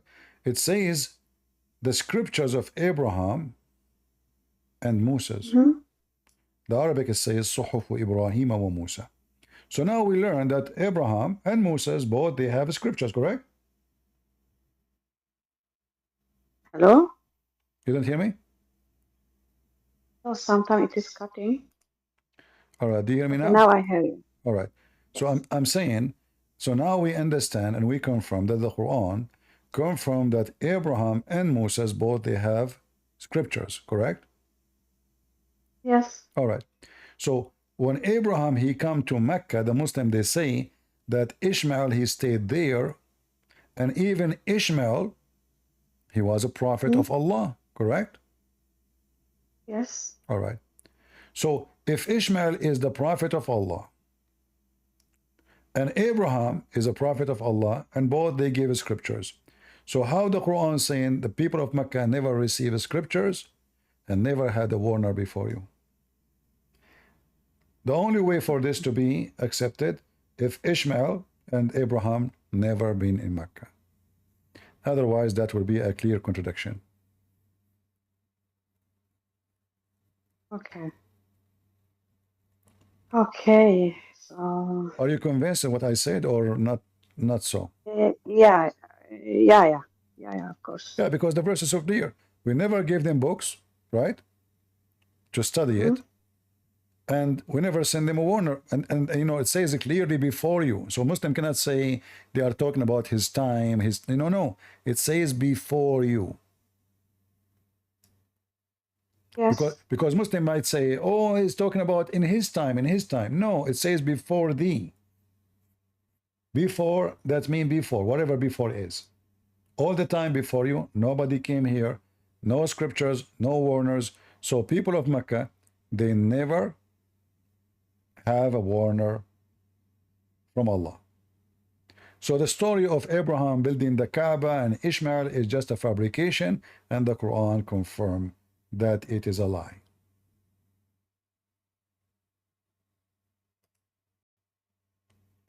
Sometimes your voice.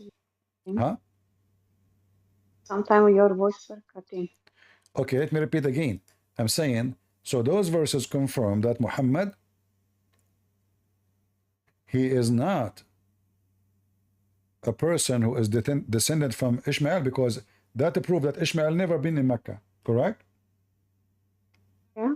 If Ishmael was in Mecca and Abraham, well, Abraham and Ishmael, they will tell their people about worshiping God, warning them, right?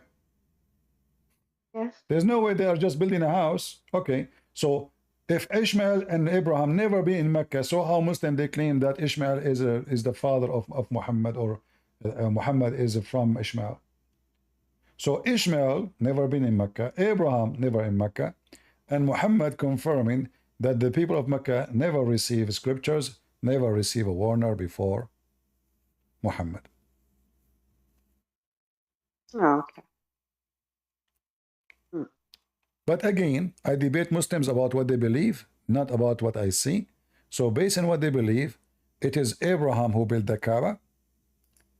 I like that. I have no problem with it, because that will confirm that the Quran has a contradiction. Okay, it is in the Quran that he did it. Okay. Yeah, it's in front of you. Chapter 2, 127 says it clearly. According to Muslim, this is the Kaaba. This is the Kaaba. Well, but the thing is that, okay, so it's okay. Just like,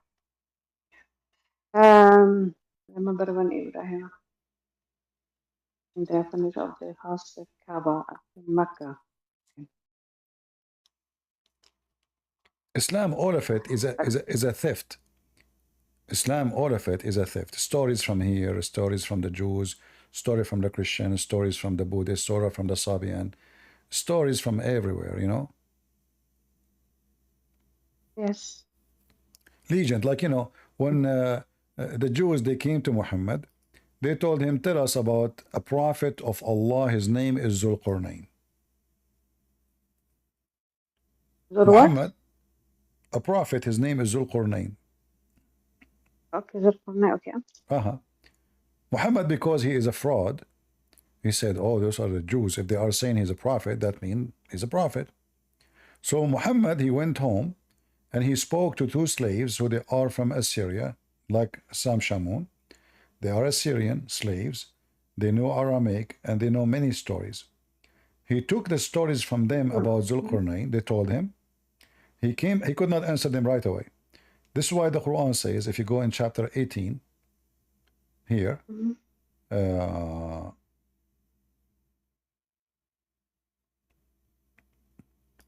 verse number 83, and they ask you about Dhul-Qarnayn. So what they did, they asked him, hey Muhammad, tell us about Prophet Dhul-Qarnayn. The stupid Muhammad, he took the bait Mm-hmm. And he now believed that he start making Quran saying that yes, Zul Qarnayn is a prophet of Allah.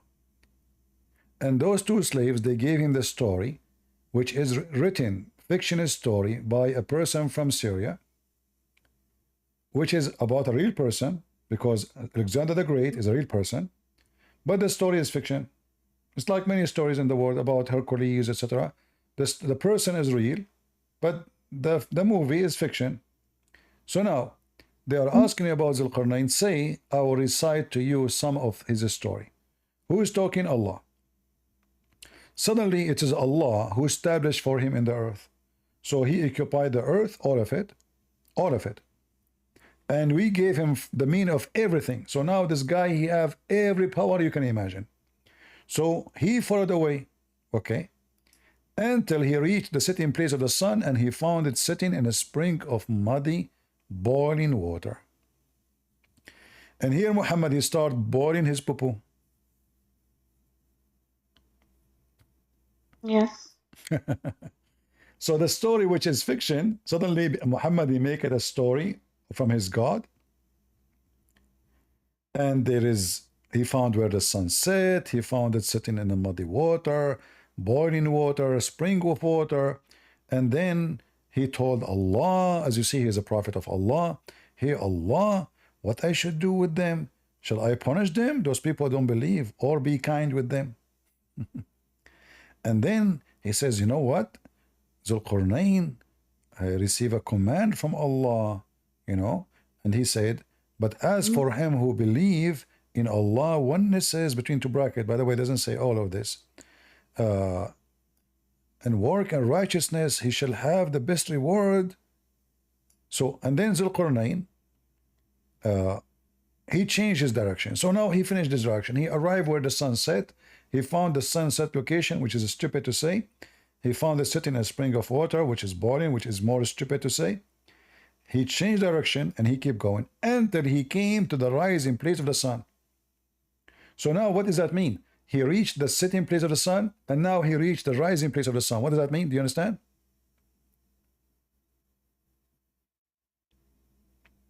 Sarah?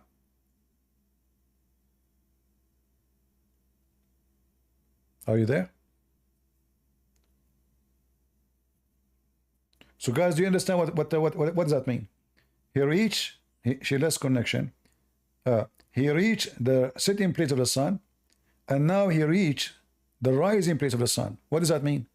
That means he occupied the whole earth, nothing left. Do you understand? Many people read, they don't notice really what this is talking about. So when he reached the sitting place of the sun, that is a point of the end. That's it. He changed direction, and now he reached the sitting place, the rising place of the sun. So now he is controlling the whole earth. And now he is going between them. So now he took all the east, all to the west, but still there is no north and the south. He is going to go between them now. So he took another way, and then he arrived to an area where there is two, blocking ways, like mountains, or in fact, Saddain is not really a mountain. Saddain is like two dams.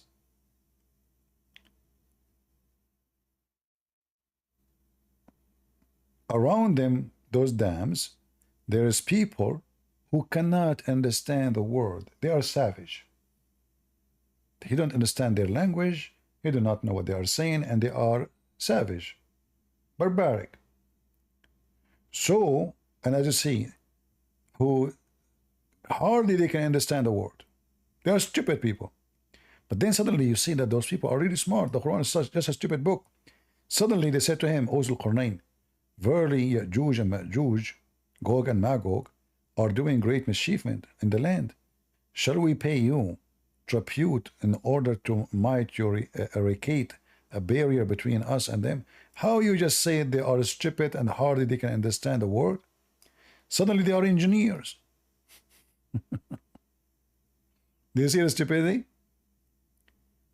So suddenly, the idea of building a wall between us and Gog and Magog, it was the idea of those people who hardly can understand the word. And then Zulqarnain, and look how funny it is, they will pay him. The guy, he is the king who occupied him. What pay him? I mean, imagine a king, he occupy your land. You say him, shall we pay you, please, to build a... What, is he a contractor? This is a king. He's coming with his massive army. What pay him?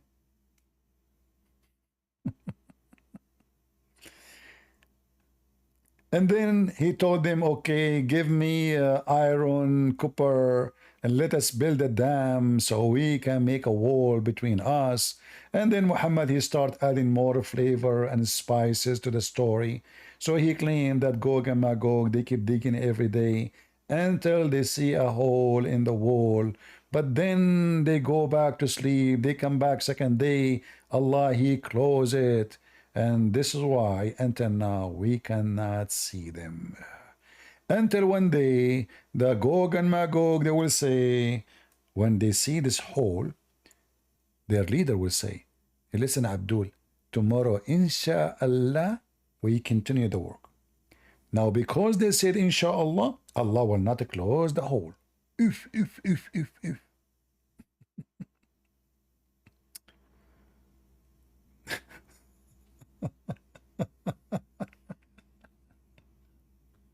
Maybe we should continue tomorrow with more of the story of Gog and Magog so we can laugh more. Someone want to talk to me? Who? Is he from the CNN? Guri? Good, Yes, Guri. hi, CP. Can you hear me? I hear you. Go ahead. Hi, thank you.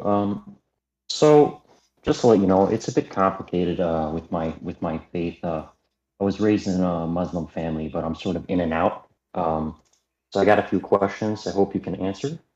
All right. So I hear that sometimes Muslims say that violence is only permissible if you're attacked first, and I want to know, is that really the case?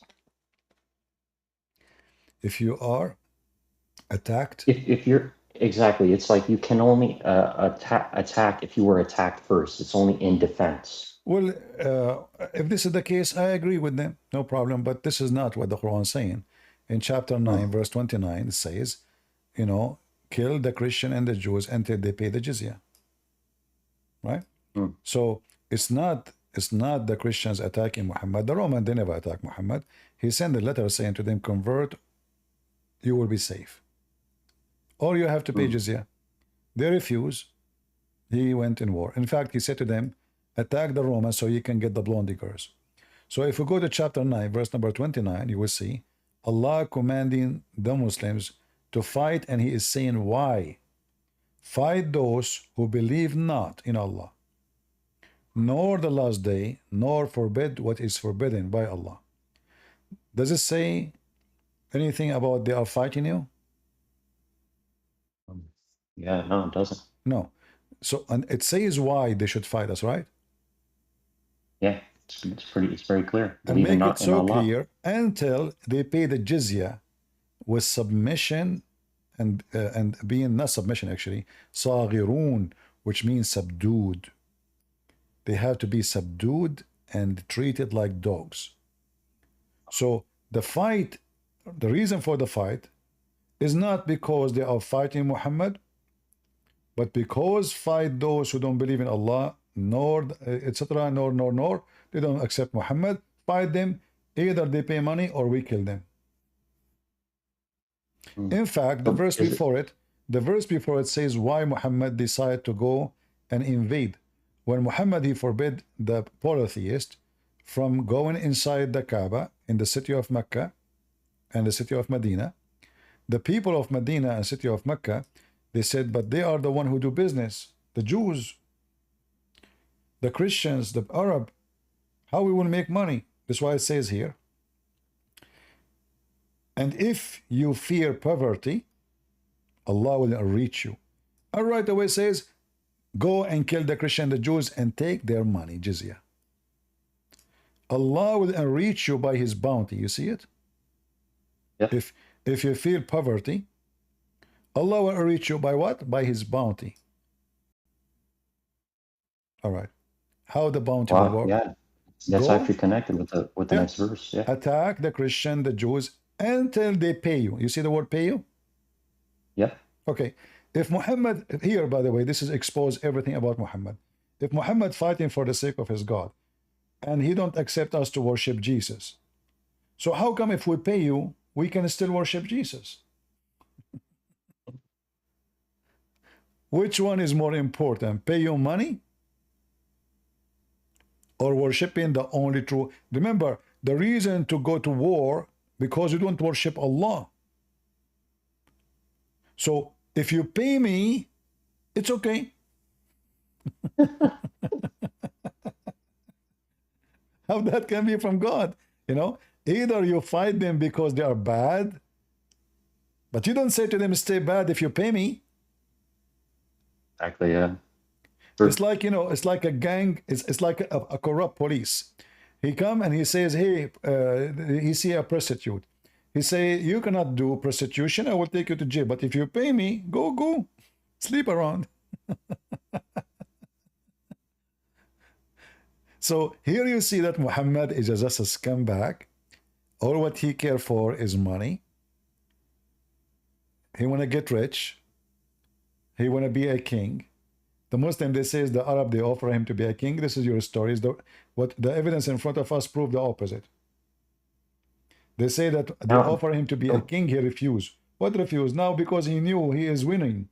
You know, why he want to listen to them? He is their king already. He is a prophet and a king in the same time. He do not need their offer. They are weak. That's why they are offering him. If the story is true.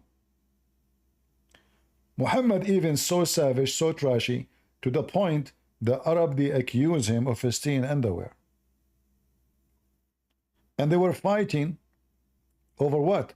Over the booty, which is they stole from the Arab. Like in the Middle East, we say, we did not see them when they commit the crime of theft, but we saw them when they were fighting over the theft.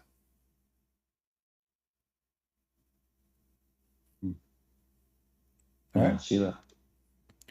What kind of what kind of a companion and what kind of a group those people, they are fighting over a piece of clothing. You know, this is telling you how trashy Muhammad is. Like, imagine we are friends now, and you believe I'm prophet, and then you say to me, hey, Christian Prince, you took the panty? What? You took it, didn't you? It's you. I mean, who was there? Only you.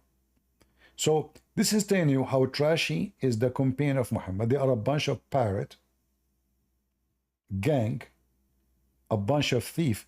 Even the hadith confirm that the Arab called them sa'alik. The Muslim, they translate the word sa'alik as poor. That is false. Everyone who know Arabic, if you go right now and search for a sa'alik, you will find that even the sa'alik, they have history, they have poetry, they have famous ones. Those are people, أبشروا يا معشر صعاليك المهاجرين. Sa'alik is a statement used in Arabic for outlaw people, pirate. What does that mean? If you know that the Arab are tribes, correct? Yeah. So if you want to attack one of them, all the tribe will defend. If you kill one of them, all the tribe should take revenge. So all what need to do to make war between two tribes, just one of them kill the other one. As simple as that. However, the Arab, when their son, he do something shameful, they call their son Su'luk, which mean he's rejected, he's out, which mean he don't have anything to do with them, and they will not, let's say his blood is free. We don't protect him no more. Why? Because they don't want to go in war because of him. So he leave the tribe and he became a Sa'luk, which is a pirate, I mean, there's many words in English for those people, you know, gang, who do robbery in the street, etc. So those people who they are like him, so they go and they gather together and they live together and they make their own community. And they spend their day and night drinking, killing, attacking, stealing. They cannot live between the people. They cannot join them. But now, because they are rejected, they are, called Sa'alik. Nobody will marry them, their daughters. Nobody will take them to their tribes. Because if you take them, you will be responsible and the other tribes will go after you. For they are going to seek revenge from what those people did. So even Muhammad, he confirmed that those are Sa'alik, those are the Muslims. All right?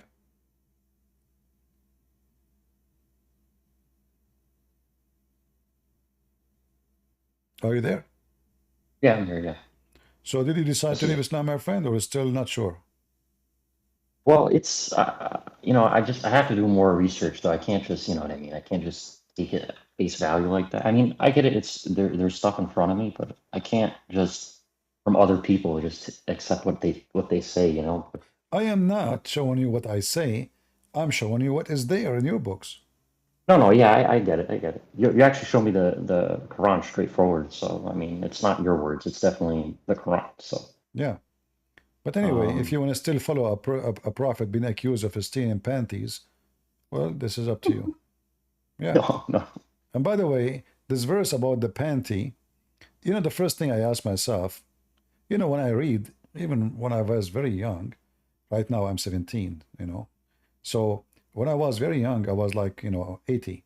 So I used to ask myself, why even this verse is saying what it's saying? Look how stupid it is.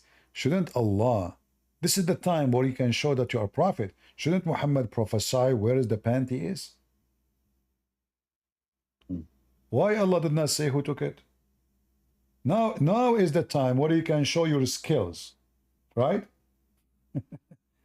This is the time where you can get them busted and show them that you are truly a prophet, especially you are the one is accused. But what the verse is saying, it's not Muhammad who took it. Shouldn't Allah say who took it? The Muslim, they say Allah is all-knowing. If Allah is all-knowing, he should say who took it. Until now, this panty is missing. It's even listed in the FBI website. If anyone find this panty, please call this number, And they put the picture of the Muhammad and the panty because still he's wanted in their list because until now, there's no proof it's not him. They accuse him, but there's no other name. The only suspect in the case until now is Muhammad. So you can stay following Muhammad, I mean, maybe if we find the panty, Muhammad will be clear and you will find yourself, you are following the true prophet. But until we find that panty, remember, Allah knows best. But yeah, a similar thing. Oh, go ahead. Go. Go. Now, a similar thing, I think also when they talk about, the Bible and Bible corruption, they don't tell you who corrupted it. This is not only an issue. First of all, why the Christians will agree with the Jews to corrupt the Bible, Why the Christian did not say the Jews corrupted? They don't, Why did they do that? And we know that the relationship between Jews and Christians are not honeymoon, right? Oh, yeah, absolutely, yeah. So how both of them, they will agree in something. Same time, why anyone in the world who is a believer in any religion will accept to corrupt his book? That's silly. I mean, why a Hindu, he is willing to do all those rituals and he believe and etc. Why he will change his book, he believe in scriptures, even a Hindu, why he would do that? That doesn't make sense. So because they could not find their prophet in our book, they say, they corrupted. Yeah. But you know what it is? It's like if Allah sent down the Bible and it was corrupted by man and he had to reveal it again, it's like, why did he even reveal it in the first place if he couldn't protect it or he didn't want to protect it? Not only that, why Allah allow it? Because Muslims believe everything is destiny. So was the Bible which sent by Allah corrupted by Allah's will or against his will? If the Muslim agree that this is against Allah will, that means Allah will is not valid. He cannot protect his book. If they say this is Allah will, that means Allah is the one who corrupted it. That means Allah is Satan. That means Allah is a deceiver, as the Quran says. So either way, they accept it's a problem. Either you say by Allah will or against will. Anyway, my friend, I can't stay longer. I'm losing my voice. My throat is hurting. You can join us again. But I want you to be, you promise me you will search for the one who took the panty, because this is a very historic one. It's very important. No, seriously, it's very important. And I think all those who came to the Hajj every year, they are hoping to find the panty in the sand. This is why even some of them, they died, because simply they wished that they would be buried there, and maybe when they bury them, they will find the panty. Otherwise, it doesn't make sense to practice pagan ritual, to go to the house in the middle of nowhere, and if you don't go there, there is something missing. Well, if God is God of everybody, and His God exists everywhere, do I need to go to Mecca, make the Saudi rich, spend my saving, all my life saving? Those people from Indonesia, Bangladesh, very poor people, they go all the way there to practice this pagan cult, which is the Arab they used to practice for centuries and centuries before Muhammad. Right? Yep. All right. I will be waiting for you to report for me any news about the missing panty, and don't hesitate to publish it online if you find anything, because I don't want the Muslim to accuse you of hiding the treasure of Allah. For if it is touched by the Prophet, it is a holy panty. All right, CP, thank you. I appreciate it. I'll see if I can go back on a future day, but I appreciate it a lot. All right. Take care. Take care, man. And by the way, me myself, I will give anyone who can find the panty which is went missing $100. $100 gift from me, which I will steal from somebody, because I'm a good Muslim. Somebody is not Muslim, because Muslims, we are not allowed to steal unless it's from non-Muslims, because we are decent people. So I will steal $100 from the Christian or the Jews or the Hindus, and I will give it to anyone he find the panty, which is, look what the Quran is talking. We're talking about panties. What kind of God this God is? The God, he went to his room, his office, fax, he received a fax. They are accusing Prophet, you're a prophet, of stealing a panty. Oh boy. So Allah decided to do something. What he do? He write a verse, he give it. Always Muhammad, he have no witnesses. Allah witness for him that he is not him. Obviously, it is Muhammad who took it. Because if it's not Muhammad, he will point his finger and says, this guy, he took it, or accuse anybody. He keep his mouth shut because he is the one who took it. It's not for a prophet to steal a law. But this is not the answer. You're God. You are a God who can see supposedly everything. So who took it? So until we find who took the panty, I leave you with the holy panty of Allah Prophet and the Holy Quran, which is full of wisdom, telling us that Allah Prophet don't steal, when the verse speaking about them, booty. Look, the verse says it's not a prophet to steal, but this is booty. What the heck? And look what they are stealing, clothing. If we are talking about gold, I would say it's okay, gold, silver. They are fighting over clothing. Clothing. When Zakir Naik will call me, no, Zakir Naik is on vacation. He's not here these days. So this is why he did not call me. I heard that he have hernia. Christian Prince, first of all, you are fabricating news about me and I'm going to sue you. But I heard this, Musa's, the Jews, they accuse him that he have a problem with his testicles. I thought maybe you have the same problem. You have no balls to call me. Christian Prince, first of all, don't talk about my balls. This is very sensitive with you. And I don't know anything to speak about it. Wait, hold on. First of all, I don't think you even have one ball. Kids and friends, I swear by Allah I have balls. Okay, what is the proof that you have balls? Kids and friends, first of all, I always play golfing. You play what? Golfing. What golfing have to do with the balls? I'm talking about the balls between your legs, you idiot. What golfing? Kids and friends, I'm very naive. I thought you were talking about golfing. No, I'm talking about your balls, balls, you know, like balls between your legs. Kids and friends, first of all, I'm from Bangladesh, and our ball is not our between legs. Like an are you serious? In Bangladesh, the balls is not between the legs. Where are they? Kids and friends, if you look at my neck, you will find that the big ball in my neck. Abdul, this is not the ball we are talking about. That thing there, they call it the apple of Adam. This is not the two. This is one. Ezekiel, go down. Look down. Kids and friends, I have to go because this is time of prayer. I have to pray. Okay. No comment. I just made this a story up, so don't take it seriously, okay? Because I know Muslim, they want to make a comment, they will say this is that Zakir Naik, this is somebody else making his voice. If you see the comment of Muslims, it's hilarious. They think this is really Zakir Naik. You know, unbelievable. Abdul, no, I'm making his voice, and I just made up this story. All right? Yeah. Here we go, I just made Quran. See how easy? All right. Did we have a good time? Don't forget to leave your comment. Don't be cheap. I mean, people in the chat, their text is running like crazy. Then how come we don't see your text in the comment? You know, the more you comment, the more people will watch the video. The more Muslim you refute Muslims. I like to see Christians refuting Muslims. I like you to show yourself, not me, how much you learn, how much you are observing, how much strong you become in debunking the garbage of Muhammad. It's my happy day to see Christians. They do not need me. You know, time will come and I will never come here. It will happen. It's just a matter of time.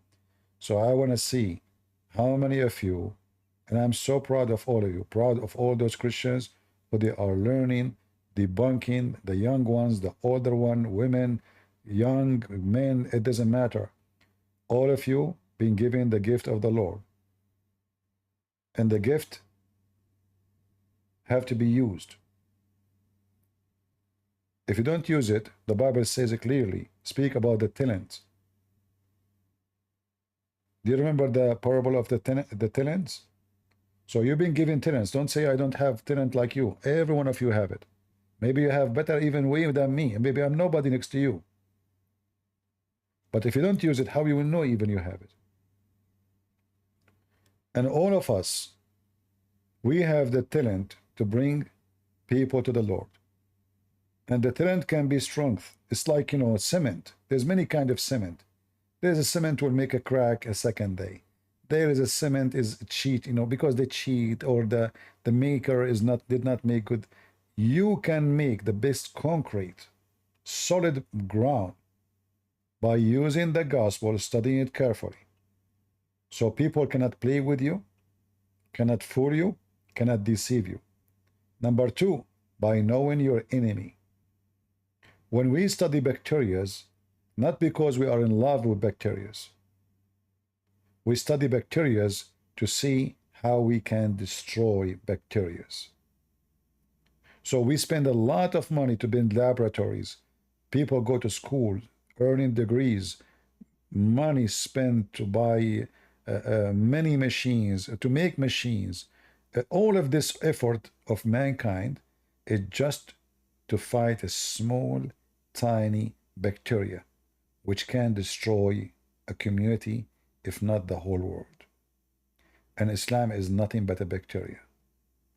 And I am here to teach you about the bacteria of Islam. There's a very famous Western person, and I appreciate what he said.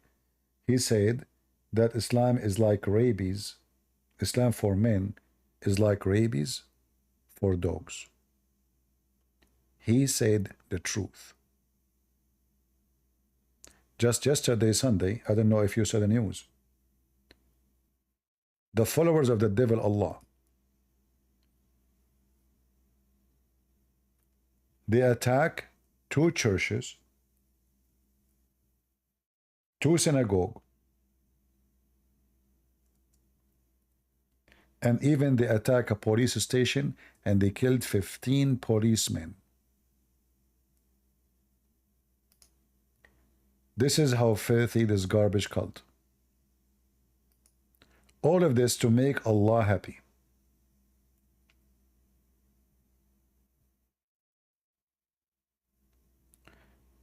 Allah now is happy because many people die. When people die, the devil is dancing.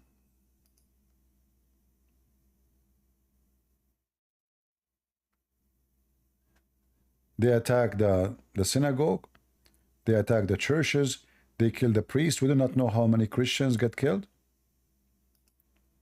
Obviously, the crime and the attack done by many filthy, coward men. You see, they are coward. Like, if they attack the police, I say the police, at least they are armed. But they attack churches and synagogue during the time of a prayer.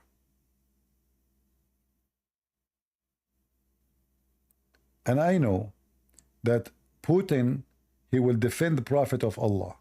For Putin, obviously, he surrendered to the devil and he is using Muslims just for his propaganda. He don't care for being ethical. He don't care for being truthful. And he is obviously not a Christian. And he made a law that anyone who insult Prophet Muhammad, the filthy Muhammad, he will go to jail. Putin, he have respond. Let me guess, he will accuse Ukraine that they are behind the attack, not Prophet of Islam. For Putin is nothing but a scumbag. I used to respect this man, but I have nothing to say except may God take you to his hell and get rid of you. You caused the death of millions of Christians. What a filthy scumbag. Thank you all for being here. May the Lord bless you. This is your brother Christian Prince who was serving you humbly for today. Until we see you again soon. God is good. So is Jesus. I mean to that.